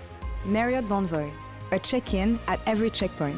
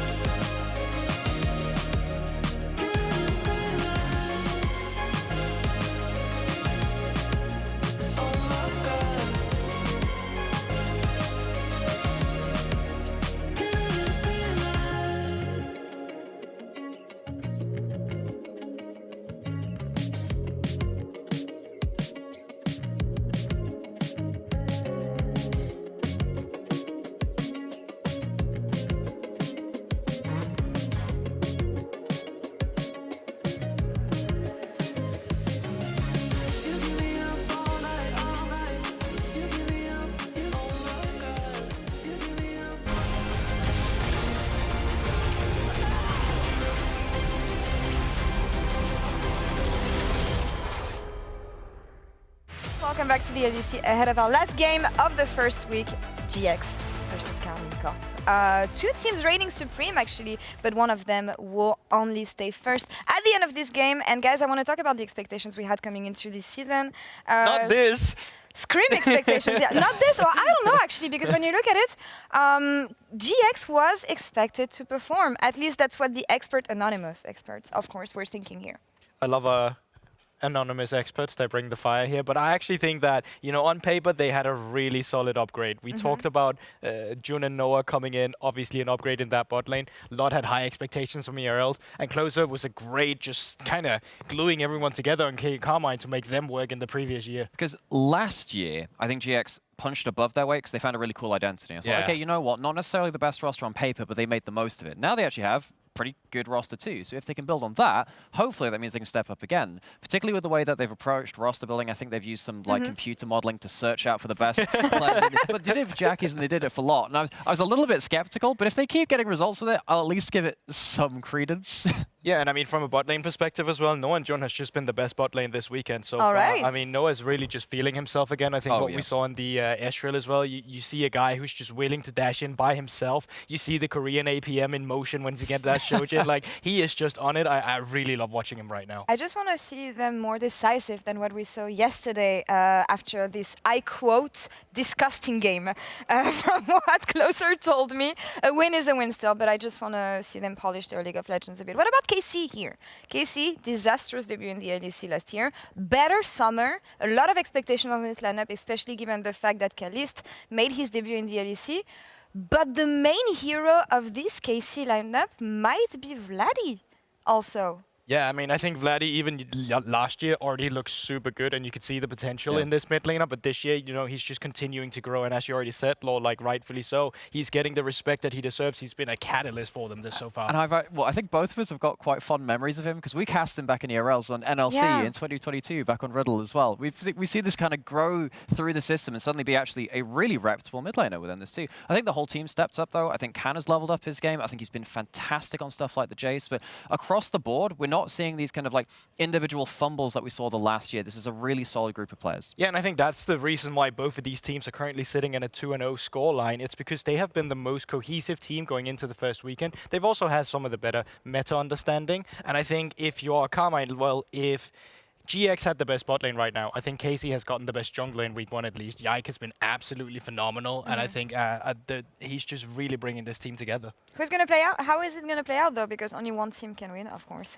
This is League of Legends. There's no draw here. But who was the most solid team here and the most convincing one, and how?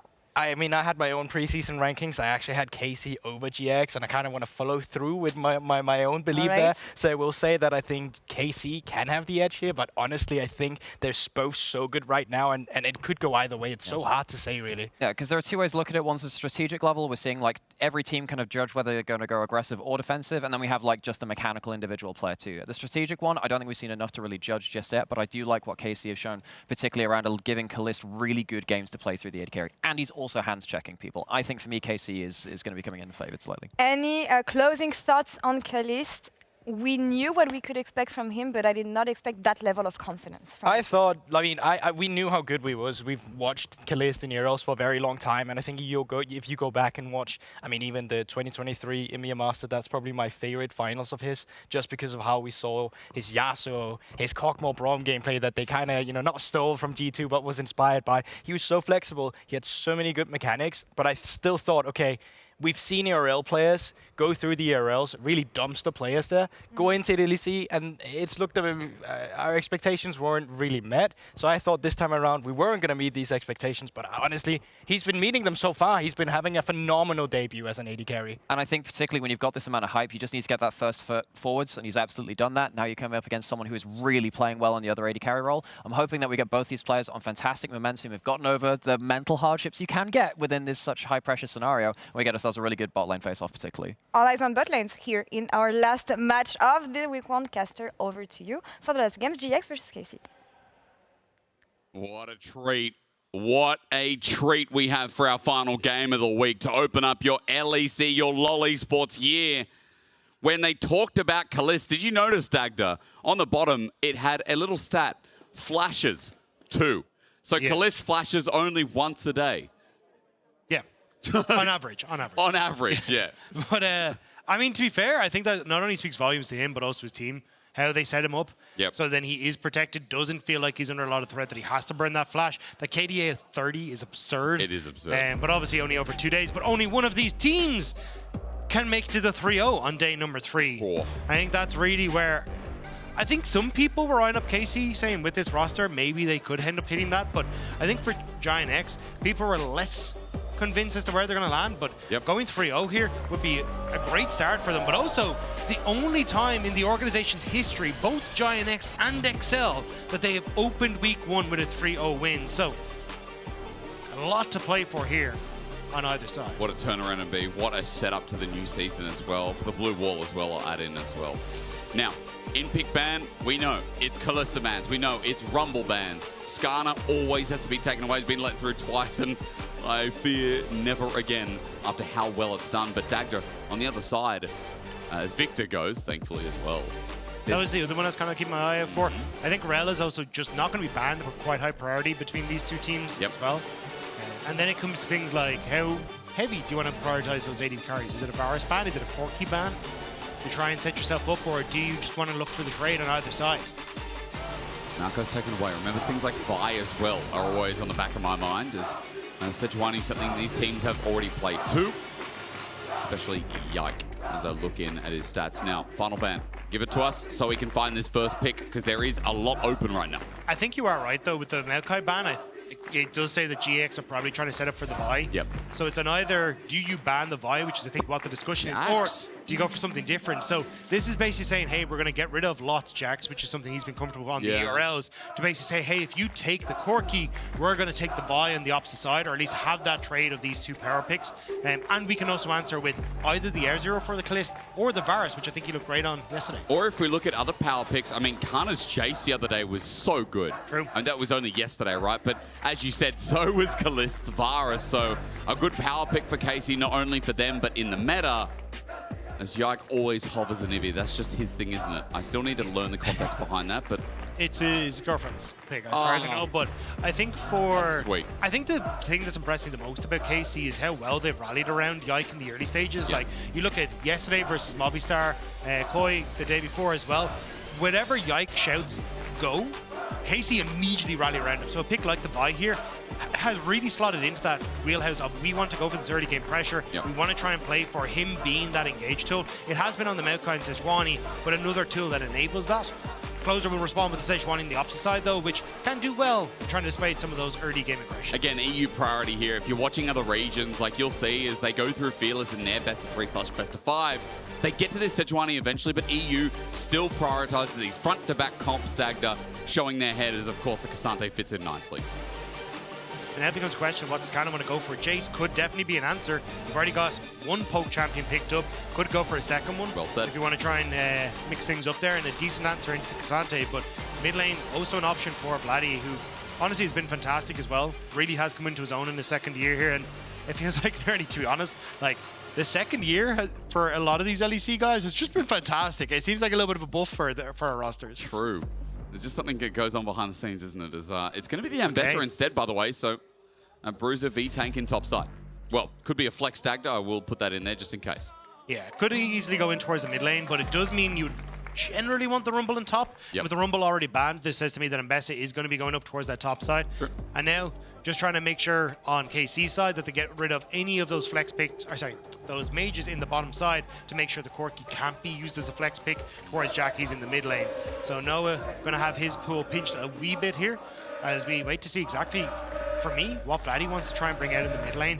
The Talia has looked good for him, and I don't think he can go back towards the Yone that we saw yesterday, but yeah, I'm curious to see exactly what he wants to answer with it. I mean, Dagda, I'm going to start throwing out some options, and you tell me if I'm getting hotter or colder, because we've seen a bit of Talia so far as well that could sync up with something like the Vi for a strong mid-jungle pairing. Aurora was taken away, so you're right, it would have been nice too. I'm thinking about other things like Orianna, but how does it function here for sides like KC? It's not bad. Like, it does give you a lot of control in the mid lane, and also you have that public execution or the cease and desist to immediately look for that shockwave combo and try and burst someone out. But I think, yeah, just looking for some sort of protection. Azir, I think, is probably the shout we'll see There's a from good Vladdy. Just to be like, hey, we get that backside protection for the Varus as well. Especially with Ariband. Yeah, I think Azir is the prio that I'd go for here. I wonder if banning the Silas shows that they're willing to pick support on 4 here and wait for the flex Dagda, because supports aren't picked at all. We see Silas ban when it's a lot of Alistar and things like the Nautilus as well. You could dismiss that because, again, we just come back to the pairings with the Vi, right? That seems to be more important for KC about how they set up mid-jungle and then leaving support for fight. Yeah, it does also, when you look at Giant X, they have a potential to set up for dive here with the Sejuani and the Cassante as well, so just trying to limit that, but you can always pivot into something a little bit different here. I see the Yone hover. I'm not expecting this to actually be locked in because you just have way too much AD damage if you're trying to go for that. So my eyes would probably be something like I was going to say an Orianna, because I don't think Galio even fixes a problem here of kind of moving away from a very AD heavy composition, or at least a lot of that up from damage being that.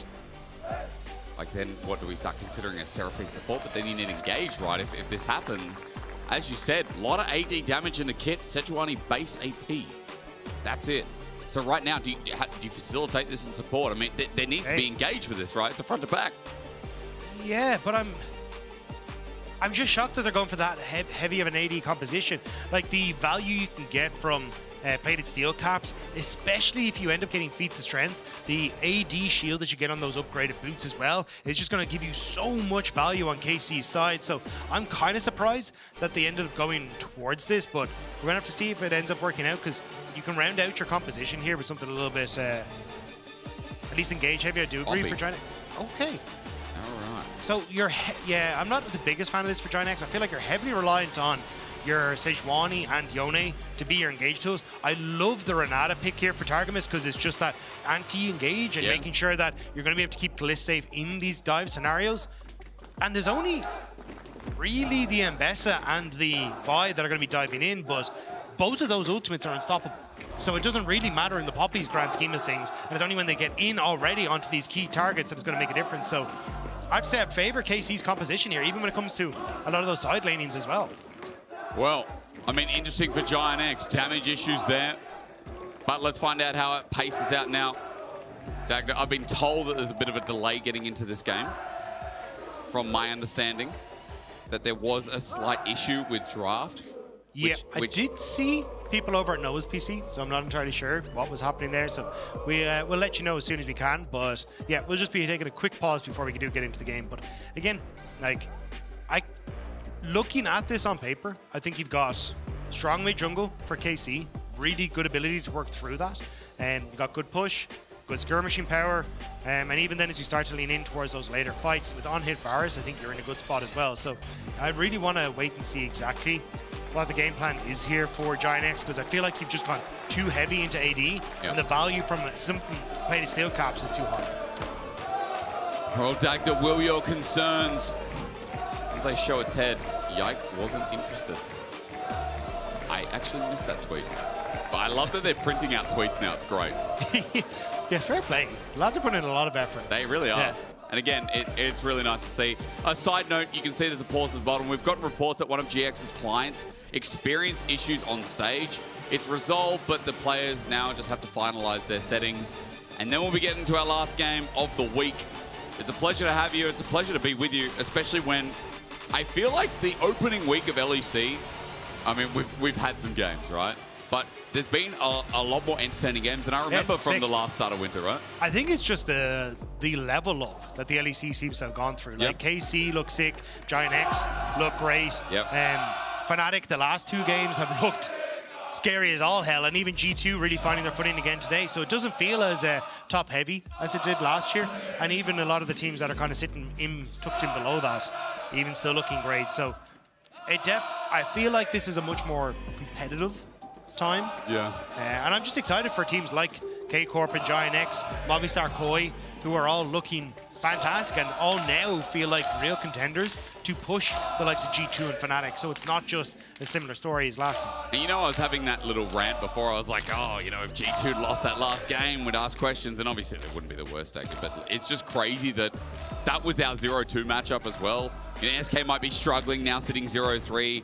Questions of teams like Vitality and But yeah, it really summarizes that the LEC, the middle and bottom of the pack, has leveled up a bit, and now with more contention for top of the standings, it's only week 1. You can't really overreact much more than saying that, like, it would be exciting if it wasn't just a battle of G2 and then who's second, you know? I think it's also especially when you're coming in onto a new patch like this with changes to like Otacon coming in, that you are going to need time to get used to it. So there will be some teams that are like, hey, we've just figured out that seems like range pretty busto. Yeah. So we're going to operate within that settings and make sure that we're feeling good. We're seeing picks like the Zyra working out well from obviously Arkoi. Do other teams start to adapt to that? So there's still a lot of growth that has to happen after the first week, and you'll see some teams that are able to capitalize on the fact that they just hit the ground running on the meta. But I think it will be as we start to move into week 2, week 3, that we really get a feel for how these teams play. And then we go into Fearless, which I'm really looking forward to. Oh, I love Fearless so much. You know, watching LPL play it out, like, you start going down the draft rabbit hole of, wait, what's viable now? What comps do we run now? We went from, like, you know, it was like we're getting dive comps, and then we're getting front to backs, and then we're getting these weird, like, skirmishing comps, these full early game comps. You just go down a rabbit hole to find out what's possible, and that's what I love. I mean, again, let's be real. Did you just pull up Doombee's match history? Or you could just be Doombee and go like tank Jayce mid into Rise into Lee Sin mid. And the thing is, it got to late game in that Lee Sin game, but he was the most relevant Lee Sin mid I've ever seen. It was so good, and his Rise team fighting was great. I mean, that was just Doombee. Did you see there was a post that was saying, like, Doombee's so glad that LPL made it Fearless, because otherwise he didn't think he'd have a job. Yeah. I love that. Yeah, it's a perfect meta for players like him, and it's a perfect meta for, like, players in the LEC. You know, I think Caps is a big champ pool. Yep. I'm trying to think, like, you know, a lot of our top tier mid laners. I mean, people like Irwin, for example. Irwin would be great have with a great time with us, yeah. And I think, like, I mean, that was actually the honest reason why I was really excited for Movistar Koi specifically when we got to Fearless. Yeah. Because even in my notes for Jojo Pion, I was like, Champ Pool is huge. It is, like, he played, like, Nasus mid and all that kind of stuff that was starting to, like, creep in on the fringes of the meta last year. So you've got champions that can just come out the wazoo. And I'm just excited to see exactly how that one's going to pan out. Because, again, the flexibility you need to operate in these systems with not only multiple different champions, but even oftentimes different styles, really does show how rounded or how well-rounded a team is at multiple different things. And what's your quality like on those multiple champions as well, right? Like, there's so many cool metrics to measure a player by, and how they fit into their team and how they can play around some of their team's diversities as well. You've all been watching Fearless. You know how good it is.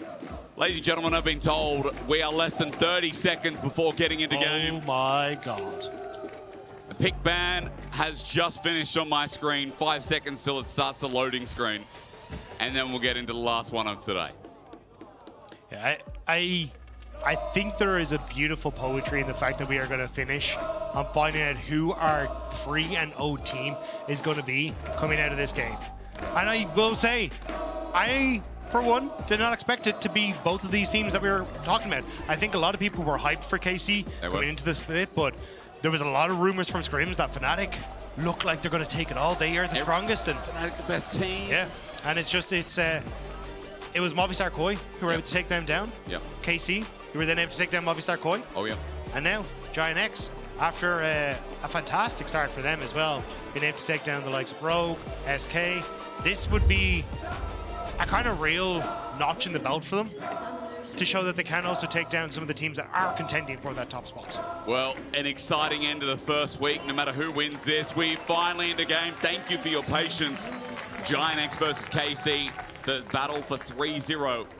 Battle of Closer against his team that, you know, he came to the LEC on Dagda. And remember, when he came into KC, he started becoming a real part of that team. I feel like Yikes so far on KC has started to already become a real big part of this squad, as against G2 especially. He slapped them in the faces. I haven't heard this much support for Giant X or XL in a what? Have you? I am seeing a lot of the Movistar Koi jerseys in the Giant X one as well, so it is definitely going back to a little bit of France v Spain in this one. Yeah. But yeah, I agree. I think I've really liked the way KC have rallied around Yike. I was kind of talking about it in Champ Select, but oftentimes we're seeing that it's Jayce who's making the call to say, hey, can you come and cross, shift to protect me, or let's look for those skirmishes yesterday. And it really was a showcase against Movistar Koi of how well they're operating in the system of supporting him. Just keep your eyes on what Khan is up to. Yeah, so just with the lane swap, he's just going to come into mid and help Vladdy push it out. But I do think that early game shot calling is definitely something he's brought with him from G2. A rookie that came in and operated in that system is going to have learned a heap in that time, and he's now bringing that to KC. But on the opposite side, I think Closer is also a great voice for Giant X. We've seen how much better their mid game has gotten at times thanks to it, but Jayce, what a spot him out. Yeah, Permafrost comes in. Close is going to do a lot of work here with Aftershock as well. Jayce burns down a bit. That's the helpful red buff, remember. Almost. God, that was a 1 HP smite, but Closer gets away with it. Yeah, which is huge because you're essentially going to be splitting the map here. So, and now Jun hitting level 2 can actually come and help out Closer if needs be on any of these other camps. So it's only going to be Jayce now who's actually down 1. So nice little lead for Closer in the early game. Look at the allocation here, Dagger. I just want to point to the screen that Kana's walking this out, not going to teleport. The wave crashes in. Noah and Jun getting the shove here while Lot defends first turret. There you go. He's moving up towards that top side there. Nice. Make sure he's all right. But he doesn't really have the support. So while he managed to get some of the experience in mid, you can see he has to wait for Targamas to come up and join. Jun and Noah are doing the smart thing, though. They're going to deny him access to the turret. Closer going to queue over the wall, make sure he's in position. And now Kana's just kind of left unemployed. He doesn't really have a job anymore because he can't get to the tower. Targamas comes in to help out, but again, it's a wave late as the next one crashes in. Close is going to help out as well. Jayce is pathing up towards top. After that invade, he had to clear his whole bottom side camp. So if you want to use the word tempo, it feels like right now KC don't have their jungler supporting, but they do have him running. Yeah, and they're losing so much on this top side. Kana's getting nothing, whereas Lot is getting the entire lot in that bottom side. Now Jayce is here, but half HP. Kana will barely get some of the CS on the end of it. And half a play is essentially gone on that top side as well. He's not in a good spot. He got 1 CS from that wave, Dagda. Yeah. But So it's the experience as well. He's level really is. 2.5. Lots about to tick over to 4, and now Jayce going to fall behind again. Losing his own jungle now. Closer doesn't have a smite available, so he's going for the kill. A bit of health gain, but Jayce, a Permafrost flashing out because under turret's the only safe place to be. Vladdy's now coming to help out, but he's low on mana too. A flash, shove into the wall. Targamas at level 2, he's matched. Permafrost, no blast cone for you. And Closer seals the deal. So now you're getting the experience on your top laner. You're getting the kills as well. And look at the camps that have been taken. 1, 2, 3, 4, all coming through for Closer as well. So he's now going to be able to move back over onto his top side. Sorry, I clicked a couple of too many, but Closer is going to be able to get back onto his own side of the map as well, where his blue is up, where his wolves are up, and make sure he's in a good spot. And that's what KC are expecting. But Vladdy isn't expecting Closer to come in behind him. There is an award, though. There is a ward. He's trying to bait it out because Targamas is there, but Permafrost, again, it's easy with melee. Vladdy's going to die! Jackies gets the kill, and that's why Sejuani and melee is so damn strong. This early game has been spectacular from Giant X, and Jayce now going to move into this bot side to try and get some of these camps back, but they've had to invest Kalista into the mid lane. They're losing so much on the map. Again, Giant X in this early game. It's already been said, and you hit the nail on the head, that Closer got so much out of the camps that Jayce was playing second fiddle, but it leads into the kills. And this early game gold lead now 1K. Kalista's going up top, looking to match Noah and Jun here with his Ambessa by his side.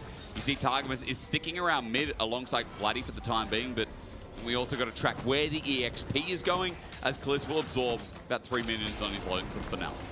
Jayce can respond by getting Dragon on this bottom side, but it's nice to get Dragon, but it's a lot of time invested by Jayce onto this, whereas Closer is going to continue to farm from the top side. So what is at the moment an equal trade is going to be now Closer getting his top side camps, moving in towards his bot side to get Raptors and Krugs, whereas you don't really have the luxury of a huge amount of these up for Jayce. His bottom side at least is starting to respawn, but the timing that Jayce is investing when he's already behind is going to be a little sad. So Jayce going to be late to the level 6, which could have pretty big implications for something like the Void Grubs or for any upcoming plays if they try to match up. But you know what does have good implications for the Void Grub sector? That chunk there onto Kalist as well. Giant X already at top side of the map as Jayce is clearing out that bot side again. But note that the chunk that came through from Noah means he can push into the turret. Jun can hover in Fog of War. Targamas only just got level 3, by the way. Also worth mentioning when we had a big discussion about experience. but Giant are going to secure all 3 grubs, no contest. So KC need Yike now to support them on this top side because they know that Closer's going to be up here. There's the Void Grubs taken. Going to try and contest the respawn of these Raptors as well, thanks to Jun, and also then the push in mid coming through from Jackie. So nicely done. That early kill helping out massively on the mid control for Jackie. Having the timers as well. Vladdy backs off. He knows Jun is just moving around with his jungler, but Closer even on a ward. He's spotted out taking those Raptors yet again. And that gives pressure to Jackie's once more. Yeah, and the hard part is it's really difficult to defend this because Targamas has to take the slow route into his own jungle because you always have that quick access for Closer to move back up towards his top side and potentially gate Targamas from syncing up with Kalist and looking for a dive on wave. So now KC in a very precarious situation, and you can already see the gold lead really starting to open up at the top of your screen. And you can see, I mean, with that level lead, not only that, but the fact that this guy is getting really good trades off as Jackie's stopping Vladdy. What a nuisance, Dagda. He really wanted to get that reset on the cannon wave, but going to be denied it, so going to have to wait another minute and a half before he can really look for that reset. Yike going to help to cover, it looks like, to try and push out. Does have the TP to get back in, but Closer's here again. And he's got ulti. Guess what? Yike does not. Fate sealed on top of that as well. Vladdy might die, but a good seismic shot back. Jackie's also ready to go back until... No cigar, no Q connecting from Jackie's to get Vladdy down in the end. Good defensive play from KC. But again, you can see that they've actually committed towards that mid lane with Kalist as well. So you have nobody here for this push to be matched. So that tower going to be under threat as well, which means that now Noah going to start to open up with some of these turret plates. Kalist now trying to move back up towards that top side, but we'll be a little bit late to the party. And even if you don't, actually, Noah, is he looking for more? He is indeed. Level 6 for both. Chains of Corruption here, but it's cleansed away immediately. Foster's Bomb didn't connect it. Dodges away from the Q. This 1v1 heating up. The Valkyrie damage is massive now. And Kalist knows it. Respect Flash. And now you've got nothing for a potential Void Grub fight that could be coming up with no Flash for Kalist. So this is a bit of a disaster again for KC. They really want to try and find some success, but GX are just not letting up on the pressure. I love it. It's been a fun early game so far, and it's an early game that for Giant X are leading closer and closer towards that 2k gold lead. I'm also noting Dagda 145 top left. Those are the grubs spawning. 3 already to GX, just to remind you all. Also going to keep you tracking on that first item as, what a surprise, a lot closer. Building the same here in this early game, these two tanks. So I think the saving grace for KC is that Vladdy's Flash is about to be back up. So I imagine what Giant X want to try and do is look for a pick before the play at Void Grubs, see if they can find someone who's a bit vulnerable, and then you can just take the Void Grubs for 6 and not have to worry about things. Vladdy having Flash makes it difficult to try and play around it on the mid lane, so I imagine they're going to try and look for Kalist, but at least Kalist having the cleanse and having Targamas there with the bailout gives him a little bit more wiggle room, and you can see Yike is aware of this as well. He's playing up towards this top side, just making sure he can support KC in case Closer shows up as that ultimate's about to come off cooldown. It's quite long, but 10 seconds on that cooldown, by the way. Just about. As Jackie scouts out, there's the power of Yone with the Soul Unbound. Just sees that Raptor's there, gets a Q2. And Vladdy as well, just making sure there's no follow-up from Closer. Unending Despair. That's what that item is. It's a very good item. Yeah, it was a lot stronger before we came into S25. We got lucky that it got knocked down a few pegs, but KC still trying to see if they can keep control over this top side. Closer again moving up here. Noah looks like he's going to try and go for the reset here.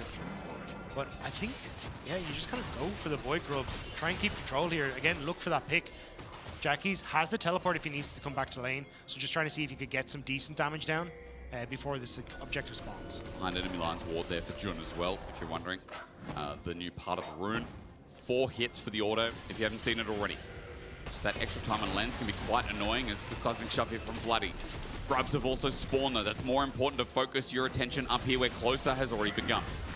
It's just going to be a trade. Yike isn't even interested in it. He's going to immediately move over towards the dragon. So you can kind of tell they were a little nervous with Kalist's Flash being down about trying to take some sort of fight. And even the push that Noah's continuously had on that top, so about entering into this pit. But it does mean you're going to have a lot of pressure now if Jackie's is able to get on towards the tower or Noah is able to get some pressure down. But yeah, actually. Backing away. Yeah. No mid-pro. Jun and Jackie's just getting enough pressure in that mid lane on towards Vladdy to now shove Yike away. So they're not even getting the dragon. They're getting nothing at the moment for KC. I guess turret plating top, but you're right, that's kind of it.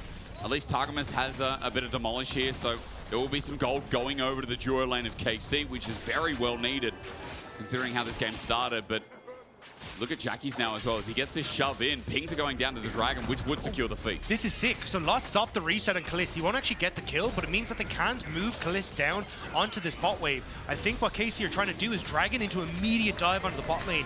Yike is here to help, but Ambessa is out of position. There's no Varus here.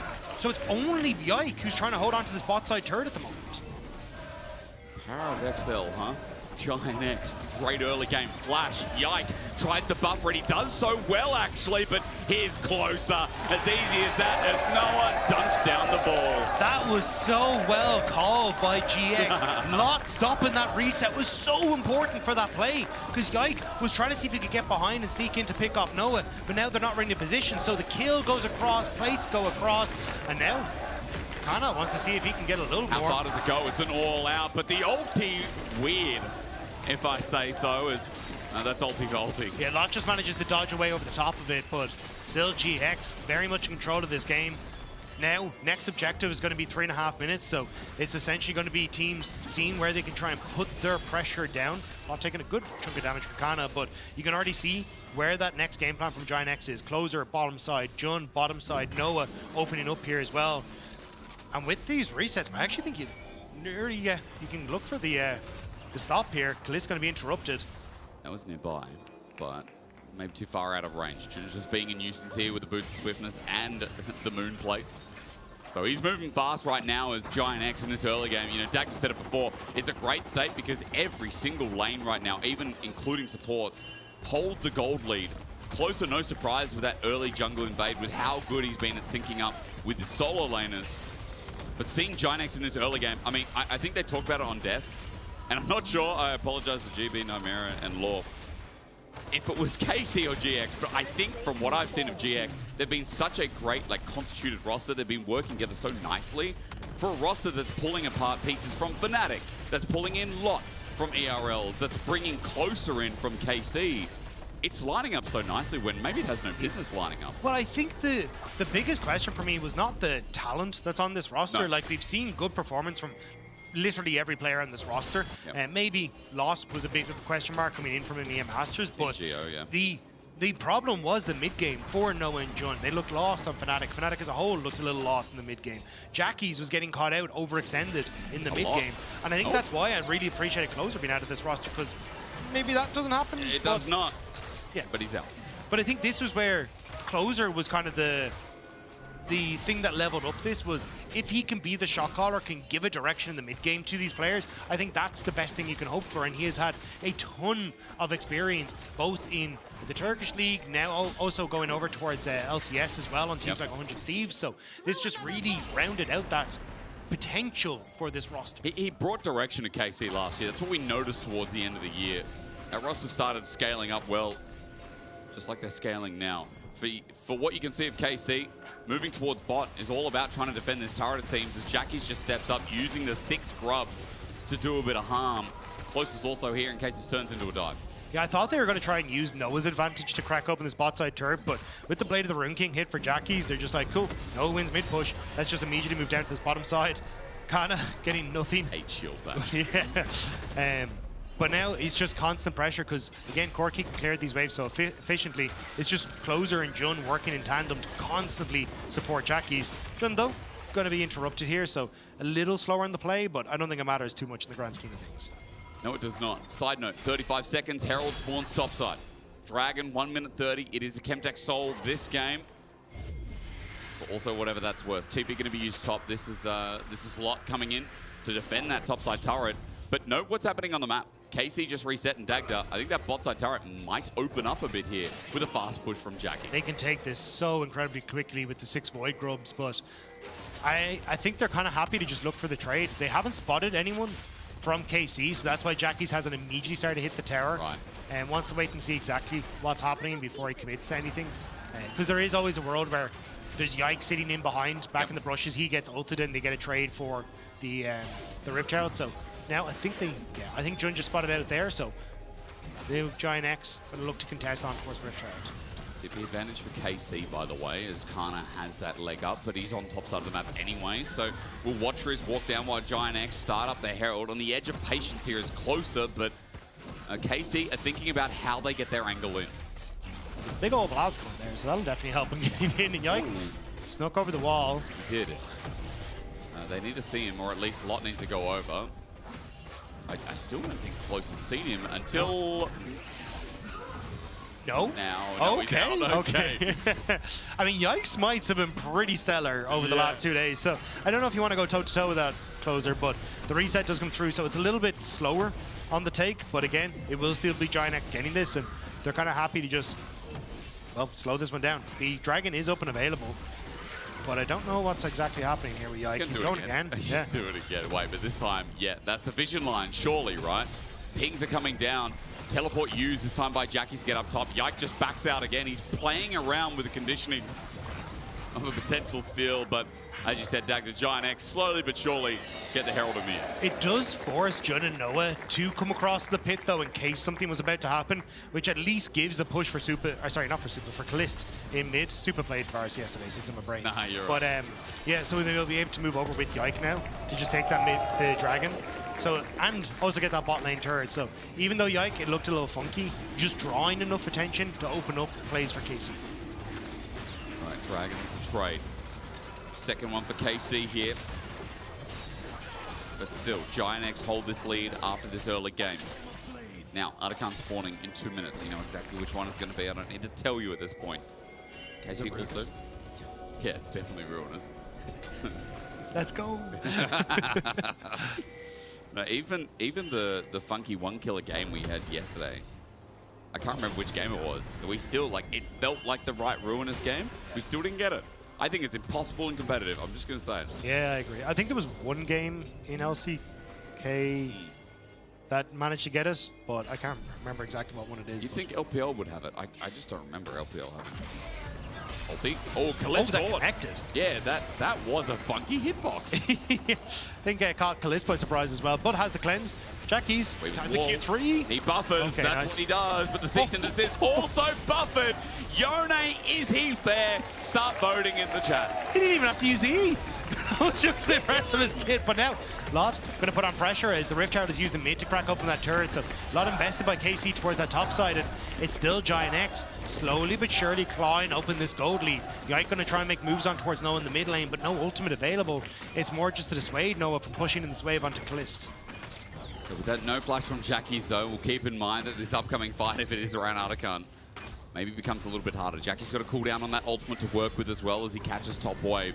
But just note, while I'm yapping away, Noah is the one benefiting in this game. Slowly but surely, CS lead and now 2 items, 1k lead in the 80 carry position. We came into today really talking up Kalist, how well he's assimilated into the league, how well he's debuted in the league as well with the best KDA, with insane performances like we saw yesterday, even the day before, really. This game, he's holding out, he's going on hit Varus, but Noah is the one who's done well so far. But I think it's more because Kalist has been drawn into dealing with pressure from GX mid lane. Like how often we said, look, Kalist now has to open mid, which gives Noah time on towards a turret, or he gets an extra wave, right? And I think that's really where you've started to open up this gold lead. And now it is going to come back to bite them, where Noah is able to keep control over mid, which is now, as you can look at your screen, essentially opening up Jun and Closer to immediately move in towards topside. And this is the luxury you can afford when your AD carry has that mid-wave push, especially with mid-tower gone. It's just going to be KC losing more and more of this topside jungle. That patience range is still disgusting for some reason, as KC losing all vision control apart from that ward. Closer just stood there for a second. Isn't it like thematic though that he just wants to kill you and chases you further than everything else? He is a bit Dark Soulsy, isn't he? Yeah, but it's more like the, hey, he wants people to kill and fight and do damage, and then everyone's kind of surprised when he keeps chasing you to kill you, deal damage, and fight. I guess, yeah, it's on lore. I don't know enough about the lore of these games. Are we still called summoners in this game or not? No. Okay. And also, it's the lore is it's a Noxus general who was in charge of Mordekaiser, I think it was. Yeah, there is Mordekaiser. No, Mordekaiser was the general. Oh, Jordan dead. Big ulti's used. Nice. The corruption and Vial from Yike. Nicely done by KC. That's a big pick. The one time Closer is not with Jun and they managed to find him. The Jackies trying to push forward, but KC still have to commit onto this. Noah's gone towards that bot side just to pick up Raptors, so not really members here that GX need. Yike thinking about going in. But remember, I mentioned that Kliss ults down, Yike's ults down. Even though Jun is dead, he's now back up and available, and there are some timers on that Chains Corruption and on the cease and desist. So KC backing away, Ginex trying to bait in that Atakan's being done. And actually now it's going to be started because the resets came through. Wasn't on vision, but this timing is perfect, Dagda. Kalista had to move back towards mid to push in, and now they look like they should just be able to take it. Vladdy hasn't really spotted out. It's not going that quick there. They will know it's going down, but you do have the Weaver's Wall if you really want to go for this. Yeah, I mean, there is vision there. You're right, Weaver's Wall going to bring in closer right to the pit, but it doesn't matter. At the edge of patience, they hold it, and they smite Atakan to get the GAs. Giant X with a big objective in this game. GX are getting a little jittery there. Forced the TP from Lot just to guarantee it, but that's more than worth it. Nicely done by Giant X, even though they lost a man. KC just weren't in a position to pull the trigger, and with Jun coming back out with that ultimate, sets them up for that take. Is this the split to start being a Giant X fan, Dagda? You know, this constant push and pull in my mind with how they've started. Well, it's like solid early game. Closer and Jackie's playing really well off each other, and then understanding how Jun and Closer work together, great as well. And then you've got what seems like great team fight carries. Jackie's and Noah have actually been spectacular. Noah looks extremely comfortable on the Corki, and here is Jackie's. Yeah, here he is. Vladdy, seismic shove, but Jackie's close to killing him, flash away. But remember, he's got another life. Yike comes in trying to help out Vladdy, but with the cease and desist seismic shove, Jackie's buys a bit of time. He withdraws, he dies, but look towards bot. Dragon's going to be taken. Soul point, excuse me, it's a bait. It's a second Dragon for Giant X. And Lot getting the shove to the inner turret here is what the time bought. I don't know how much you can really do with this though as Giant X. Could maybe look for the dive. Jackie's is TP back into mid lane, but there's no real map pressure here, and now there's 5 members. Look at him. Does Lot care? I mean, he'll just withdraw. There you go. Giant X back away a little bit. They got the damage down. But you didn't get the tower, right? And KC haven't invested anything. Now Vladdy's able to answer the wave in mid. You don't have Jackie's ultimate to go for this, so they need to really hard force on this next play to get stuff, but they don't. Oh, 3 versus 5? Well, they get cleanse onto Kalist. Let's see if it goes any further. Shove into the wall is good. There's damage from Noah. Public execution as well, but the hostile takeover slams Noah and Jun into each other until KC defend their turret. You are right, Dagda, is a low health bar there, but defense is good as Jackie's. He's going to find the turret. Weaver's Wall just zones off the minions. So nothing really for the Atakan buff. You're held on with both Noah. I think you still has it and Jun, but that's not really the end of the world, is it? Okay, so they die for the turret. Now we get it. But I will say, that is like the easiest tier 2 tower to get on the enemy team. So if you've wasted the Atakan buff for that, I think KC are going to be relatively happy about that, especially with how far ahead GX were. There was no need to try and hard force that. So in this position, JX still in the lead, but I think they really could have done more with that Atakan buff. Well, I'll be with you on this journey to see where KC go, what KC can do now the fact that it's down. You're exactly right. Baron's up in 15 seconds, and it's something that you've said before, that it's always nice when you have this buff, when you can move it into something like a Baron. You can set up for turn, and then you can bring the team fight in. There's none of that. They're on equal stakes outside of the gold, of course, as Nearly all out just pulls that point apart. Vladdy's caught. It's a great ult from Lot, who flashes away as Vladdy looks for his reset, but he won't get bailed out. Closer gets the kill. He runs away. There's a great poppy ult, and Yike is slammed against the wall. A double kill for the old KC jungler. And Giant X with a brilliant pick. What a pick in the enemy jungle. Setting up immediately to now go towards the Baron. Kalist gets knocked to high hell as well, so there's just no one to try and answer for this. Giant X, that's exactly what they needed to do to blow up in this game. We just snapped to top, and with that pick as well, you know, Vladdy sent packing. Curious to see where it came from, Dagda, as we look at the replay, but Baron down. 7K gold lead. Giant X putting the steps in place to be the undefeated team in winter. Yeah, just Lot manages to get on towards Vladdy. We don't get quite to see the start of it, but Vladdy just out of position thanks to Lot being able to get the all out. Kalist gets taken away as well, which means Yikes in no man's land here, and GX quick to punish. Even Noah, who's pushing in mid, kind of able to stop any sort of escape route. So now with the Baron up minions, Giant X should be able to finally crack the base of KC. 7.5K. Ignore Dragon, it's not up. Ignore any other objective for once, it's not up. Giant X, what they do with this Baron, and further to what you said, cracking the base, is what would really cement this game. They're looking for a pick, they're looking for KC to overstep for now, but KC being very defensive in front of this inner turret mid. Yeah, and I really thought, like, with the AD comp that GX had built, that the amount of plated steel caps you see on KC would really come back to bite them, but GX have been able to open up with enough of a gold lead that they're just outpacing any of the armor that KC can get. And now, Giant X stepping forward, first tower on this top side going to be falling. That inner turret, I mean, Jackie steps up. It's 6 grubs again that's doing the work. Noah shows that as well. So another turret bites the dust. This Red Bull Baron power play is now about to move to 3K as Lot is just shepherding the cannon minion wave in. Yike helps clear it out, but look at what the cannon minion's able to do. That drops 2, and there you go. The threshold of 3K has been broken as Jackie's is looking to shepherd another wave up in topside this time. Going to use the quick Baron resets to come back out onto the map. Dragon is going to spawn in just a little bit, and that will be not quite the soul, but soul point for our Giant X. Yep. And look, it's a slower pace here, but it's a very controlled game from Giant X. Like, oh yeah. The only criticism I already have is the misuse of Atakan, but apart from that, they have been really clean in how they're picking apart KC. And then they move to 9K now as well. Glad you mentioned Dragon. It'll lead to Soul Point. I know it's a discussion that's been had that like Dragon Soul's not really looked at as much as it was before. At least Dragons are deprioritized to a degree with more objectives on the map. Naturally, that was going to be the case. Chemtech Soul. I know people like the individual Dragon Stagger.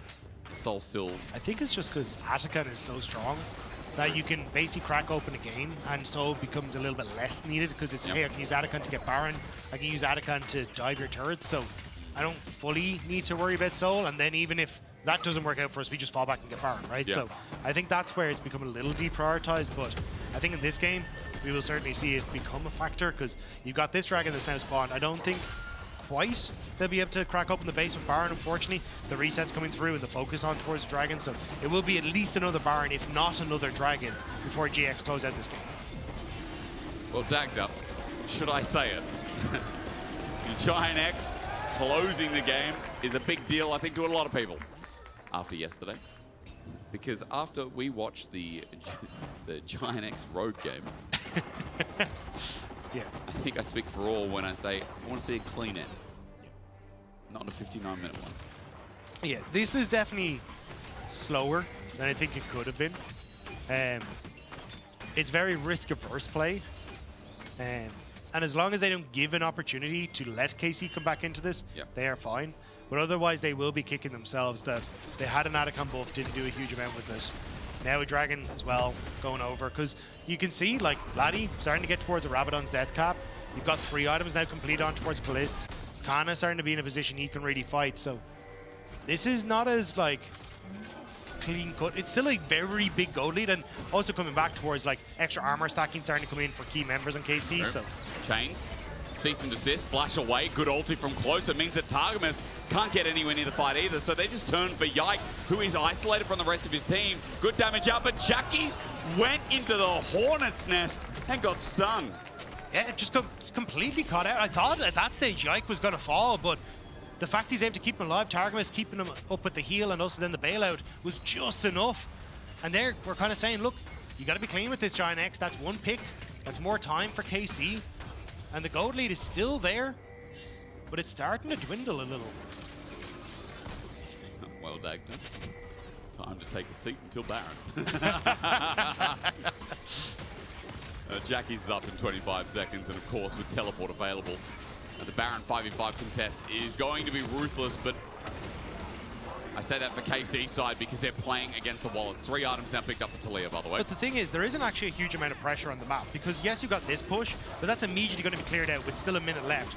No one has actually pushed in this bottom wave on Giant X's side, so you're just going to have the push from Mbessa move that one out. So when you actually come down towards the mini-map, as this objective spawns, push should be here on this top side for... well, I thought Talia was going to stay there, but you should also have this push starting to come through on the bottom side, and you've got 3 members of KC now opening up on this mid lane as well. So in the grand scheme of things, waves are actually in KC's favor as the objective spawns.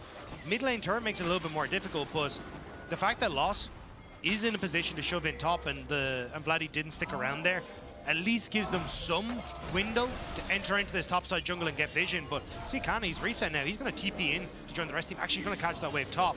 So KC can stay as this 4-man unit and deny GX entry into their jungle. See any deep TP wards, so for Kana, it's not like he can really pick an angle behind Giant X on this top side for now. He'll have to walk in with the rest of the team while Baron now spawns. Where does the pick come from? Wards denied. This is an objective bounty for KC. Yike did this against G2. He is now required to pull off a steal if Giant X start this Baron up. This time there is a goalkeeper going, though. Jun is here with that ultimate to try and knock him out of the play, so Yike is going to have to work a lot more to try and make that play happen, but I think KC just want to look for the pick. Jackie's careful. Poke not connecting from Kalist. Remember, on hit Varus, but still, if he gets a bit of blight, the Q will do enough to hurt. There's also double buffs on every one of Giant X, so it's going to have to be consistent here as Lot now moves into position. Kana jumps on his head. It's a mega blast cone, so you ignore anything from those tanks while we fight around mid lane. Jun going in with the Hex Flash, separated. Vladdy just using it to try and protect his team, but that's now a big tool down that hasn't really gotten value, so Giant X getting just these little advantages as Targamas steps forward, nearly runs into closer. Walking into a choke while they know that Kana has to accept the top lane wave. And look at bot, slow push it looks like as well for Giant X as we turn our eyes back towards this fight. Closer takes some poke, cares not. Baron's still there as an option, and they've got some wards here to see who's moving behind. Baron's now going to start in Fog of War. Yeah, you got Lot pushing in on that top end to make sure that the waves are at least in their favor, but this has gone down so quick. It's Kana. Yike can still get in. Yeah, he can, but he's a little bit late. So ulti comes in as Kalist sends out his own, but Yike is just blown to pieces. No, with the pick. Nobody goes down. Good call from Giant X. They burst that so quickly at this stage of the game, thanks to the Yone and the Corki damage. And unfortunately, KC just were not quick enough. Another Baron, though, which was delayed long enough for another Dragon. So it's a potential here for the Soul, the Chemtech Soul, to come through for Giant X. And if you're spending time as Giant X, honestly, on this Dragon, I think KC are kind of happy with it because you won't be spending time on their next turret. Jackie's, just to be careful he's not caught. Still the public execution available for Kana. Surely Ambessa can't gap close that much. Oh, yeah. Yone versus Ambessa. The eternal struggle as to who can get more mobility there. Imagine not having a dash this year. You know, isn't that crazy? Jackie's took a bit of burn damage, but I'm watching Noah channel up the bottom side wave. Targamas poked out a little bit as well. Good from Jun, but the whole team's here now. He has to flash away. It's from Yike that he must fear, but Noah's damage is immense. It's a 4-item Corki now, who's helped by the rest of Giant X getting in this bot wave. Vladdy just trying to get rid of the wave, but the Baron of Creeps are not falling easy. The cannon not going to be able to take it down. Kana able to finish that one off, but a stiff breeze will blow over that bot lane turret, and now you got to deal with mid as well. They're carrying in multiple waves, so Giant X with this Baron buff. You look at top, you look at mid now. Lot is just making sure this cannon does a bit of damage. Kana clears it out as this next wave in bot is going to be crucial. Giant X getting close to finally cracking the base in this game. Still, just the cannon going to come through. So Seismic Shove is on to close, everything used, but the poppy off from John was sexy, man. That was brilliant.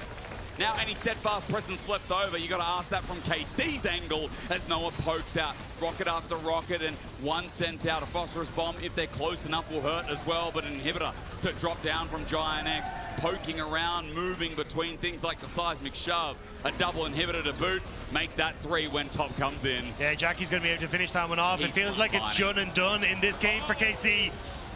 Almost found it, but can he go any further? Lot cares not, and he flashes out at the end. Maybe I was wrong.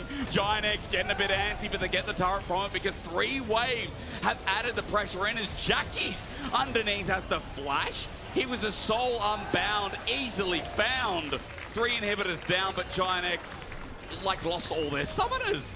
Lot has TP'd into the middle of KC and now is immediately going to have to run away, but the base is just gone.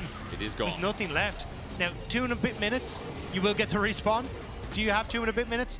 I'm not entirely sure, because every inhibitor is down. Giant X can walk at your Nexus, And team fights have not been looking good for KC thus far, and you've now got to try and defend your Nexus instead of a turret. Hoping for some kind of miracle here. Giant X a moment away from being our 3-0 team, our only 3-0 team, by the way. And the first time in the organization's history that they will open a week with a 3-0 victory. It feels like, I mean, the funny thing is, the best this organization's ever placed is second in summer 2023, and they went 0-3 to open that week. Yeah. So we're in completely uncharted territories when it comes to Giant X right now. A crazy start, isn't it? You know, G2 went 0-2. And Giant X are about to go 0-3. The ult sent in. Look at Jackie's, a fate sealed, and the deal gone with it as well. Tarkmas ulti comes out late, but Giant X are taking no more damage. An all out from Lot. When you ask, is there anything from the trolley? And Giant X in week 1 of the LEC will take not only the Lot, but they'll take KC down and prove that this team, with their roster swaps, could be looking at brand new horizons. GX end the week at 3-0. The sole team of the top of the LEC Winter Split. And taking down a KC that looked like a real rival for that spot, but it was slow. There was some hiccups here and there, Yeah, there were. but overall, a massively improved Giant X. It really was. You know, this team is scary. This team is exciting. And together you can tell us how you feel, because you can vote for your player of the game. Kia, tell us. Closer, Jackie's or Jun? I'm not gonna lie, those poppy ults, they were good. Pretty damn good. Jun Pretty damn and Closer good. just, they're always together. Yeah. They're always together. That early game was Closer and Jun. And this team is scary. Like, how exciting. I just want to say, shout out to Loss. Because obviously, like, Noah, Jackie's, Jun, even Close are getting a huge amount of the respect, as they well deserve. But Lot is just coming up onto this roster. He gets the pick onto Vladdy in that enemy jungle. Yeah. He's great when it comes to his understanding of where he's supposed to be positioned in team or in those lane swaps. And honestly, my biggest criticism was his understanding of map play. And I think it's either a lot of work with the coaches or a lot of work that he's independently put in behind the scenes. He is looking fantastic and really does understand where he's supposed to be. I think Lot is kind of that proof that, like, people can come out of the ERLs, have low expectations, but then it's kind of like a Kalist version the first couple of days, right? Yeah. Obviously, he was hyped up. Lot wasn't, but the point is that they can get on the big stage and it feels like they're unaffected, or it feels like they're just playing usual League of Legends, you know? Yeah, and I agree. I think Lot has been absolutely fantastic. I think, honestly, this is a huge step up, and the change in players, the change in coaching staff has been incredible. And I'm really just excited to see what new heights Giant X can get to. Yeah, but Shock's standing by with Gil Hotto on the Marriott Bonvoy post-game check-in to end out our week number 1. Let's hear. Thank you so much, Giotto. You take the reins at GX, and it's the first time GX goes 3-0. Not a coincidence. No, I don't think it's a coincidence. It's an incredible group of players. Think that yesterday we didn't show our level and what we have been doing in scrims, but today we knew we were favorites, we knew we were a better team, and we just showed it in the best way possible. You absolutely did. It is an incredible result. What do you think about making it specifically versus KC, a team that has been also among the best in this week 1? I mean, it's week 1. Being the best in week 1 doesn't mean much. After losing to us, they are now tied with, I think, 4 other teams. But KC is a formidable organization, is a formidable opponent always to face. Even when they don't have the best results, the fans, both from them, Giant X, Movistar Koi, it's amazing to have that environment, and it's just spectacular, yeah. It's awesome. I do love that you immediately say, we all know that week 1 doesn't necessarily mean everything, and I love hearing that from you, because I was gonna ask you, this is something I heard from scrim info, from expectations from people, from insiders. Giant X is gonna do amazing week 1. The question is, how do you keep this going when you know that everyone else is going to level up, that you know a G2 is a sleeping giant right now, just to name one example?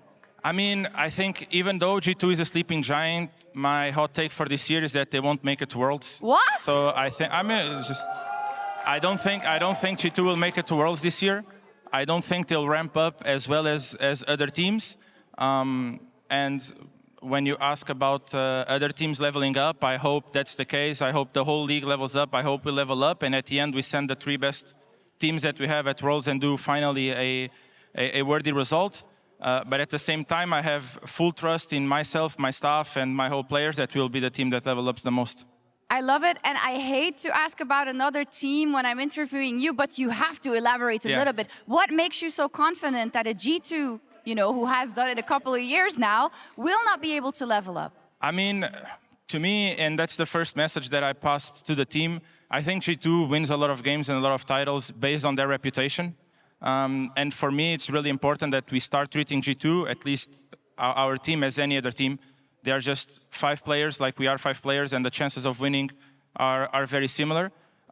So it's also a bit of the mentality that I want us to pass to the team. They are not favored against us. They won't be. So if I think that we will make it to Worlds, someone has to get out. And right now, I think that one of the teams that will get out will be them. Okay, fair enough. You talk about reputation. What do you want Giant X's reputation to be when you play your opponents? I mean, for us, our mindset will be that we will be favorites to every match that we play. That's how we will see ourselves. And at the end, we will see where we can achieve. The reputation of Giants is non-existent yet in the LEC. We have to build it, and we are very excited to build it as an amazing group. But the math, we'll do it at the end. And right now, we just enjoy this 3-0. And every game that we'll play, we will see ourselves as favorites. That's the mindset that I want this team to have. And the work isn't done, but we're very, very happy to have you back, Jayce. It's great what you're doing, and hoping for a lot of spicy takes and a lot of post-game interviews. That will be all from us here on this side of the stage, but we've got Closer standing by with Lore, and I actually don't know, and someone else who's also very important. I don't get a name now? Naimira! I don't get a name? It's Naimira. He's here with us. Thank you for joining us, I'm going to turn up as a different person every week now. I'm going to be like, oh, I'm going to be Viego this week. Honestly, I would be thrown off after everything I've heard from Gilotto. We're going to talk about this a bit later, but first things first. Closer. Congrats on defeating your ex. Must feel good. It's great. Yeah. yeah. That's what the X in Giant X means. Oh my God. Oh, true. Was this one, special for you? Like, how did you feel ahead of For today? sure, I wanted to win. Of course. But I think the most important was, like, we were 2-0, but it didn't feel like we are actually a good team. Okay. Even though I believe we are a good team. So I really wanted to just show a good performance more than a win. Like, if we were gonna lose, like, I would at least want us to play like how we played in Scrim and lose like that. But I think we played pretty clean. So I'm happy with the game. And speaking of how you play in scrims and stuff, we had a couple of quotes actually around the place about how you were in scrims too. It seems like other people are really respecting you for that too. So it's not just in your own head. How does it feel like having that kind of momentum actually? Because it feels like a lot of people are starting to believe in you guys. Yeah, I think including scrims, we have a good momentum, but we will make sure we don't get cocky and stay humble. Like, I think these 5 players never played together before, but we already have like a decent synergy. So I think if we keep improving, we will be a very solid team. I have to ask, how do you go from whatever we saw yesterday to that clean game you gotta apologize for that, by the way. That time we're never getting back. Apologize to the fans. I mean, I think our coach said it after yesterday's game that many teams would be happy winning that game, but we all 5, like, we were very embarrassed by our performance and our standards. So even though we won, like, we were very sorry we played like that. That wasn't serious, but you don't actually have to apologize. We were actually sorry. I think games like this, you need to let them out at the beginning of the season so that you can have a polished and clean gameplay afterwards. Production, can you please confirm who the Kia player of the game is, please? Because, well, it is you, Closer. You got the Kia I think this might be my first today? one. Oh, good for you. Well, do you think it's deserved? Good timing. How would you rate your gameplay today, your performance, and I how think much? I played pretty good. You played pretty good? Yeah, I agree. You played pretty good. I think I played pretty good. Okay, but how would you rate yourself against the entire jungle pool from what you've seen in the entire week, though? Because we've had some people like be unexpectedly good, unexpectedly bad in terms of that. Where do you see yourself amongst the other EU junglers? Honestly, like, I don't really look at the stats and stuff. I just think I have the capabilities of improving my team and leading us to a win more than, like, I'll be 5-0 or I'll be 30 CS ahead. Like I just know how to win the game, in my opinion, and how to help my teammate. So I try to focus on that more than like being flashy or stuff. I want to follow up on what your coach was saying on stage, the fact that going 3-0 in the first week doesn't mean everything, doesn't mean that the deal is sealed, but I do feel like it sets you guys up really well in the rest of the season. We know what can be the impact of going 0-3 in the first week. We know how much SK and G2 maybe were shaking ahead of their game today. So did this week play out to the expectations that you had, and how do you feel now that you are leading the standings? I mean, honestly, I expected us to win. Okay. But, like we played against KC.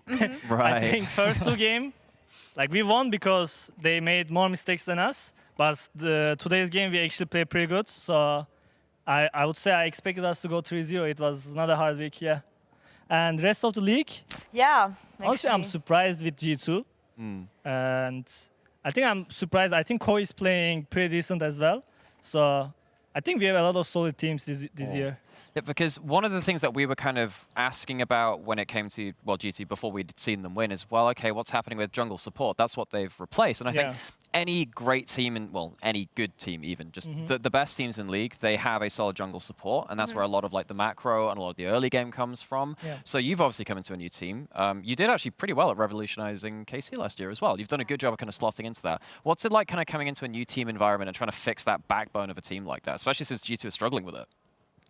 Honestly, they don't have Jun, and I have Jun, so it's so easy for me. I think he never speaks about himself. He's like, oh, I get my team to win. It's Jun. He's a team player. I think Jun is just so good, so I can just like play together with him, and life is easy. Yeah. So good luck to other rest of the team. You had so many, different leagues, team environments, teammates, and everything. What makes this roster special, the one you're part of? I think everyone is so committed, including our coach. We have like ever since the roster, we built this roster, we had like a big meeting on what's the team goal is, and the team goal is to win. And everyone is like very committed to that. So I think rest of it like doesn't really matter. It's just up to us. Yeah, I mean, I suppose every team is out there to kind of like win like that. And I think the important thing is what you've been saying about the fashion in which you win. It's not about grinding out like kind of crap victories. It's about actually looking the way that you want to.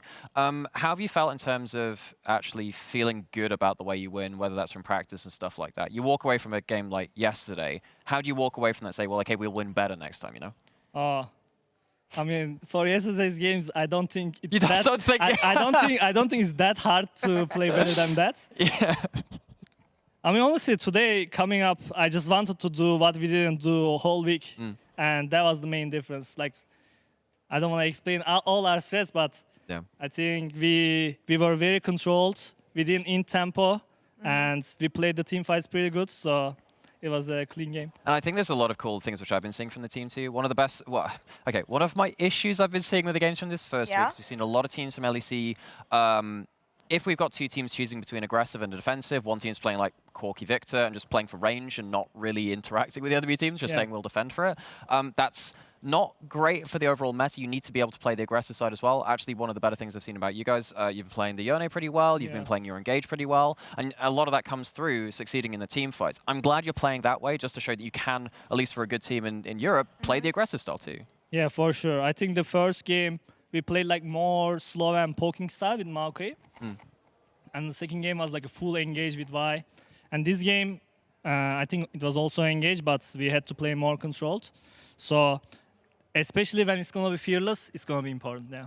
I feel like at the beginning of the season, we're often going to see teams rely on easy-to-execute compositions, maybe front to back. What is basically easy when you don't have the synergy that you're hoping for? Do you think the meta is going to evolve, or do you actually think things are going to stay like this, as long as we're on this patch, of course? I mean, the easy thing is like picking Y and pressing R at stage. That's the thing. But that doesn't work against good teams, because there is always a composition to counter that. A lot of people are doing it in LPL and LCK too, so I would contest that actually. I mean, yeah, they're doing it in a different level than here, for sure, but I would say... They press R with style.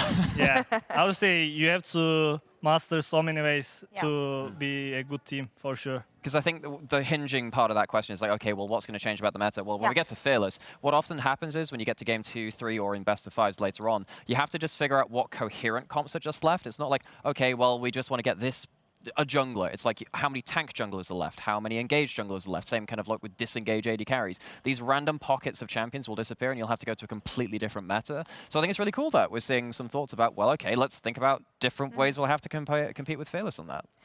We heard Gilioto say that G2 is not going to make Worlds. We're in January, but fair enough. But I want to ask you guys, what are your overreactions after week 1? Naimira, if you want to go first. Overreactions? Yeah. GX the best team in the G2 is world. my friend Broken Blade, so I'm not going to say that. I hope he makes it, but maybe like 4th seed or 2nd seed. All right.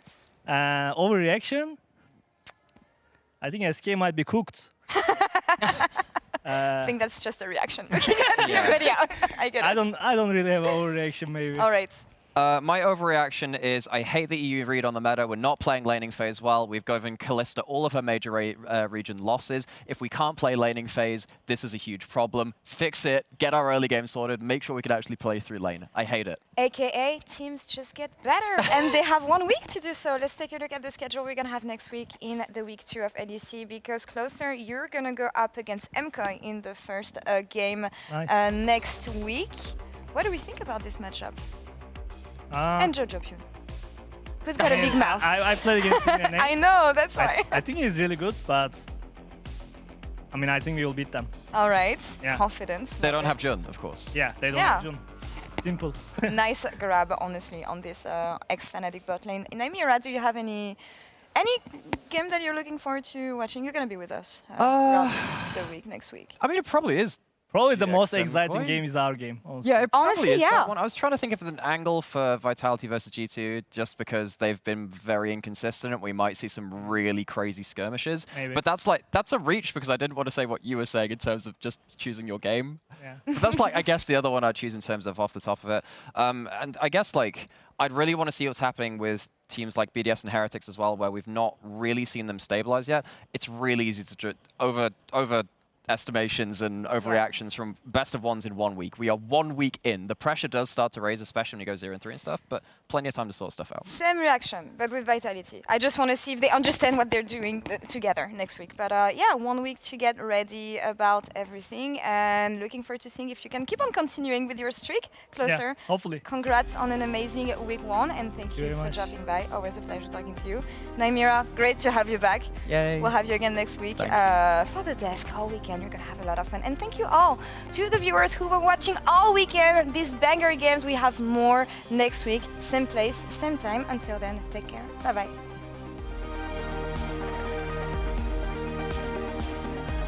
Halfway. Dash in, flash forward on the ulti, a little bit awkward, trying to get tricky with it, but now just gets caught up anyway. Perfect use of the Petrifying Gaze, and down goes Nuke. They are unstoppable now, flash in full, continuing all out from Irrelevant. That is not what you want to be doing! Look, both. Guys, you're coming, guys, don't overextend, don't overextend. Lena, it's fine. Kite. I have ult, guys, I have ult for after. But don't chase it. Not up. Can you do like a caps wave and smile? No, I can't. Berserk, please join me now. Yeah, burst. Yeah, he's really heavy. Razor's still rooted. Fnatic still looking for this fight. Humanoid level 6. Pullback is good. Ulti good to follow as well. Double kill! Going in the blink of an eye. Humanoid kills 2. I flashed on him. You're fine. It's fine. I can W Marek, look. Yeah. I'm pushing to you. I'm looking Victor. Yeah, they had 5 tab, I guess. We are winning. We're winning. Yeah, I'm taking top tower again. I'm just so good now. First spot where Lindsay is, but now Yoy actually jumps great charm. And it's a W as well. Dagda, that's an easy first blood. Oh my god, that's really unfortunate, buddy. I'm running around. I would. Okay, I look as well. We have something? Yeah, nice. we kill another guy. Go boys. Burn, catch one and then TP. They can fight me, they say. Yeah, I'm looking. I'm looking Ari, okay? I'm looking Ari. Ari dead, okay? We don't attack here. Yeah. Nice, Griffin. Look at Nilly. Yeah. I'm killing Nilly. Oh, what? That's huge. Glorious evolution. Du kill him or not? Yeah, nice. Oh, nice, guys. Isn't expecting Poser coming behind him. He has an award though. There is Ward. He's trying to bait it out because Tarkovic is there, but Permafrost again. It's easy with melee. Flooddy's gonna die. Jackies gets the kill. Talir is moving. Talir. I'm not there, guys. I can flash. I see him. Yeah. He's dead. We are fighting. Arthur is out. Off. No Q. Look away. Don't push him. Yeah, let him get Nash. Go Nash. Well played, guys. Well played. Huge. The perfect teammate! They take it all! In knockback, instant combo punching! What? It's Big Pong! Oh my God! Claps! Everybody! You know the story, you know the legend!